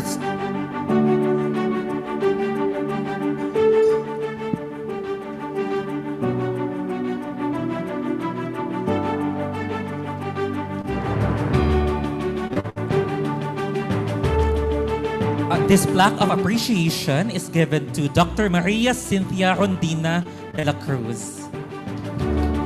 A warm round of applause, please. The plaque of appreciation, the same plaque of appreciation is given to Maria Wilvena A. Anyora.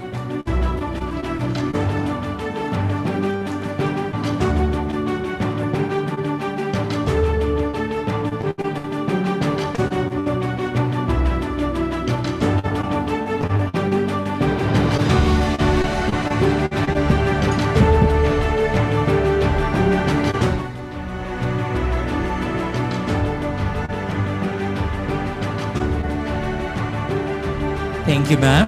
The same plaque of appreciation is given to Ian Junlord C. Invernio.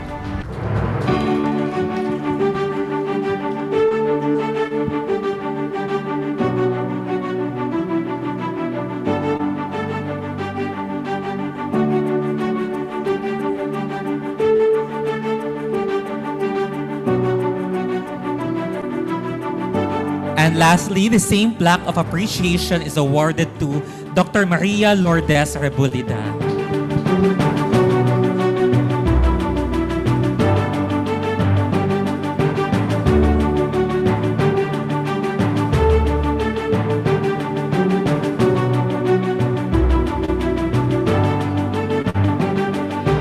We would also like to award the plaque of appreciation to our moderator, Dr. Nicasio Angelo Agustin.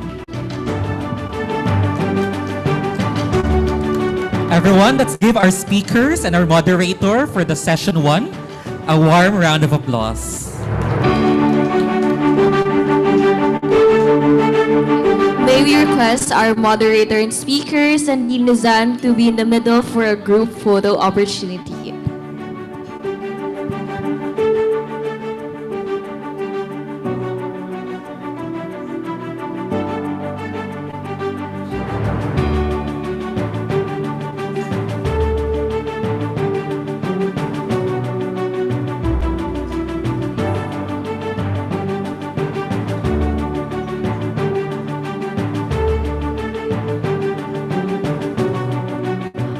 Okay, thank you very much to our moderator and to our resource persons for that very, again, insightful and informative session on sustainable food production. So we've really learned a lot on the futures of ube, the futures of poultry, the futures of sustainable consumption, and of course, the novel idea of the futures of insects.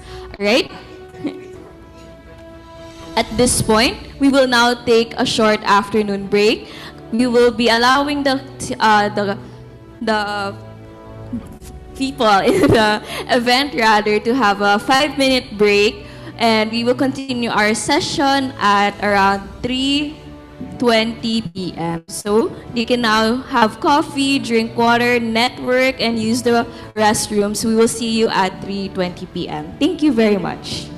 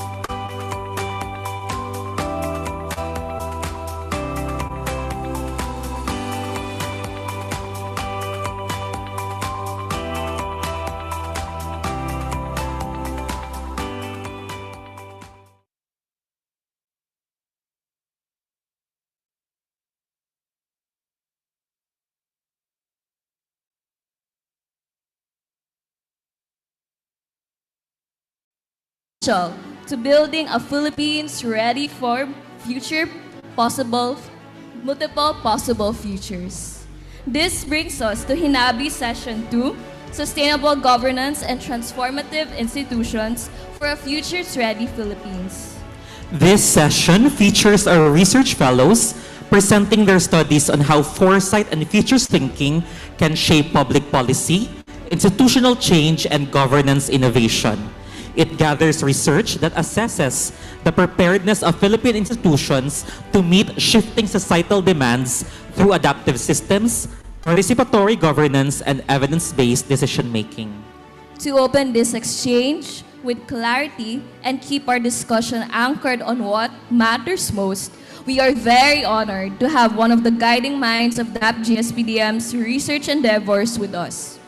Our moderator, Dr. Maria Oliva Z. Domingo, is a former president of Kalayaan College. In 2016, she assumed the presidency of Kalayaan College after retiring as professor at the University of the Philippines National College of Public Administration and Governance. She continues to teach graduate courses at the UP-NCPUG and until today. She handles courses in human resource management and development, leadership, human behavior in organizations, organization studies, resource generation, and voluntary sector management.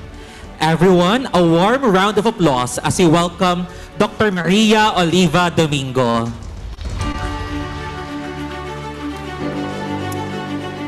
Thank you very much, Ken and Andy. Magandang hapon po sa ating lahat and welcome to this final session of HINABI. The last but certainly not the least session. In futures research, those who have listened to me will know that one of the things we stress is that change is inevitable and the futures will always remain uncertain. And a perspective like this should drive us to prepare for and to pursue possible pathways of possible futures, no?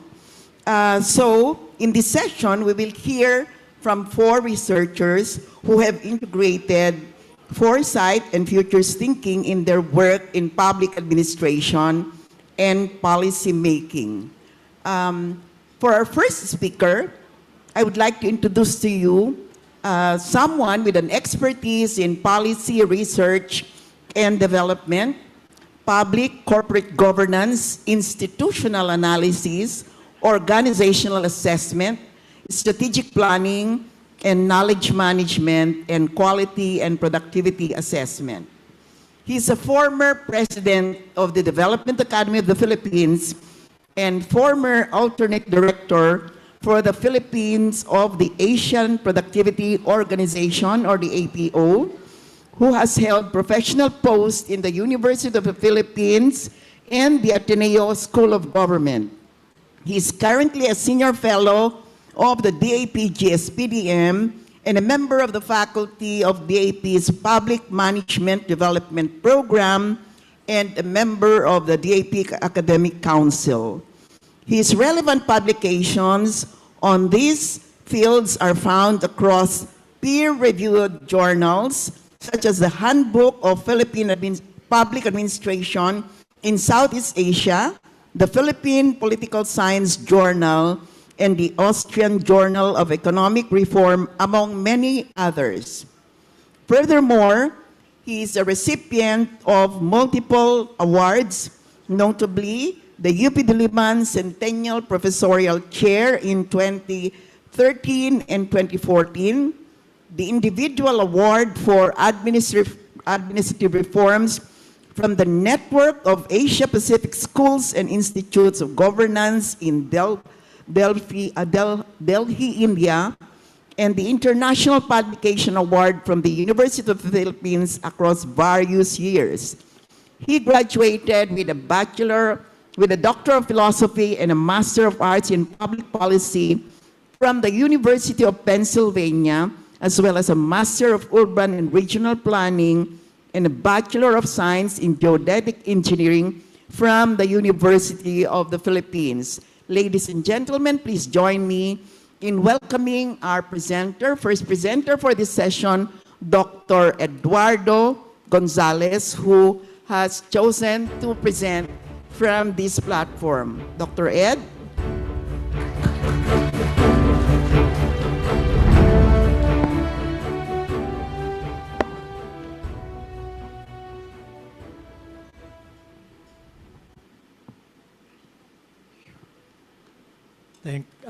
Thank you, Doc Lily, for the long introduction.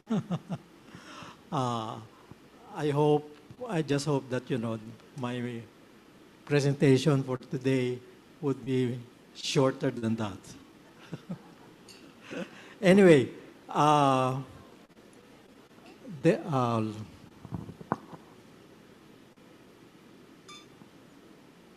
there it is. Okay. Good day, everyone.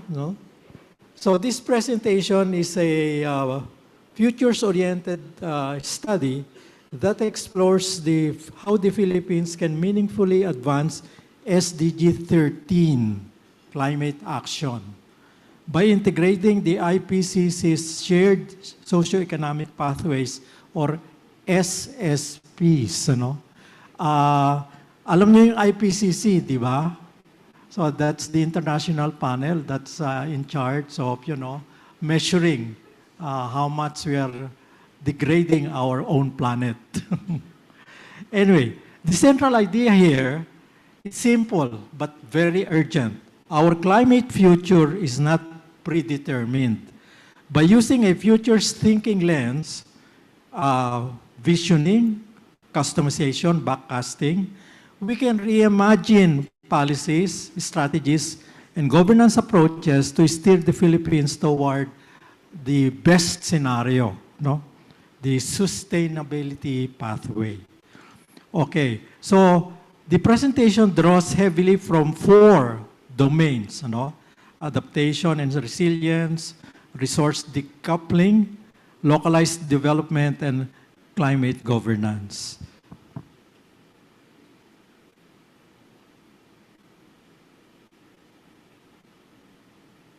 Okay, the challenge for the Philippines begins with a fundamental injustice. We contribute the least to global emissions, yet we face the harshest climate impacts. However, the deeper issue is not only physical vulnerability, it is the knowledge policy gap. Current strategies often emphasize technology or infrastructure, but not the social, economic, and cultural shifts that true climate action requires. At the same time, global climate science seldom translates into our local realities. Communities, LGUs, agencies struggle to interpret climate data and convert it into local policy choices. That is why SDG 13, if it is to be meaningful, must be rooted in climate justice, recognizing differentiated needs, especially of women, the poor, and marginalized groups who shoulder most of the burdens of climate change.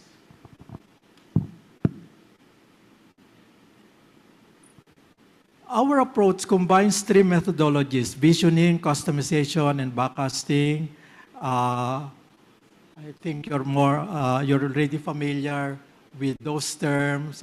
They've been used over and over from this morning up to this afternoon. We begin, of course, with visioning, and then we go to customization, and then finally backcasting, which is the reverse logic. Okay.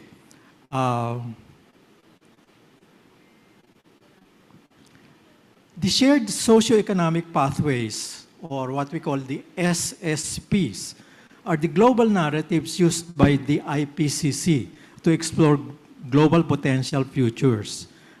They combine socioeconomic trends, kasi dati, ang ginagawa ng IPCC, puro technical. Kasi they're concerned with climate change. Sea level rise, the deforestation, things like those. Pero ngayon, ang ang ginawa nila, kasi they were criticized for it, ano? Sabi nila, okay, we will include population, technology, consumption, governance, no? And that is what is called now the SSPs, ano? So, in this study that we did, SSP1 is our preferred trajectory, no? Ayan, makikita nyo rito, maraming, ayan, ano? It's from SSP1 to SSP5, ano? Kaya lang dito, ang kukunin lang natin, we will just evaluate, apart from SSP1, which is the preferred scenario, no?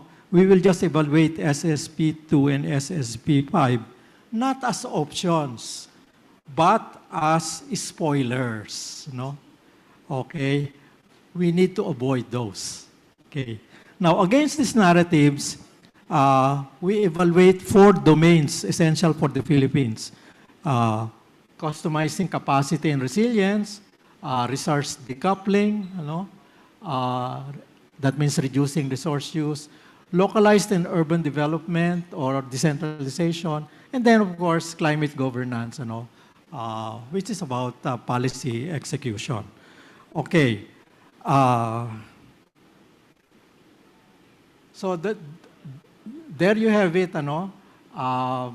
we call this the SSP cube, So taking the green road, our sustainability scenario, SSP1, middle of the road, our efficient development scenario, and then the fossil fuel development or business as usual scenario, which is our baseline. Now, if you will notice also, we are only focusing on between today and 2030 because the SDGs are supposed to end in 2030. Okay, but of course, that's not really the end of things. Okay, it's just that, I'm sure the United Nations will develop a new, set of requirements for us, to deal with climate change. Okay.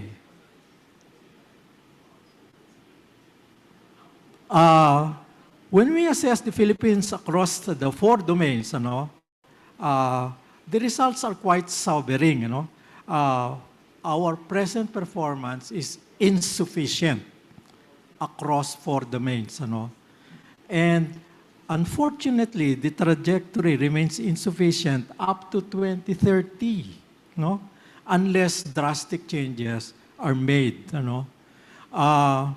So we have pockets of progress naman, we have policies, we're good on policies, local initiatives, some of our LGUs are there, but they are not enough, to move the country to the sustainability scenario. Okay? Halimbawa lang, between adaptation and mitigation lags behind, Okay? So if we want to stay on track, then we will have to avoid squarely SSP2, which is very slow, incremental and inadequate, or worse, SSP5, business as usual. We will be facing collapse or disaster. Okay, SSP1, what does it offer? It offers a future where the Philippines embraces sustainability as its development model. In the scenario, renewable energy becomes affordable and widespread. Malayo pa tayo doon. Land use becomes climate smart and biodiversity becomes very protective and inclusive. Communities practice agroforestry, organic farming, regenerative agriculture, mentioned already by some of our speakers. Education systems teach climate literacy. Social inequalities are reduced and public services like health, safety nets, housing are strengthened to anticipate climate shocks. But the SSP1 is not only environmental, it is also social. It should include community participation, okay? And it must align our own national development with our global climate commitments. We have commitments, made. Ang tawag dun sa, the venue for that, is really yung mga COP. We are now into COP26, if I'm not mistaken. No? Okay, and then, of course, we need to follow our own recommendations dun sa Paris Accord.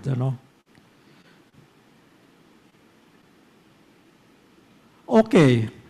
Now, what are the spoilers? SSP2 and SSP5, Okay, yung SSP2, middle of the road, meron naman tayong nagagawa, kung yan ang susundin natin, partial reforms, small pilot projects, gradual adoption, but we remain vulnerable, Coastal communities will be at risk, agriculture will be heavily stressed, and our flooding will only it will certainly put more damage on our agenda. Now, yung SSP5, this is the fossil fuel development. It's actually what we are following today. It prioritizes rapid economic gains, but at what price? At the cost of health, biodiversity, long-term stability, and then of course, because of it, inequalities deepen. Mas maraming mahirap ngayon. Tingnan nyo na lang yung SWS surveys on who are poor. Umaabot ng mga 60% actually. Of course, it's a very subjective kind of survey, and we also need to rely on the Philippine Statistics Agency for a more objective kind. Pero those two complement each other. Okay. So anyway, these scenarios, scenarios that we need to avoid, are really warnings, Okay? They help us identify the patterns, the policies, the mindsets,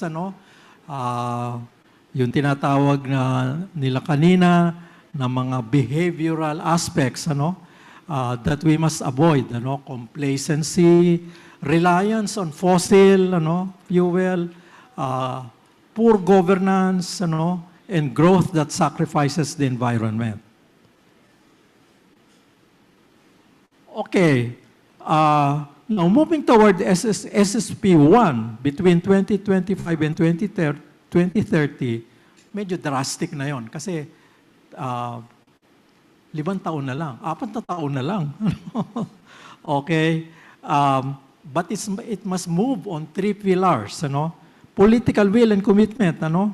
Okay? Urgency. Kailangan. Pero wala tayo, mga renewable energy deployment, urban planning reforms, and then even the enforcement of existing environmental laws, is very, very unsteady. Okay. Second, yung just transition. So we cannot leave behind workers in fossil-dependent industries, vulnerable communities or informal sectors. Okay, so equitable,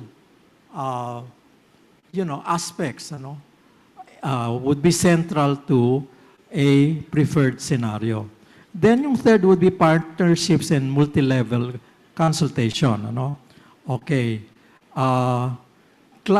climate action must be co-created with LGUs, indigenous communities, civil society, the private sector, youth groups, So 2030 is only 5 years away, and we cannot have the luxury of gradualism. Okay? Okay, finally, no?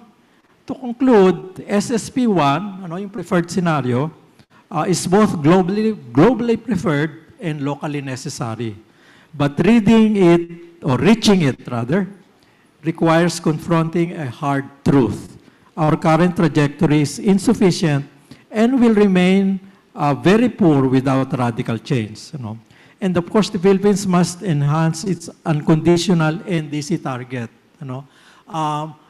Taon-taon po ay dapat nagsasubmit tayo ng progress report kasi nagbigay tayo ng ating commitment doon sa Paris Accord. Pero nangyayari sa atin ngayon ay, we submit for compliance. Pero lagi nating nilalagay na kondisyon ay, we cannot do this without international funding. Parang we are beggars, no? Parang sinasabi that we cannot do anything without, the promised, may promise naman talaga, promised resources coming from the developed economies. Kaya lang, when you come to think of it, kahit na siguro mga 20% lang ng mga, flood control projects, which went to corruption, kahit na 20% lang nilagay sa climate change, mas okay na sana tayo. Pero hindi nangyari, Okay? And we beg for international funding, okay? Kaya talagang mahirap, So in other words, kung wala tayong gagawing very drastic, we will be locking ourselves, to SSP 2 or SSP 5, middle of the road or business as usual. And nothing will happen, okay? So we need to embrace urgency, strengthen governance, mobilize communities so that we can transform our trajectory from, slow to fast, Okay. So, kaya nga, at the end, we need to make sure that SSP1 is followed very, honestly, walang corruption, and then, of course, very closely, Okay. So we need a sustainable, equitable, and climate-resilient Philippines. Maraming salamat po.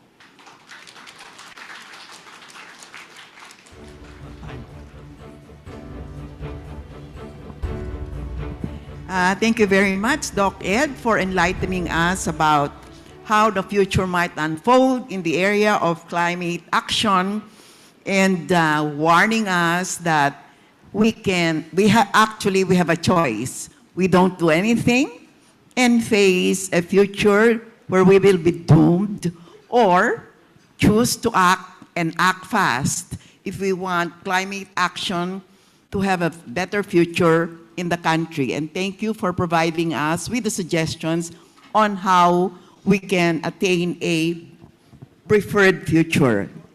Now let us turn to our second speaker.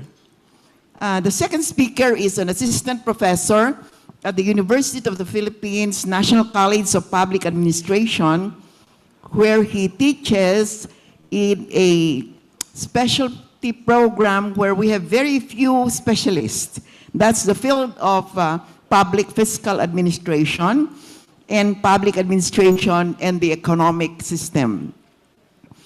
His works are in the areas of development and governance, which include serving as consultant for the ADB in providing capacity building program on the formulation of medium-term fiscal framework for the Bangsamoro Autonomous Region of Muslim Mindanao, or the BARM.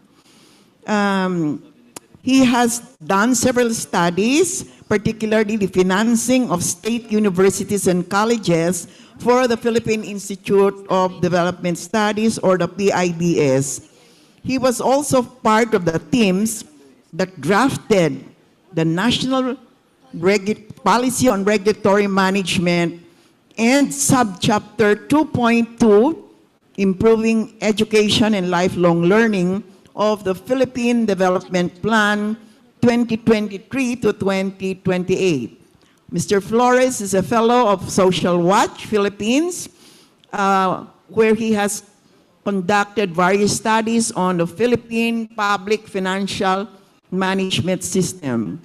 He has served as a capacity development consultant for different organizations, including the Department of Social Welfare and Development, the UNDP Philippines, and the Philippine Science High School, among others. He began his career, actually, this is new information, he's coming home because he started his career at the Development Academy of the Philippines, something I also learned only today. So he was technical staff way back in 2005. And over the years, he has continued working with the Academy in various capacities. Let us all give now our attention to Professor Herisadel Flores, who's going to present his study on the futures of the National Service Training Program, or the NSDP. Professor Flores is already there. Thank you very much, Doc Lily, for those very kind words. And good afternoon, everyone. Our topic this afternoon, I suppose, is very much aligned with the theme of our program, which is HINABI, or to weave, or woven fabric, which signifies intertwined relationships, an important characteristic of our traditional Filipino. Social cohesion, which describes these strong ties, is important in facilitating collective action that could lead to positive transformations, such as the achievement of the Sustainable Development Goals. With social cohesion, greater trust and empathy for one another becomes possible in society. Two important values that are indispensable in achieving inclusive growth and development. Sadly, through centuries of colonization and political turmoil, the level of trust had gone down in our country. And modernity has intensified individualism to the point of normalizing apathy. The COVID-19 pandemic has probably worsened the situation by making us enamored with our devices and social media, a tool that was supposed to connect and unite us, but has sometimes proliferated misinformation and polarization instead. If we are to reverse this trend, it is important to start with our youth and our education system, particularly civic education and engagement. And one such opportunity is the National Service Training Program, or NSTP. It is therefore crucial to examine what extent NSTP is able to perform this function, assess its relevance at present and the foreseeable future, and investigate its prospects and place in our preferred futures. It is in view of this that I and my co-authors, Mr. Lester Balmatero and Ms. Mai Sagum, have come up with the idea of this futures thinking study. With your indulgence, we would like to present our proposed study, which admittedly is a work in progress. We therefore would value your inputs greatly in the spirit of knowledge co-creation. Today, I am with my co-author, Ms. Mai Sagum, who actually went through NSTP. Unlike me, I was to experience NSTP. We had ROTC during those days, to discuss with you the details of our proposed study. Let me now therefore turn over the mic to Ms. Sagum for the rest of the presentation.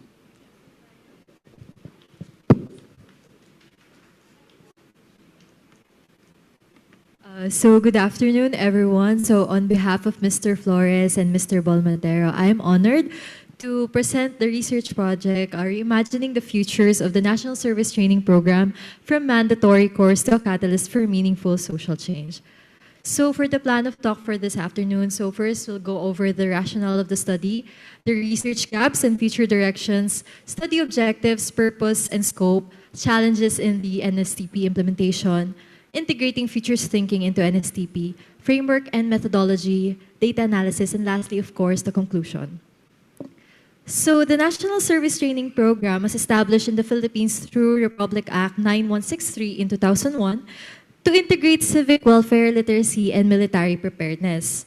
During the time of its passage, concerns were raised in the ROTC program, so as a response, the RA 9163 was implemented to provide students with other options of tracks such as the Civic Welfare Training Service or the CWTS and the Literary Training Service or the LTS. So as such, it has engaged students and communities in various social community development activities, including disaster preparedness, volunteerism, and leadership skills. However, the effectiveness of the program has been debated, as it has been pointed out to lack academic weight. Students in many institutions often treat it as a mere compliance rather than a transformative experience. Moreover, its relevance was further challenged by the recent efforts to reinstate the mandatory ROTC. So the rationale of the study centers on the argument that the NSTP, when properly implemented, provides a meaningful avenue for civic engagement. Further, integrating futures thinking into NSTP can be a vital catalyst for stronger civic consciousness, patriotism, and community engagement, ultimately leading to social change. So for the identified research gaps, while there are various studies regarding the NSTP's implementation, there is limited research on the program's long-term impact on civic participation. There's also little study done that integrates futures thinking methodologies to analyze the NSTP's adaptability amidst fast-paced changes in society. So as a response to these research gaps, the study aims to use foresight and futures thinking to identify drivers of change and recommend strategies for the adoption of the preferred future for the NSTP among other alternative scenarios explored. So with that, the objectives of the study are: one, to examine the relevance, challenges, and prospects for the NSTP across selected higher education institutions to determine its impact on student civic engagement; two, identify the factors that affect the possible futures and the scenarios of these different futures; and lastly, propose future-proof strategies to achieve the preferred future for the NSTP. So for its purpose and scope, it aims to assess the program's effectiveness, challenges, and future prospects for the next 15 years, which is in line with the country's development plan for Ambition Natin 2040. Using a futures thinking approach, it also explores NSTP's adaptability to evolving social needs and propose strategies for its enhancement. As such, the study identifies the trends, signals, and emerging issues that affect the futures of the NSTP. It also lastly employs FFT methods such as deep system sense-making and co-creation of futures with the goals of providing evidence-based recommendations. So these are the identified challenges in NSTP. First, lack of institutional support from school administrators that often lead to inadequate resources, logistical difficulties. Funding is also a problem because the NSTP requires budget allocation for honoraria, outreach programs, and materials.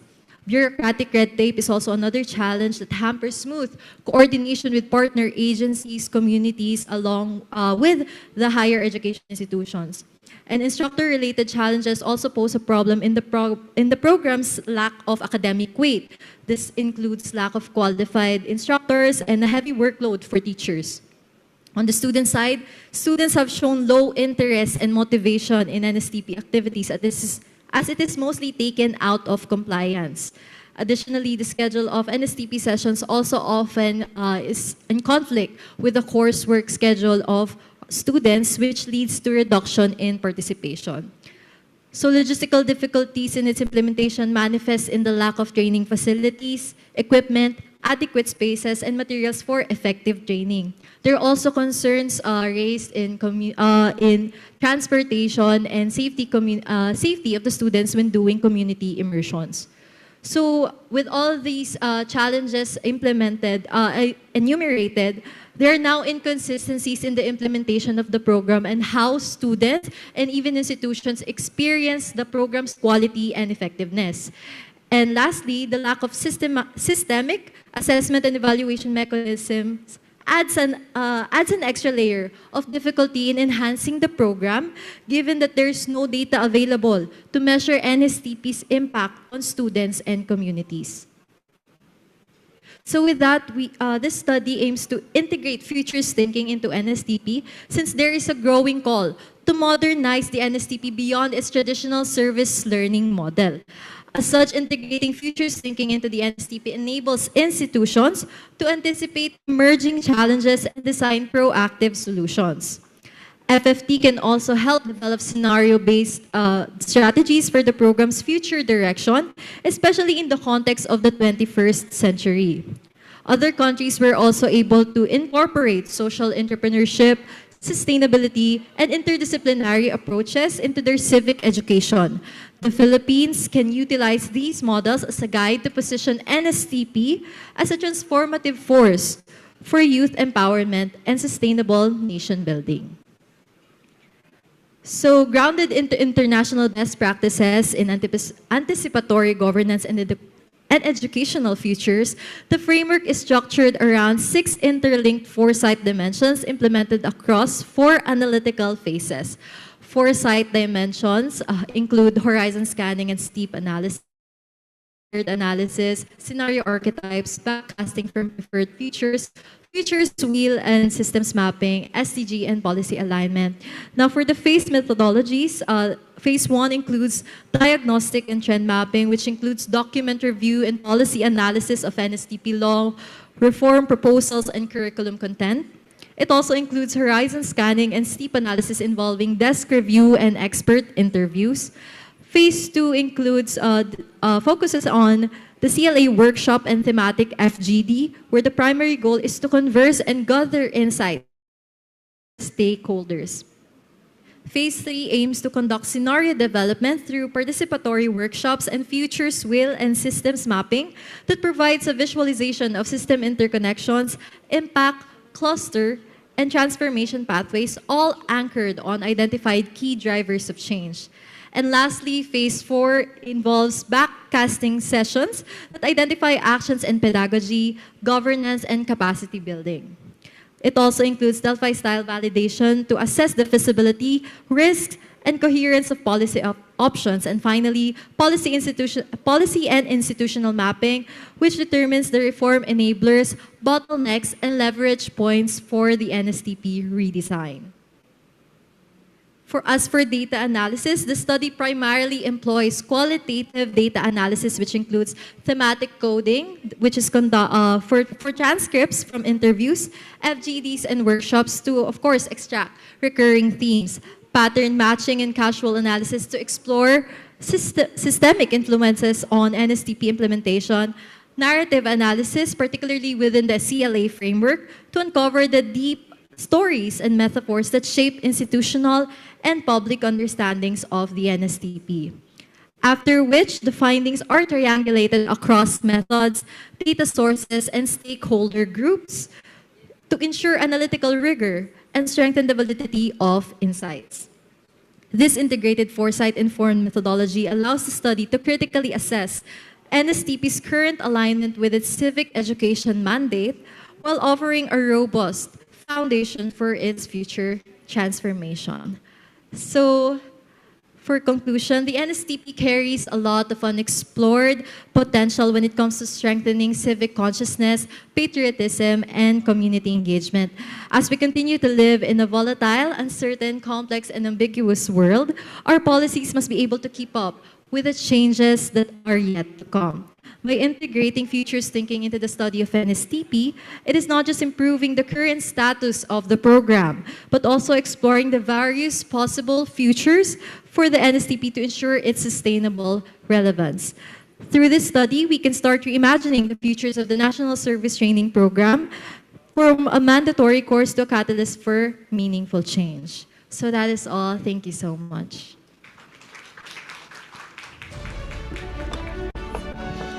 Thank you very much, Del and Mai, for reminding us that we need to prepare our citizens for the future through civic education, and we are looking forward to the completion of this research.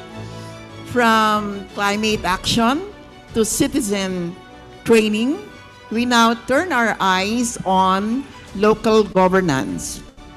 Our presenters include Luigi Pilarta, who has a master's degree in public administration, currently serving as the chief of the Local Government Capacity Development Division of the DILG National Capital Region. He has over 11 years of dedicated service and has played a pivotal role in advancing capacity building programs and strengthening institutional development across local governments in Metro Manila. He spearheads initiatives on international benchmarking, enabling local government units to learn from global best practices and adopt innovative approaches that enhance governance and service delivery. His leadership has been instrumental in promoting effective, adaptive, and forward-looking local government systems, ensuring that institutions remain resilient and responsive to the evolving needs of communities. Through his work, Luigi continues to champion the vision of empowering local governments to drive sustainable development and growth. Alongside Luigi is his co-author, Mardalina Dumaong Acoba, who holds a master's degree in community development and is currently serving as the acting chief of the Local Government Monitoring and Evaluation Division at the DILG National Capital Region. Also, with 11 years of dedicated service, she has been at the forefront of strengthening performance monitoring systems and advancing evidence-based approaches in local governance. Her team continues to develop robust evaluation frameworks, responsive monitoring mechanisms that drive the continuous improvement of local government operations. Through her work, MARDA continues to promote a culture of excellence and learning in governance, empowering local governments to deliver more inclusive and sustainable development outcomes. Please join me in welcoming Luigi Pilarta with co-author Marda Dumaong Acoba for their ongoing research on the futures of local disaster governance.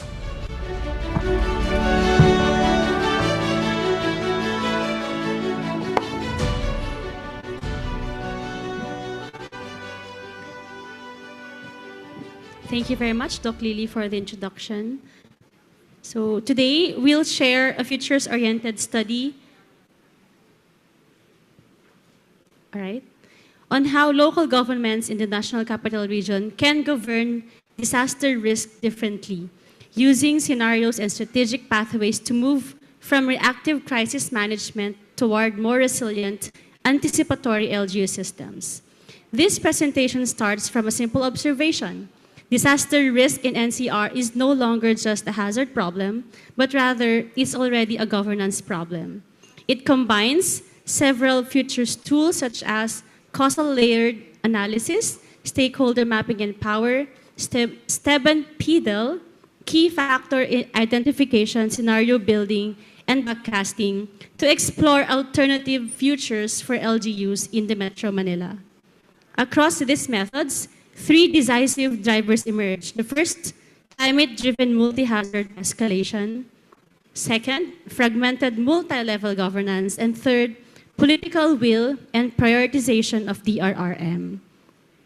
Our presentation will conclude with strategic pathways that LGUs and national government can take to steer NCR toward a more collaborative, anticipatory, and justice-oriented disaster governance system by 2050. As an introduction, of course, the Philippines is routinely ranked among the world's most disaster-exposed countries, and nowhere is this pressure more concentrated than here in Metro Manila. The region's 13 million residents live at the intersection of coastal subsidence, seismic threats from the West Valley Fault, chronic flooding, heat extremes, and growing infrastructural strain. These overlapping hazards create what recent scholarship describes as a polycrisis, an interlocking system where climate variability, land subsidence, urban density, inequality, and outdated infrastructure reinforce one another over time. Our national frameworks, such as the Local Government Code of 1991, RA 10121, and the Sendai-aligned DRRM architecture, are among the most advanced in Southeast Asia. However, implementation remains uneven.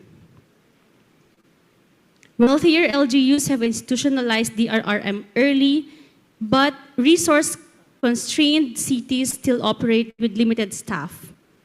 Governmental coordination remains fragmented, producing data gaps, ambiguous mandates, and inconsistent decision-making. More deeply, what the analysis reveals is a foresight deficit.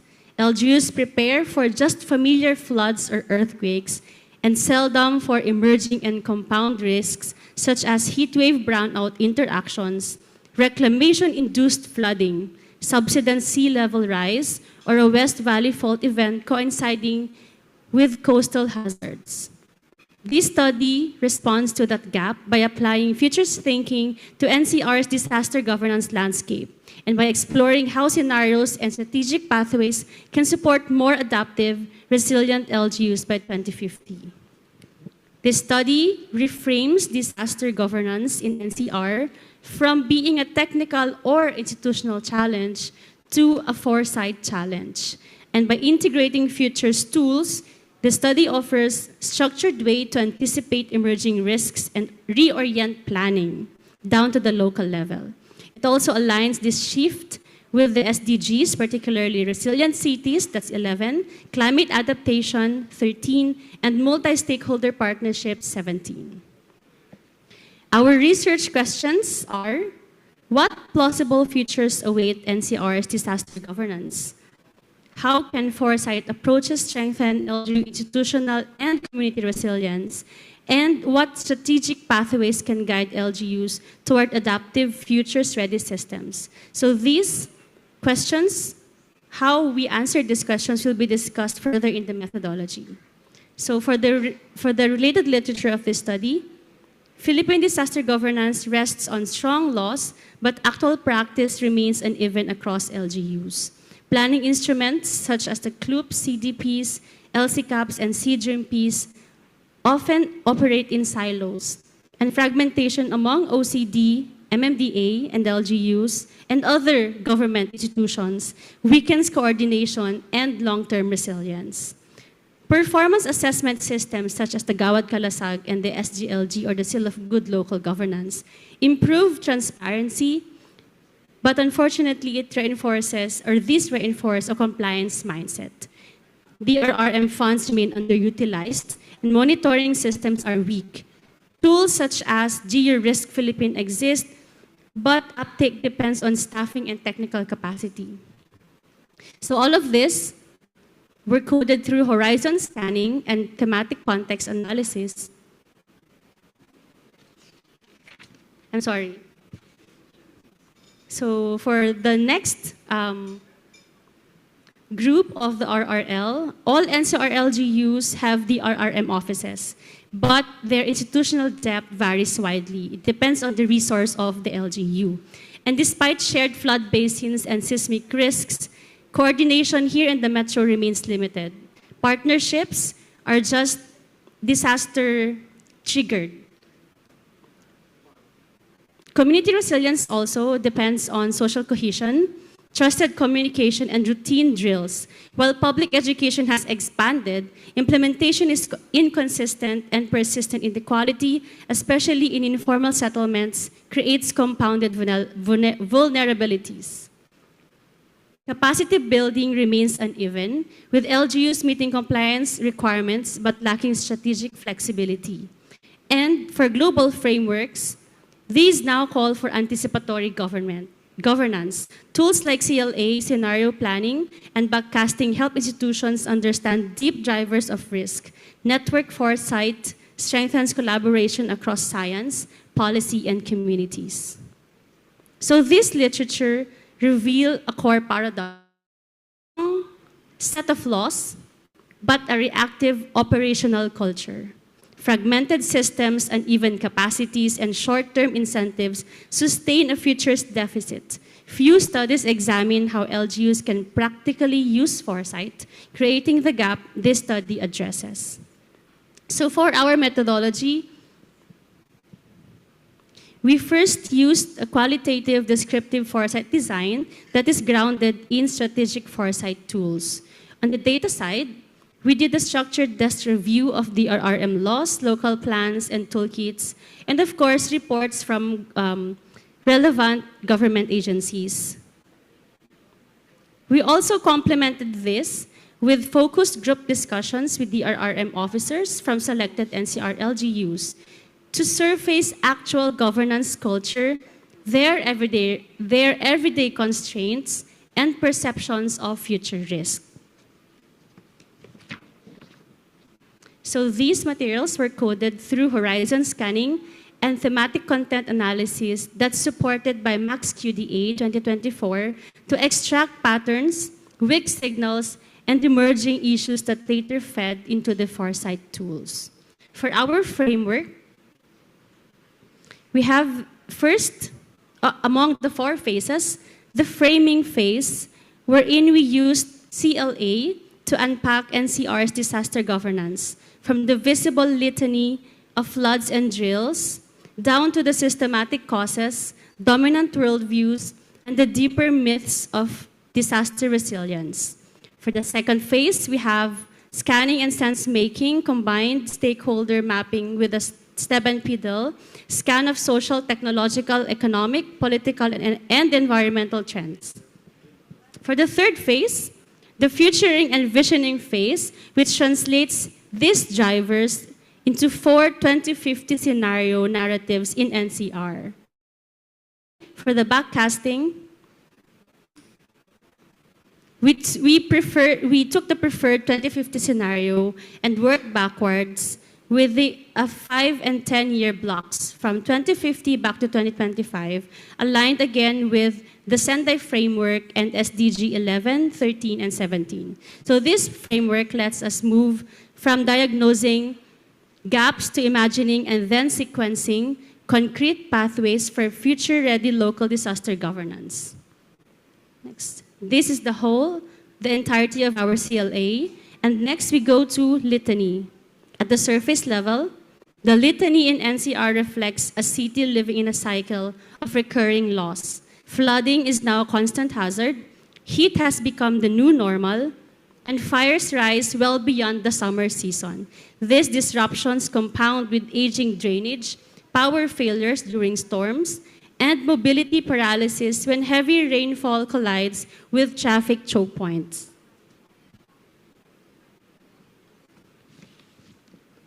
The transformed litany offers a very different picture, however. Multi-hazard monitoring becomes a daily governance function. Next, for the systems, beneath the visible hazard lies a fragmented system where coordination is uneven and inconsistent across NCR. We can see here the transformed CLA, the transformed system envisions a metropolitan culture capable of unified command and predictive planning. For the worldview, which is more important, Metro Manila's risk culture is shaped by familiar narratives that disasters are normal, that bahala na is a coping strategy, and that preparedness is a shared responsibility only after a hazard hits. So in the transformed worldview, we reframe this as the risk being governable, systems-based, and equity-driven. Next slide. Yeah, worldview. And then for the next slide, for the last of the CLA, the deepest layer captures the metaphors that silently govern behavior. Today, Metro Manila is imagined as isang malaking dagat where cities are drowning and are stranded. People ask, sino ang tutulong sa amin because they feel orphaned by fragmented systems. Bahala na continues as fatalistic surrender, while the big one and tsunami linger as silent, inevitable fate. In the transformed mythos, Metro Manila becomes a woven web, interconnected, planned, and anticipatory. So for the rest of the methodology that we have administered, let me call on the co-author of this study, Sir Luigi D.C. Pilarta. Slide 17.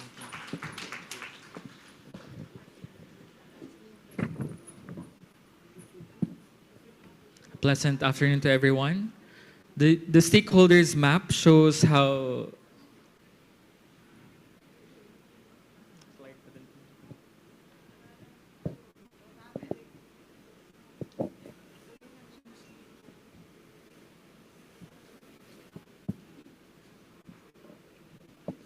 sorry, it has to be open pala.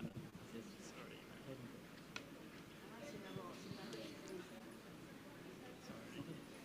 All right. This stakeholders map show, next slide please. All right.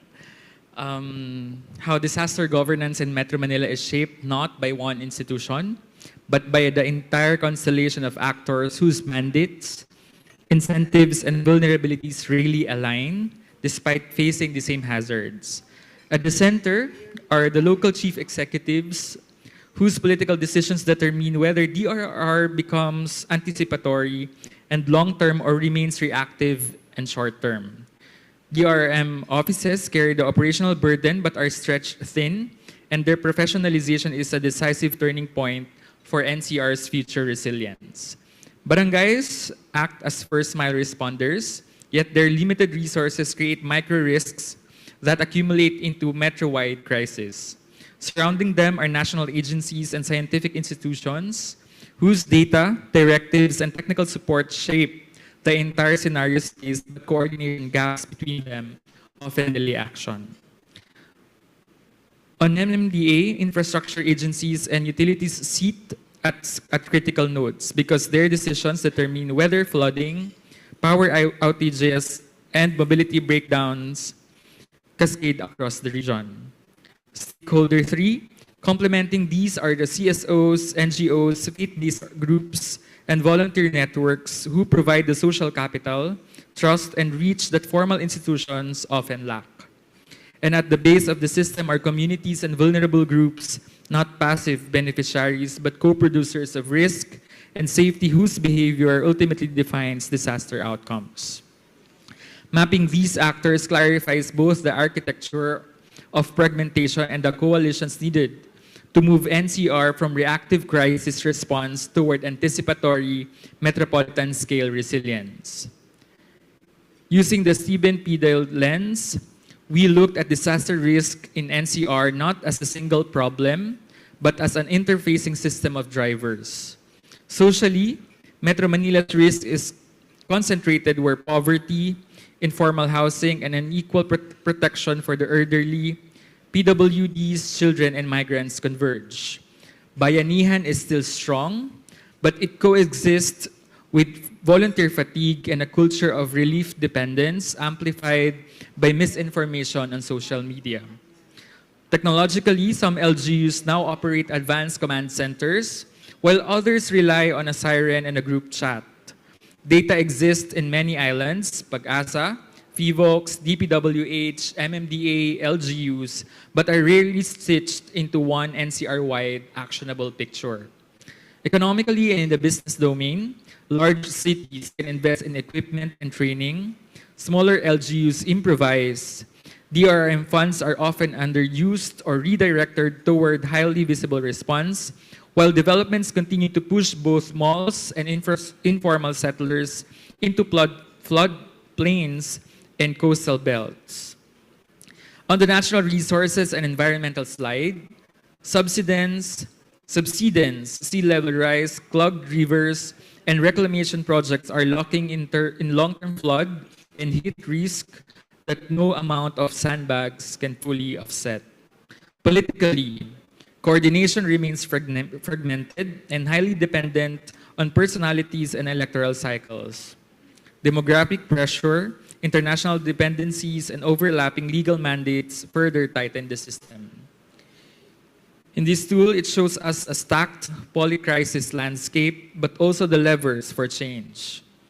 Interoperable risk information, climate risk-informed budgeting, nature-based solutions, protected DRRM careers, and institutional reforms. These are the ingredients we use in the next step. Identifying the key factors that truly shape NCR's disaster futures and building our scenarios around them. For the key factor identification, we scored each driver using impact, uncertainty, and relevance. The single most powerful driver, with a total score of 14, is climate-driven multi-hazard escalation. Ito yung bagyong mas malakas, cloudburst na parang buhos gripo, heat waves, plus sea level rise, and subsidence. As climate volatility increases, lahat ng ibang kahinaan, drainage, housing, lifelines, and automatically lumalala. So this factor becomes the gravitational center of NCR disaster future. The next two factors, both at 13, are fragmented multi-level governance and political will and patronage. Kahit gaano kaganda ang science or equipment, kung hindi nakikisa ang national agencies, MMDA, cities at barangays, dam releases, and flood projects turn into multi-city failures. At the same time, political behavior decides whether DRRM funds to go to long-term mitigation or sa one-time, big-time relief efforts. In short, climate creates the pressure, governance and politics decide whether that pressure becomes catastrophe or adaptation. Below the top 3, we cluster of the 12, 11, 10 scores that explain how risk is distributed. Capacity and spatial inequality mean rich LGUs can buy pumps and ICT, while high-risk and low-income cities and barangays improvise with volunteers in the same hazard basin. As densities increase in riverside, coastal, and subsiding zones, every failure affects more people in less time. Finally, everyday resilience pressures, burnout DRRM staff, precarious households, and MSMEs misinformation, and an under-leveraged private sector act as background noise that can tip the system either toward collective learning or repeated crises. These factors together become the building blocks for the 4 scenarios and the 2050 preferred future in the next part of the presentation. Let me walk you through the 4 alternative futures generated from top 3 key factors. In no change, we have climate-driven multi-hazard escalation. The risks still intensify, while science is ignored or selectively used. Fragmented multi-level governance, where systems stay analog, siloed and opaque, and basin coordination fails. Political will, patronage, and DRM prioritization, relief politics dominate still. DRM remains visibility-driven and reactive. It becomes the default governance mode. In marginal change, NCR improves but only in patches. But elsewhere, governance fragmentation and patronage remain the default. Hazard maps are acknowledged, but don't consistently shape zoning or building approvals. Reclamation becomes inconsistent. Some projects stall, others push through, but there is still no metro, hydrological, or seismic framework. Third is the adaptive change, where NCR makes serious sustained upgrades without fully transforming its development model. A long-delayed sunset review of RA 10121 clarifies coordination, links DRRM with climate and development planning, and strengthens the role of DRMOs. but land reclamation and speculative development largely continue. Vulnerable communities still occupy compressed hazard zones, though with better warnings and somewhere fairer aid. By 2050, NCR is more coordinated and more data-driven, adopted but not transformed. And for our preferred future, next slide please. In our preferred 2050 future, the Metro Manila is no longer improvising its way through even typhoon, flood, or earthquake. Disaster governance has become anticipatory, rule-bound, and co-governed. LGUs work inside a harmonized national metropolitan framework where DRRM law, climate policy, land use building codes, and long-ignored West Valley Fault and Manila Trench scenarios finally talk to each other. The first decisive driver, climate-driven multi-hazard escalation, becomes the core design constraint of development. Science does not sit in PDFs, it drives transformation. At metro-wide multi-hazard digital twin and interoperable dashboards can guide dam releases, evacuation, and land use. Second, fragmented multi-level governance is replaced by a polycentric, data-driven coordination. And third, political will and patronage are reshaped by transparency and legal safeguards. DRM funds are ring-fenced, tracked on open digital platforms, and audited with community participation. And for our last tool, for backcasting turns the preferred 2050 vision into a practical pathway. To reach a Metro Manila that is coordinated, anticipatory, science-driven, and socially just, the region must move through three major phases. We begin the short term from 2025 to 2030, where the essential scaffolding is built. There is a phase of legal realignment and institutional clarity. By medium term, 2031 to 2040, the region begins to scale. The amended RA 10121 is enacted. DRRM departments become the LGU standard. In the long term, 2041 to 2050, NCR reaches maturity, lifelines are automated and resilient, basin level and bay-wide governance operates seamlessly, and DRRM and social protection are fully integrated. Through this staged pathway, the region moves from today's fragmented reality toward a future literate, justice-oriented, and climate-attuned Metro Manila. In conclusion, Metro Manila's disaster future will be defined not by the hazards around us, but by how our institutions choose to govern risks. Across the CLA, stakeholders map, and Stephen Pedel, one truth is clear. Our vulnerabilities are systemic, and only systemic reform can fix them. The preferred future is coordinated, depoliticized, data-driven, and community-centered. The region now stands at a turning point. Either remain fragmented or build a metropolitan system that anticipates, learns, and protects. The path to 2050 is a collective choice. If we commit to shared standards, shared data, and shared responsibility, the National Capital Region that emerges will not just survive disaster. It will shape its future with clarity, equity, and courage. Maraming salamat po and good afternoon. Thank you very much, Luigi and Marda, for broadening our perspective and explaining to us the complexity of disaster governance in a metropolitan setting. Now we have a better understanding why it is difficult to move beyond our present strategies, and you have identified to us those key drivers that lead to different possible futures and challenge us. We want a better future, then we make the right choice. Now we go to our final speaker, who is a distinguished leader in health policy, hospital administration, and healthcare quality management. He was appointed in July of 2025 as Director 4 of the Health Policy Development and Planning Bureau at the Department of Health. Prior to this, he led the DOH Administrative Service, and the Research and Performance Management Division of the Health Facility Development Bureau, demonstrating his commitment to strengthening health systems and governance. He holds a Bachelor of Science in Statistics and Research degree from the West Visayas State University and completed substantial coursework toward an MS in Public Health, major in Biostatistics at the UP College of Public Health.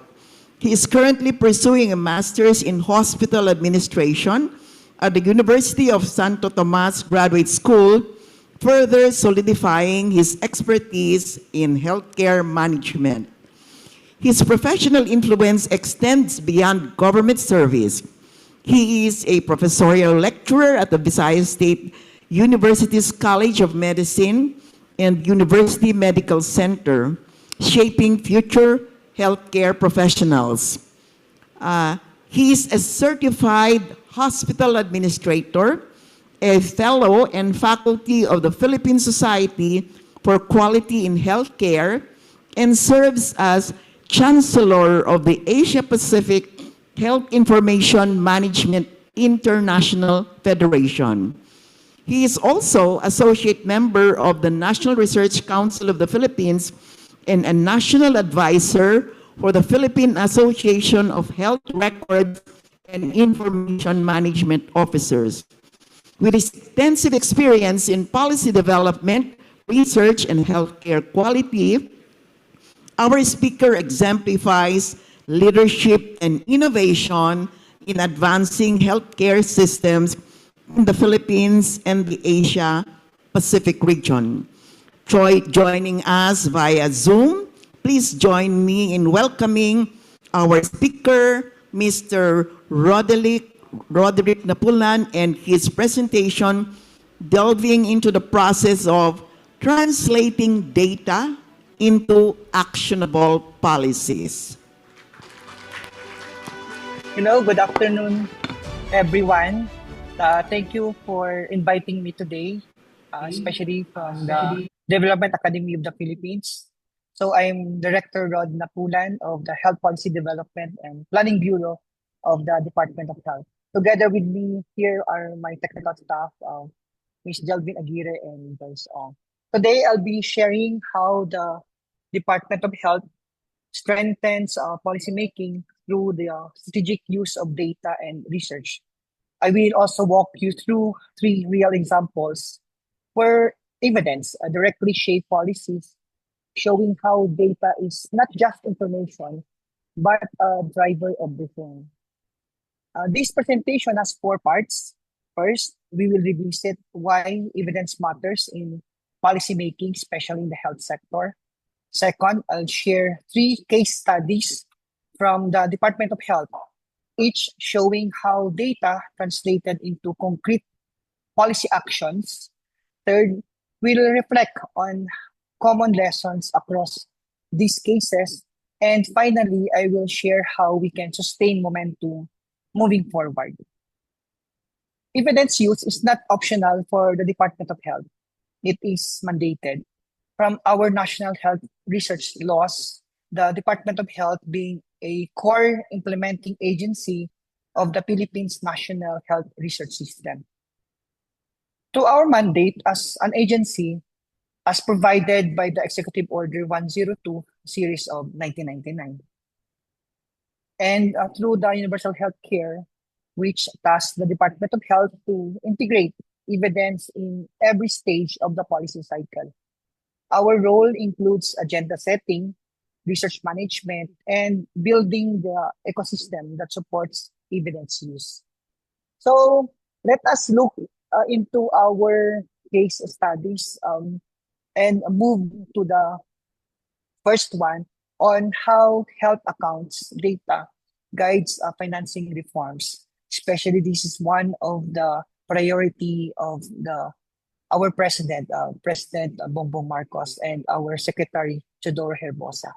When we talk about the Philippine National Health Accounts or the PNHA, we are really trying to answer 3 simple but important questions about the health financing function of our country's health system.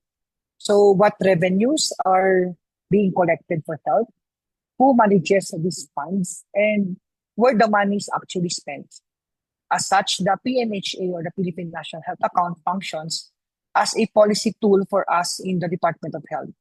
It tracks how our health financing system performs, allows us to benchmark which countries with similar economic contexts, and gives us the evidence to support decisions on budgeting, planning, allocations of resources, and of course, program design. The data from our PNHA help us set and monitor national targets, especially on financial protection. For instance, tracking the share of household out of pocket in the total current health spending tells us whether families are actually feeling the impact of our reforms. When the share of household out of pocket or the OOP starts to decline, for instance, it is a sign that the PhilHealth or social health insurance benefits, public investments, as well as the local government spending are really working together the way for the achievement of the universal health care. Our major policies like the Universal Healthcare Act and our annual budget strategies rely heavily on the PNHA evidence.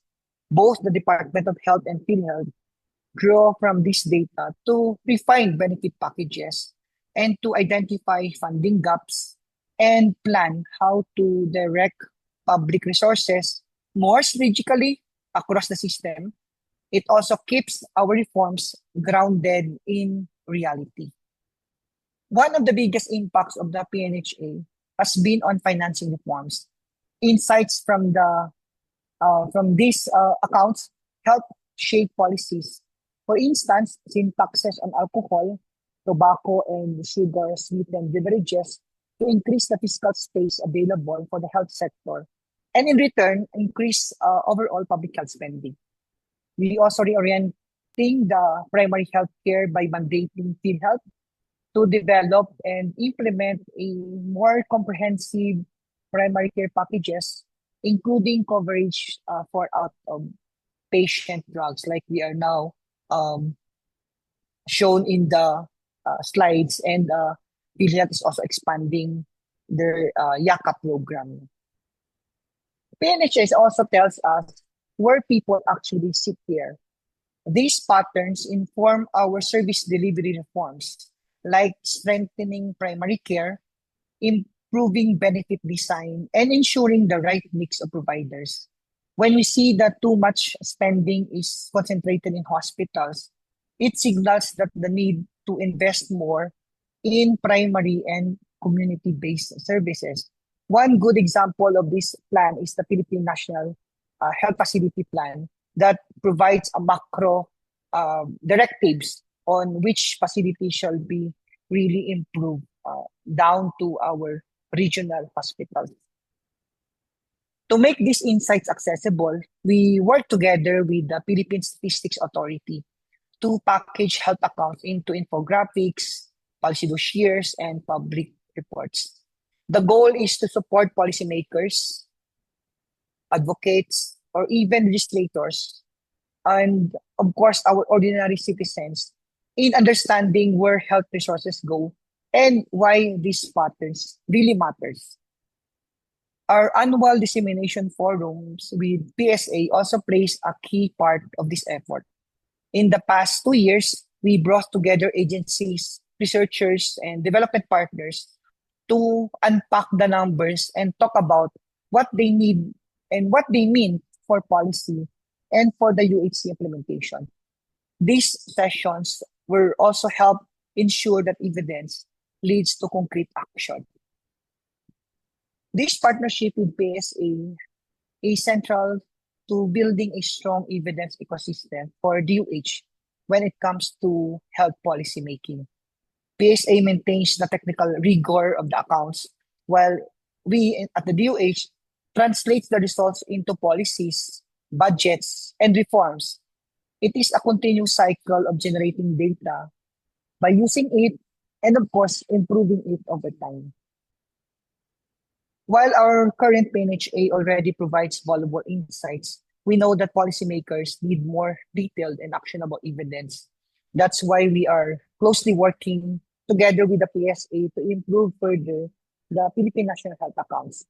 Especially, we endeavor to do the following: cross-tabulation of PNHA tables, to look into the different patterns across providers and service provided to the people, improving primary health care expenditure, like tracking them to help us understand whether investments are truly shifting toward primary and preventive care, as of course mandated by the UHC. Developing and sub-national accounts to give LGUs the localized data they need for smarter local planning and budgeting. All of these improvements aim to strengthen our decision support across sector. And we hope that in this example, we can really work together, collaborate to come up with a more evidence-based and policy-informed efforts, like what we did in the PSA. Our second case is on building a reform and strengthening the health policy and systems research ecosystem. As mentioned previously, the DOH serves as the lead national agency for health research by setting priority research agenda for the sector, providing research funding, and in particular for health policy and systems research, building the capacity of the sector to do research and the use of evidence produced from it. Despite these efforts, there are challenges: limited capacity in the health policy and systems research, like lack of sustainable platforms for collaborations at the national and regional levels, and missed opportunities to maximize resources across the health system. And to address these gaps is the key to strengthening Department of Health's role in guiding health research.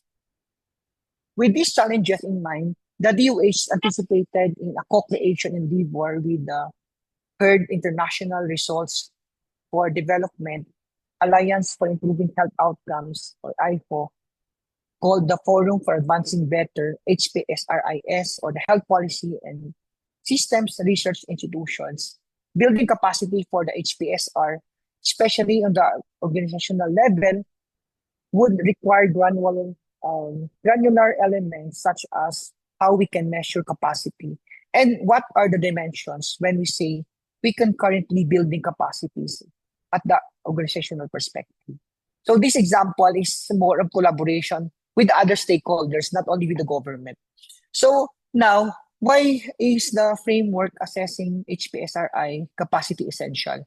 It is useful guide to map institutional actors in the network, identify attributes and functions, contributing to the interactions, processes, and bottlenecks, develop capacity building interventions that will strengthen attributes and address the bottleneck, and come up with a more strengthened organizational and network.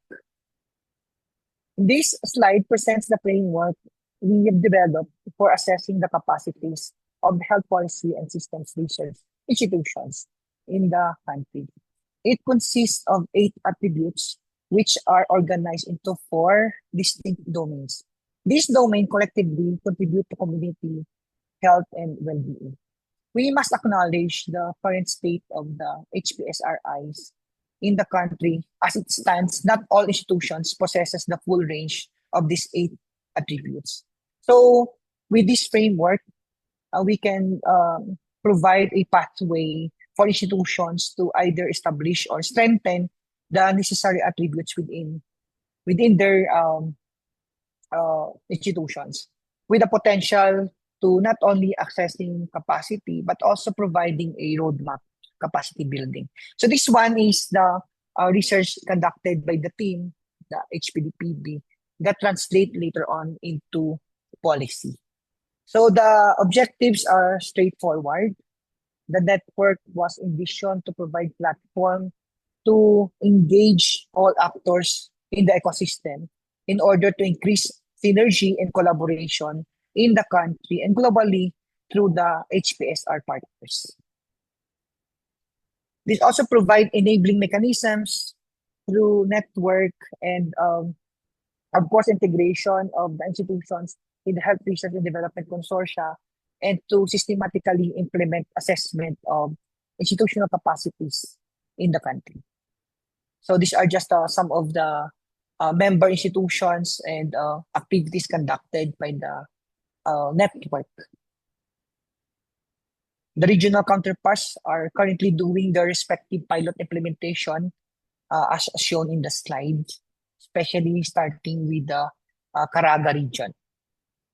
While this one shows the initial planning and coordination for the launching of regional network in Davao, with a long-term goal to have a stronger HPSR ecosystem as it is being highlighted in the research paper as shown a while ago. The last case is the more of operational concern, especially for the employees' health access. So the DOH provided by the National Research Council of the Philippines a grant to assess how government employees access to primary care services as well as to their immediate family members. It gave us a system-wide view of workplace health gaps. So as presented in this slide, how important the achieving the primary health care services as mandated by the Universal Health Care Act. Next, please.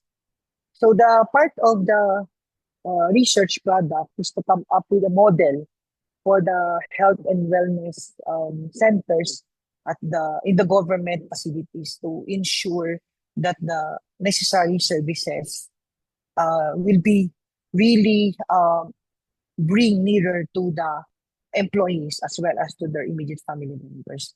So likewise, part of the study is coming up with a costing of services and facilities so that this would be part of the costing and planning efforts of the DOH to ensure that the accessibility to services will really reach to the employees and immediate family members. So these are some of the policy recommendations of the study. And I think this is a good study that justify the wellness breaks and wellness leave in the government. And to really ensure that the necessary support to the employees will be provided, especially their health needs and well-being. So another way that this research leads towards a more of a policies and legislative measures, like on the amendment of several laws and existing policies of the CSC and of the Department of Health. Another product of this research translated into the policy is the, if you're aware of the medical allowance. So this is one of the justification of the DBM to the Office of the President to grant us the 7,000. This is part of our recommendations that to strengthen the delivery of services to the government employees. So another one is a policy of the Department of Health to expand the healthcare benefits of DOH employees and officials as mandated by the Magna Carta of public health workers. So this study was also one of the evidence to inform the secretary and to the executive committee of the DOH to approve the proposed policy. So what we are learning from this experience? Across all cases, we see three themes: routine data drives systematic reform, strong partnerships improve evidence use, and the co-creation ensures policy relevance. These principles strengthen evidence-based governance. Building on these themes, the next step is to address key needs: strengthening data governance, expanding networks and capacity, and to institutionalizing evidence use. and maybe focusing on this area will help ensure that the data and research consistently inform our policy and practice. So this framework illustrates how we approach evidence generation and use at the Department of Health through the Health Policy Development and Planning Bureau. At the center is evidence generation and synthesis, which informs all aspects of health governance. Around it, we see four key areas: policy agenda setting, policy and program development, budget and plan development, and performance monitoring and evaluation.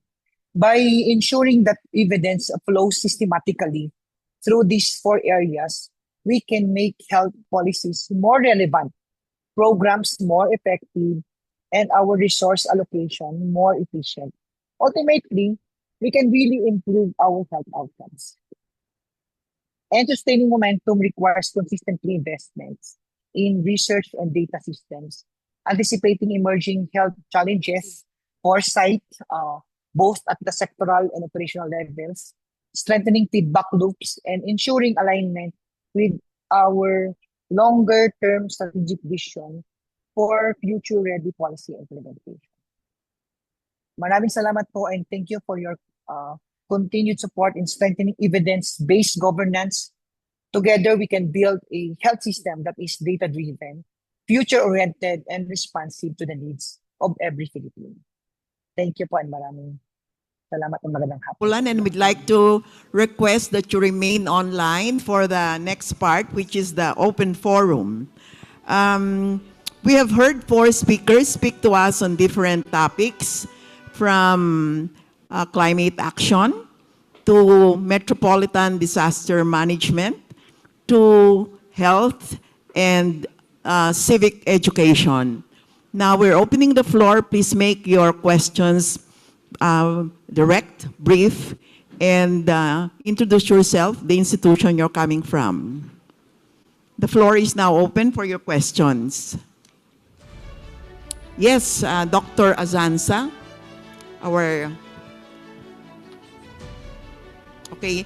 maybe first, Dr. Azanza, before you start your question, we would like to request our presenters to please go up the stage so that the audience can see you and remember the questions they had in mind while you were speaking.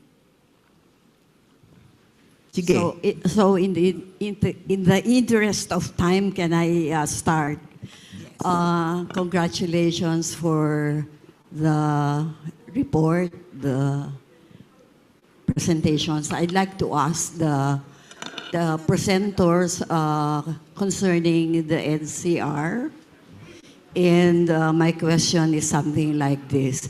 You have presented the radical change scenario for NCR.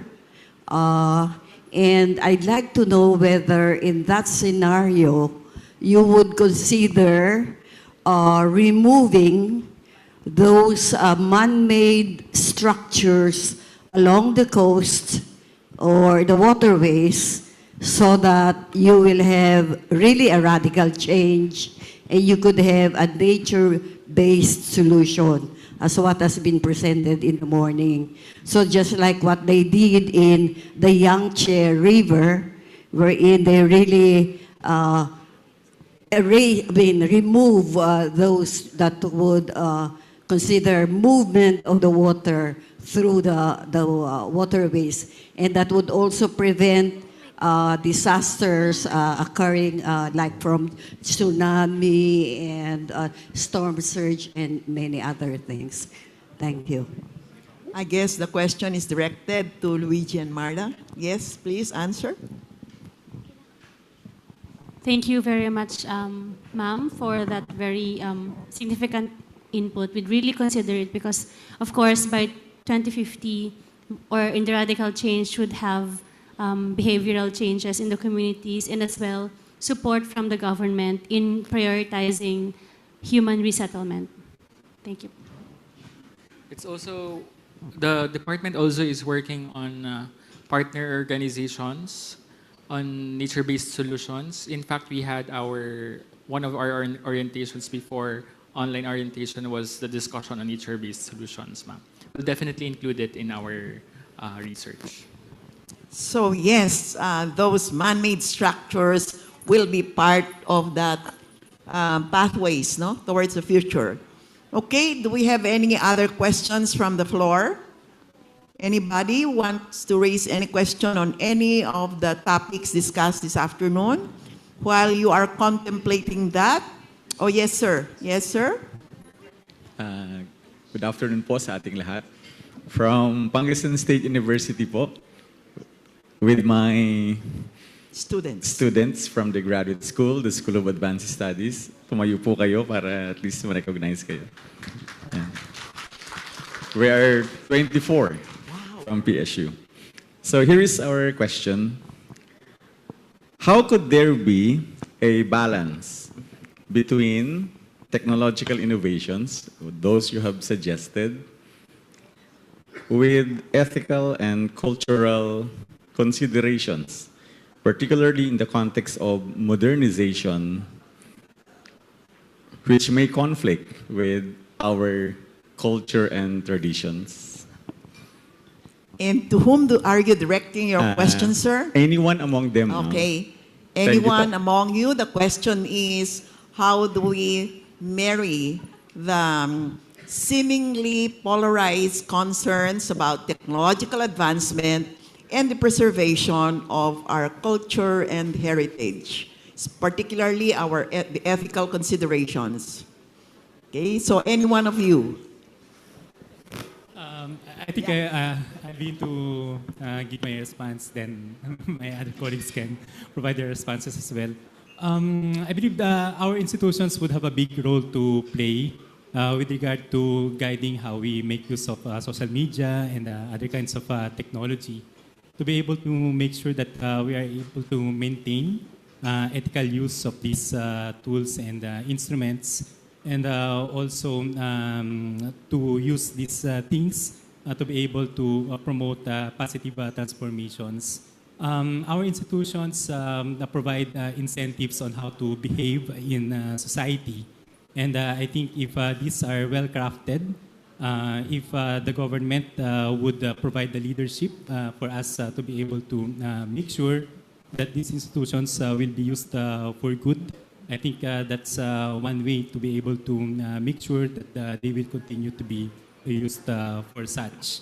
But of course, it's very important the role of education in enculturation and molding our youth, and most importantly, to be able to make sure that our intentions, our relationships with our fellow citizens would be again marked by, of course, empathy, trust, and other values that we really would like to promote as a society. Okay, anyone from the presenters who would like to add to that? So I'd just like to add po to what Sir Del said. When it comes to ethical considerations, I think it's very important that when we consider technological advancement, especially in something that involves culture, we conduct relevant stakeholder analysis, or even conduct a discussion with them, essentially including them in our step-by-step procedure when developing something for our society, because ultimately development doesn't come when other sectors, especially marginalized sectors, are left behind. So ultimately the way we could include them in our plans is to involve them in the making of the plans and ultimately co-creating a development that is shared by everyone po. Director Napulan, do you have anything to add to that?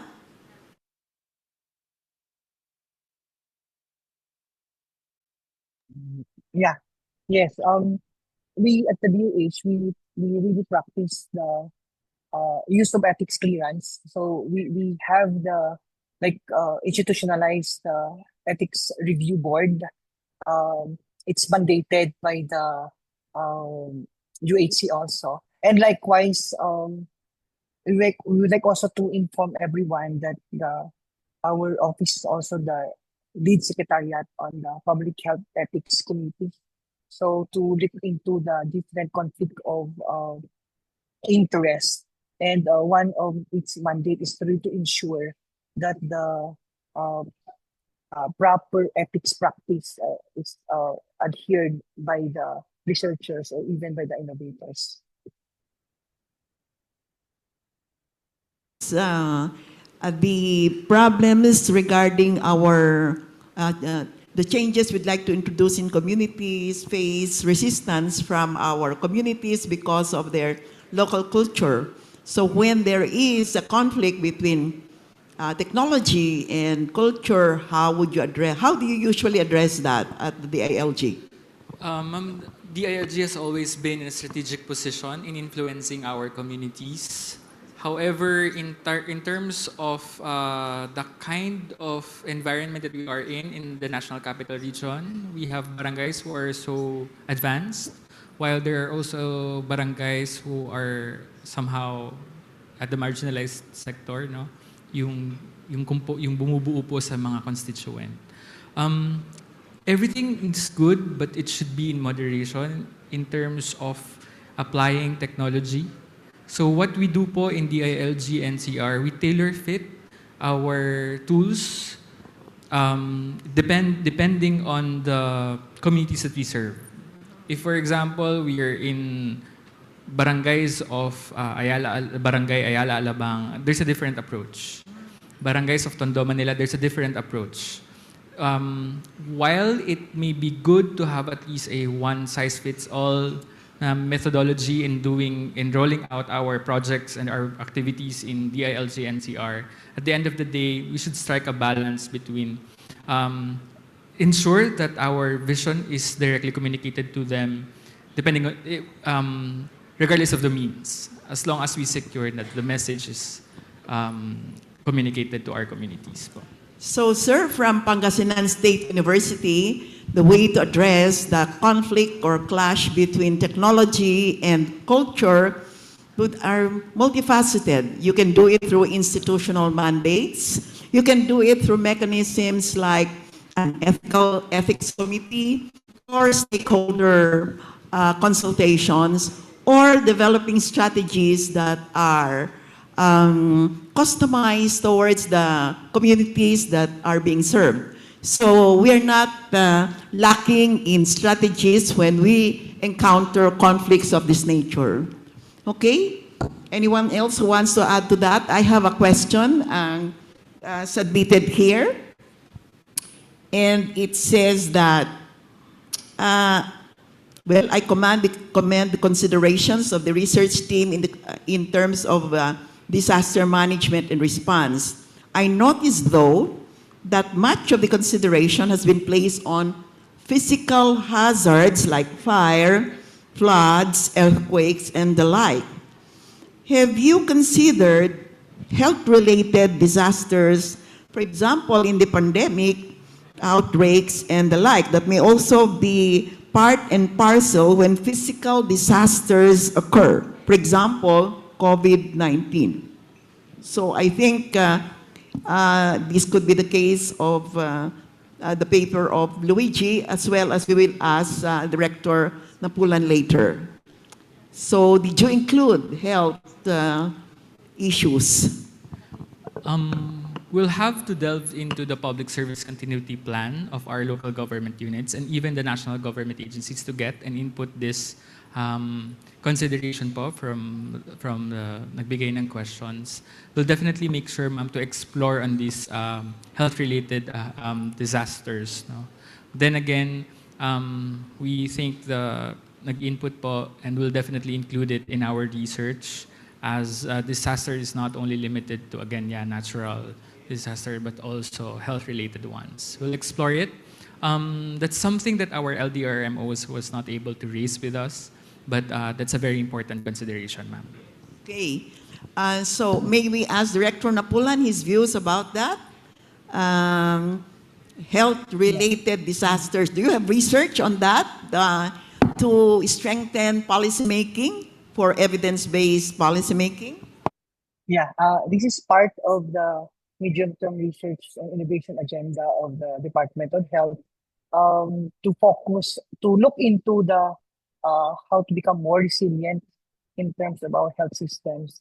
And I would like also to highlight that in the last health sector meeting of the DOH, we also introduced the planning framework where we institutionalize the um, plans, continuity plans, like for instance mentioned by our colleague from the researcher a while ago, to ensure that from our long-term to medium-term to operational plans of the DOH, we ensure that the possible health problems or issues later on will be part of the contingency plan of the Department of Health.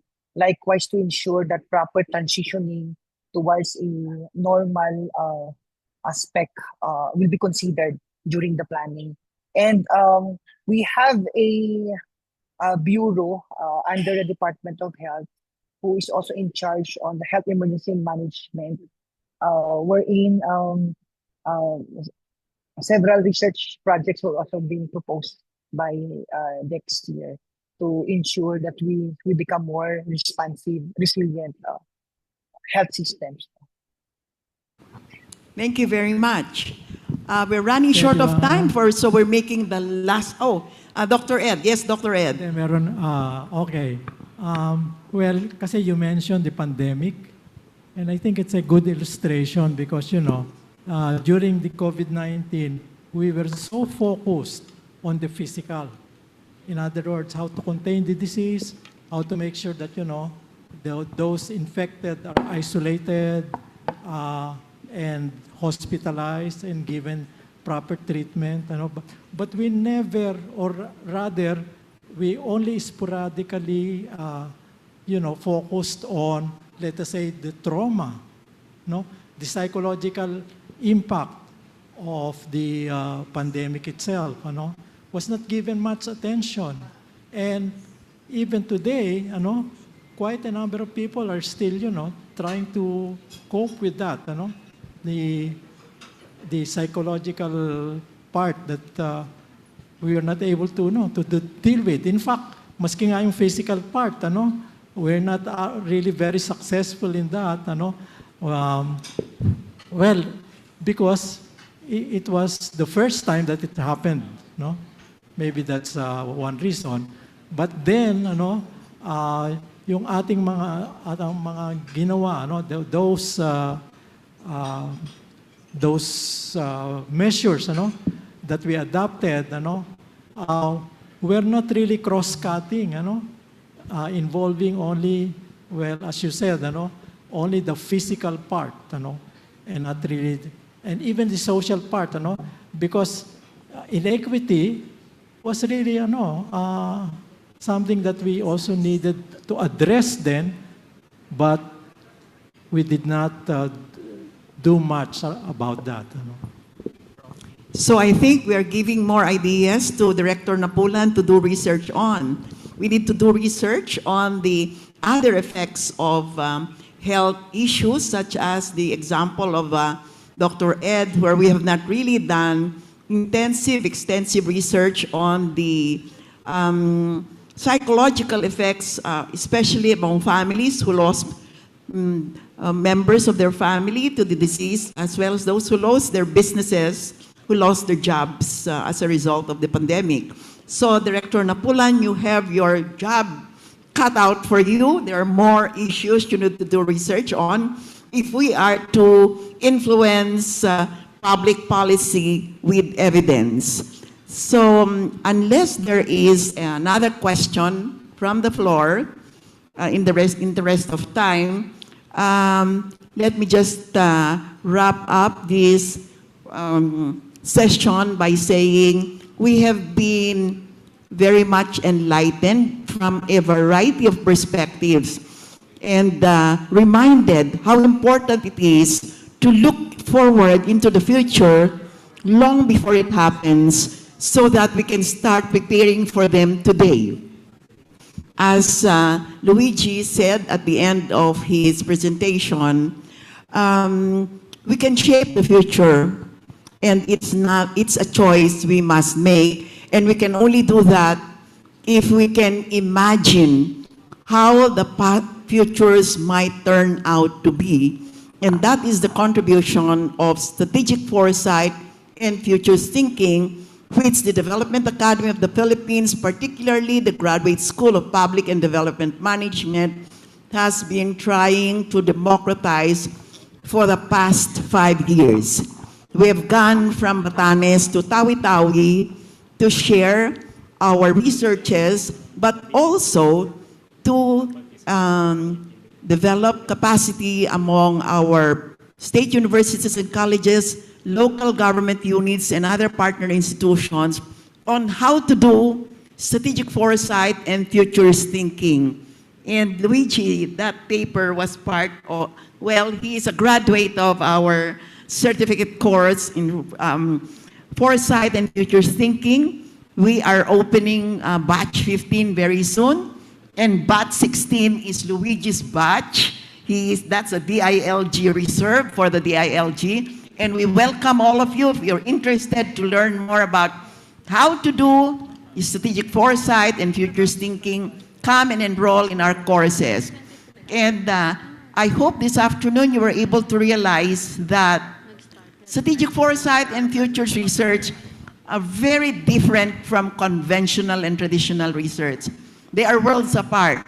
Even the tools that we use are very different. So if you want to learn so we can have a better future, welcome to the DAP Graduate School of Public and Development Management.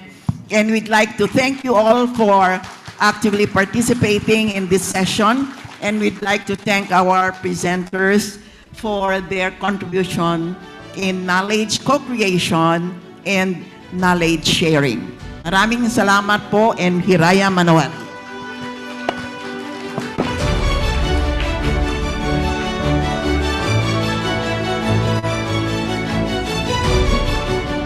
Thank you very much to our distinguished research fellows and to our moderator, Dr. Lily Domingo, for the very rich and relevant conversation on the crucial role of foresight and strategic thinking towards a futures-ready bureaucracy. We would like to request our speakers and moderators to remain on stage for the photo opportunity and for the awarding of the plaques of appreciation. Allow me to read the citation of the plaque of appreciation. The Development Academy of the Philippines, Graduate School of Public and Development Management. The plaque of appreciation is given to, for being a resource person during the HINABI 2025, an ensemble of weaving sustainable futures, conducted by the Academy's Graduate School of Public and Development Management, given this 10th day of December 2025 at the Marco Polo Hotel, Ortigas, Manila, Philippines. So this plaque is given to Dr. Eduardo T. Gonzalez. A round of applause.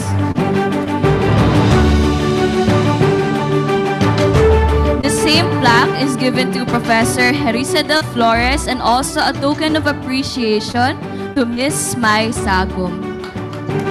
Prof. Del and Miss Mai, you can take the center stage.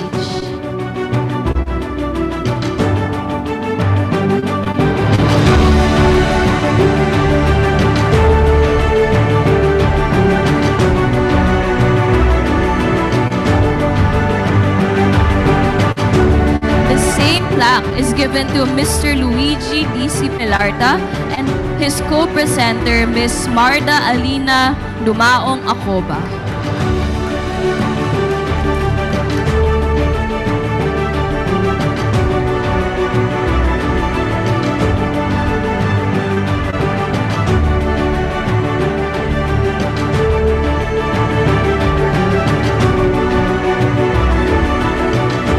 The same plaque is also given to Director Roderick M. Napulan, who is joining us via Zoom. So hopefully we can show Director in the Zoom. And congratulations, Director, and thank you very much.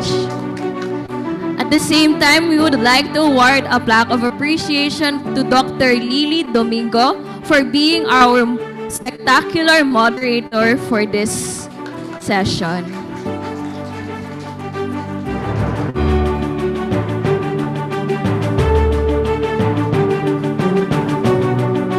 Okay, so now we'd like to request our speakers and our co-presenters via Zoom and on-site to be on the center stage for our photo opportunity.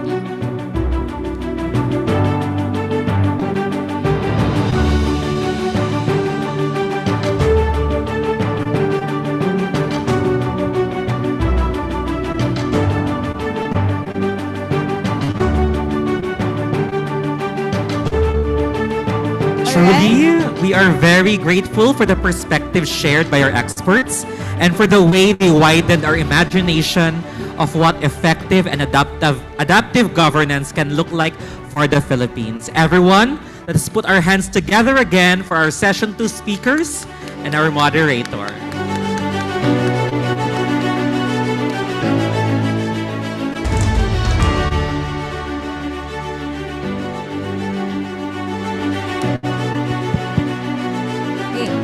We have now reached the final moments of today's colloquium, and we do so with a deep sense of gratitude for the ideas exchanged, the futures imagined, and the shared commitment to the public value that has animated every session. What we have built throughout the day is more than a sequence of presentations. It is a community of thought and practice, one that we hope will continue beyond this hall and into the work we return to tomorrow.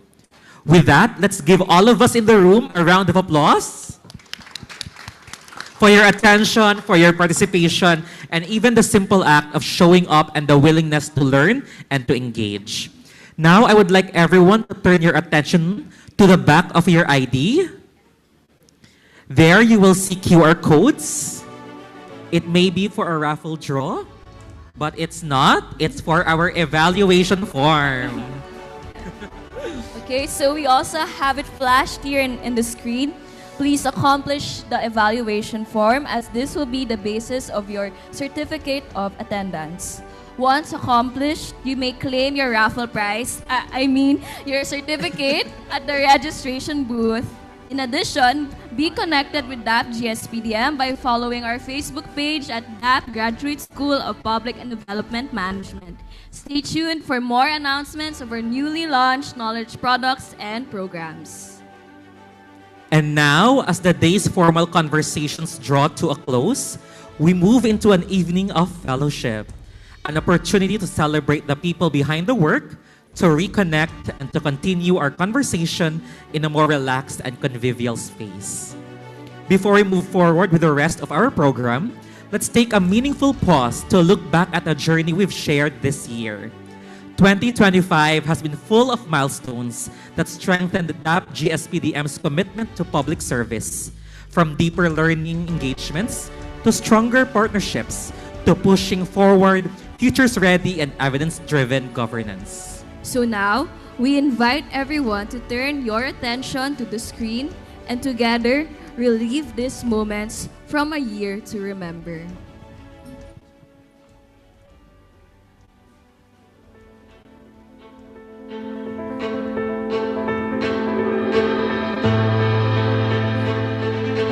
In 2025, the Graduate School of Public and Development Management continued its mission of catalyzing transformative change in the Philippine public sector, guided by its values of Dangal, Galing, and Tatag. GSPDM advanced public service through innovative programs, strategic partnerships, and knowledge creation. GSPDM introduced groundbreaking academic programs to address emerging needs in governance and development.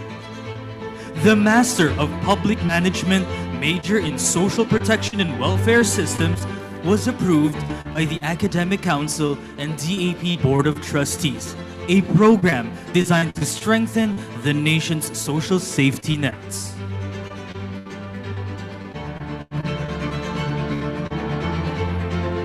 A new Master of Public Management major in Statistics Management was developed in partnership with the Philippine Statistics Authority to strengthen data governance capabilities. The Certificate of Public Management program was launched in partnership with the Foreign Service Institute, equipping diplomats with governance excellence competencies. Executive courses continue to strengthen capacity in health governance with the Strategic Health Communication Governance course empowering DOH professionals across the region. In partnership with the Philippine Air Force Officers School, the Executive Course in Public Management Batch 8 graduated 66 student officers, including 3 international military students. The Decalogue Governance Lecture Series remained a platform for high-level policy discussions, bringing together thought leaders, policymakers, and practitioners. Discussions brought critical conversations on Philippine territorial defense and the nation's self-reliant defense posture, featuring Dr. Chester Cabalza and AFP representatives. International Women's Month was commemorated through discussions on sustaining the Magna Carta of Women with speakers from PhilWen, UN Women Philippines, and the University of the Philippines. Food sustainability took center stage in April's session, addressing the stakeholder convergence in food security, nutrition, and agricultural development. May's lecture explored open government and citizen participation, featuring Dr. Brian McHarg from Appalachian State University and the United States Embassy. Subsequent sessions tackled barangay amalgamation in April and June, exploring fiscal reforms and innovative governance models. GSPDM's research compendium on sustainable development goals and futures thinking was cascaded to local government units, academic institutions, and national agencies. Knowledge products were formally turned over to Keep Martyrs, including DILG Calabarzon, CARD MRI, Santa Rosa City Laguna, and the Office of Senator Pia Cayetano.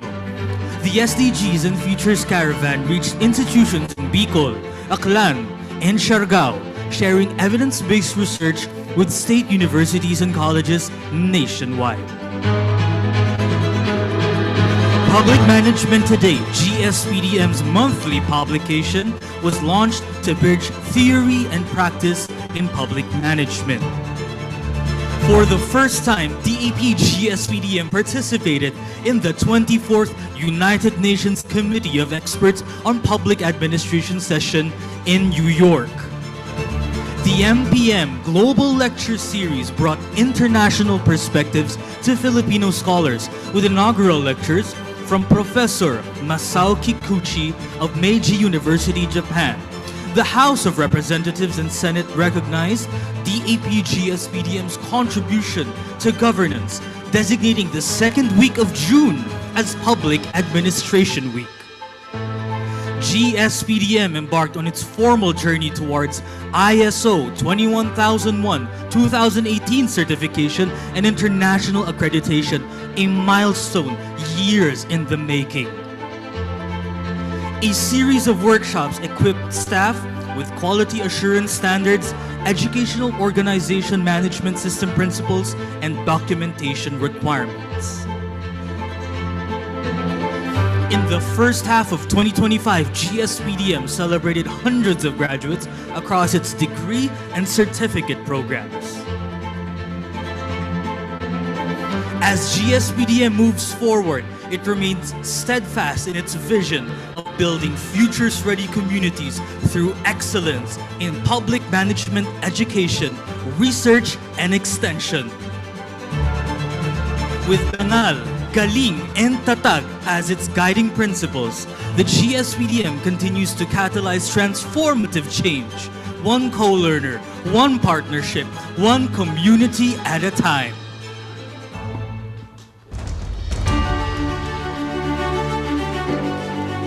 Wow! And that was a year to remember, a glimpse of how 2025 became a defining chapter for DAP GSPDM. These accomplishments were made possible by the passion of our faculty and staff, the trust of our partners, and the continued excellence of our co-learners and alumni. each one helping move public service forward in real and lasting ways. And with that, allow us to say thank you for your presence and your generous attention throughout the day. It has been our honor to be with you for this colloquium. On behalf of the organizing team, thank you very much. Once again, I am Kent Alaman Cadalin. And I am Andrea Francesca Camago. Thank you, and Hiraya Manawari.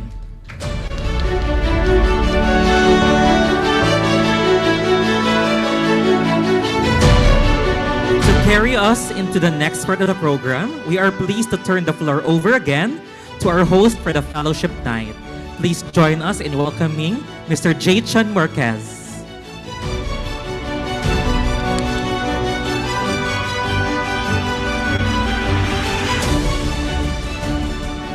Thank you very much. All right, we had a healthy, rich conversation today about weaving sustainable futures. And now, moving forward, we'd like to recognize first the authors of our knowledge products. And now we'd like to call Dean Lizan once again to help us in giving out the award certificates to our authors for knowledge products. Dean. Good afternoon, ma'am, or dear Dean. All right, first up, we'd like to call on our first awardee, Dr. Monina M. Bukat.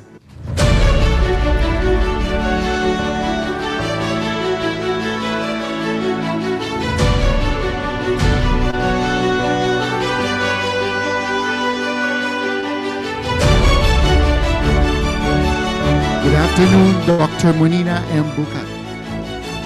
Thank you very much.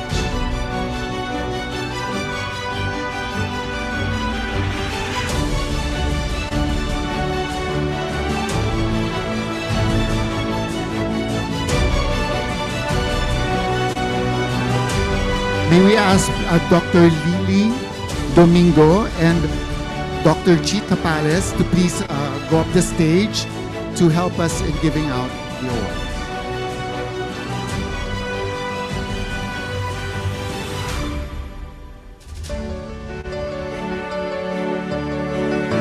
All right, now next up, we'd like to call Dr. Rodora V. Azanza.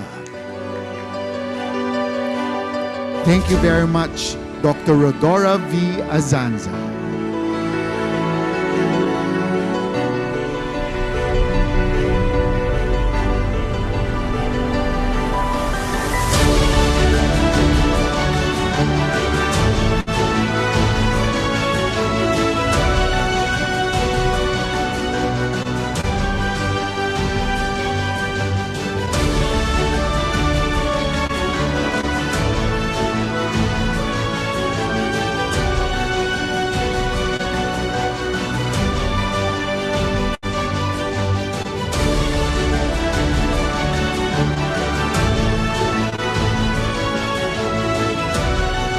Thank you, Doctor. Next up, we'd like to call on Mr. Jet Renz R. Ferrer. Mr. Jet Renz R. Ferrer. Thank you very much. One of the authors of our knowledge products, Mr. Jet Renz R. Ferrer.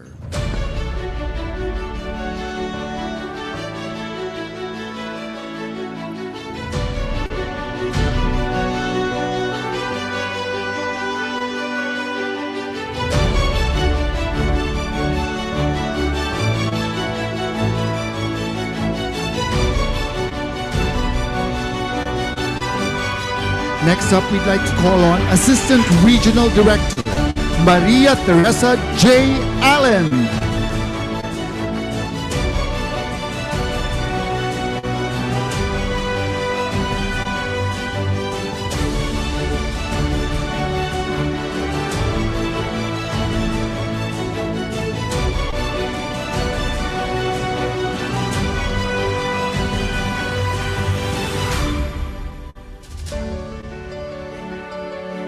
Thank you, ma'am.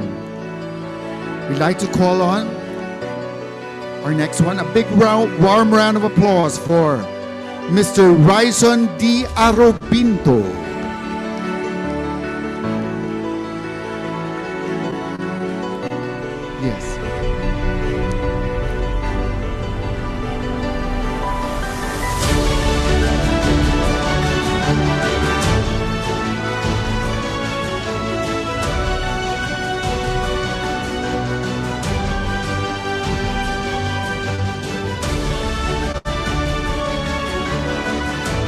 Another warm round of applause for all our authors of knowledge products, of our knowledge products. Thank you very much for your service. Thank you, Dr. Dean Lizan. Please do kindly remain on stage. We will now be giving out plaques of appreciation. First up, we'd like to call Dr. Maria Oliva Domingo, Supervising Fellow, DAP GSPDM, to receive a plaque of appreciation.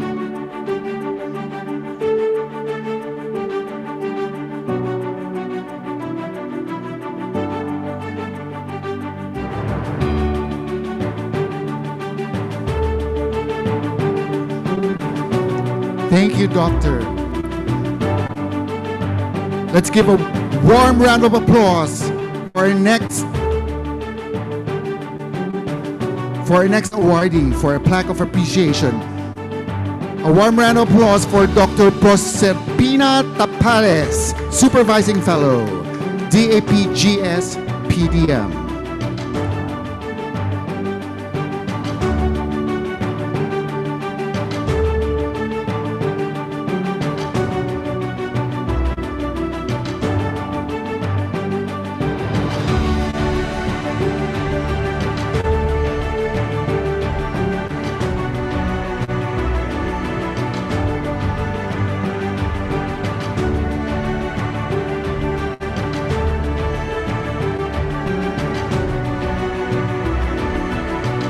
Thank you, ma'am. Both are Supervising Fellows for DAP GSPDM Research and Publications Program. All right, now we would like to take a quick break before we have our dinner and before we proceed with our fellowship night, wherein we'll be giving out some prizes during our fellowship night. We'll be having games and some singing for tonight. Please do take a quick break right now and freshen up, everybody. Again, we will be preparing for our dinner in a very short while. Thank you very much.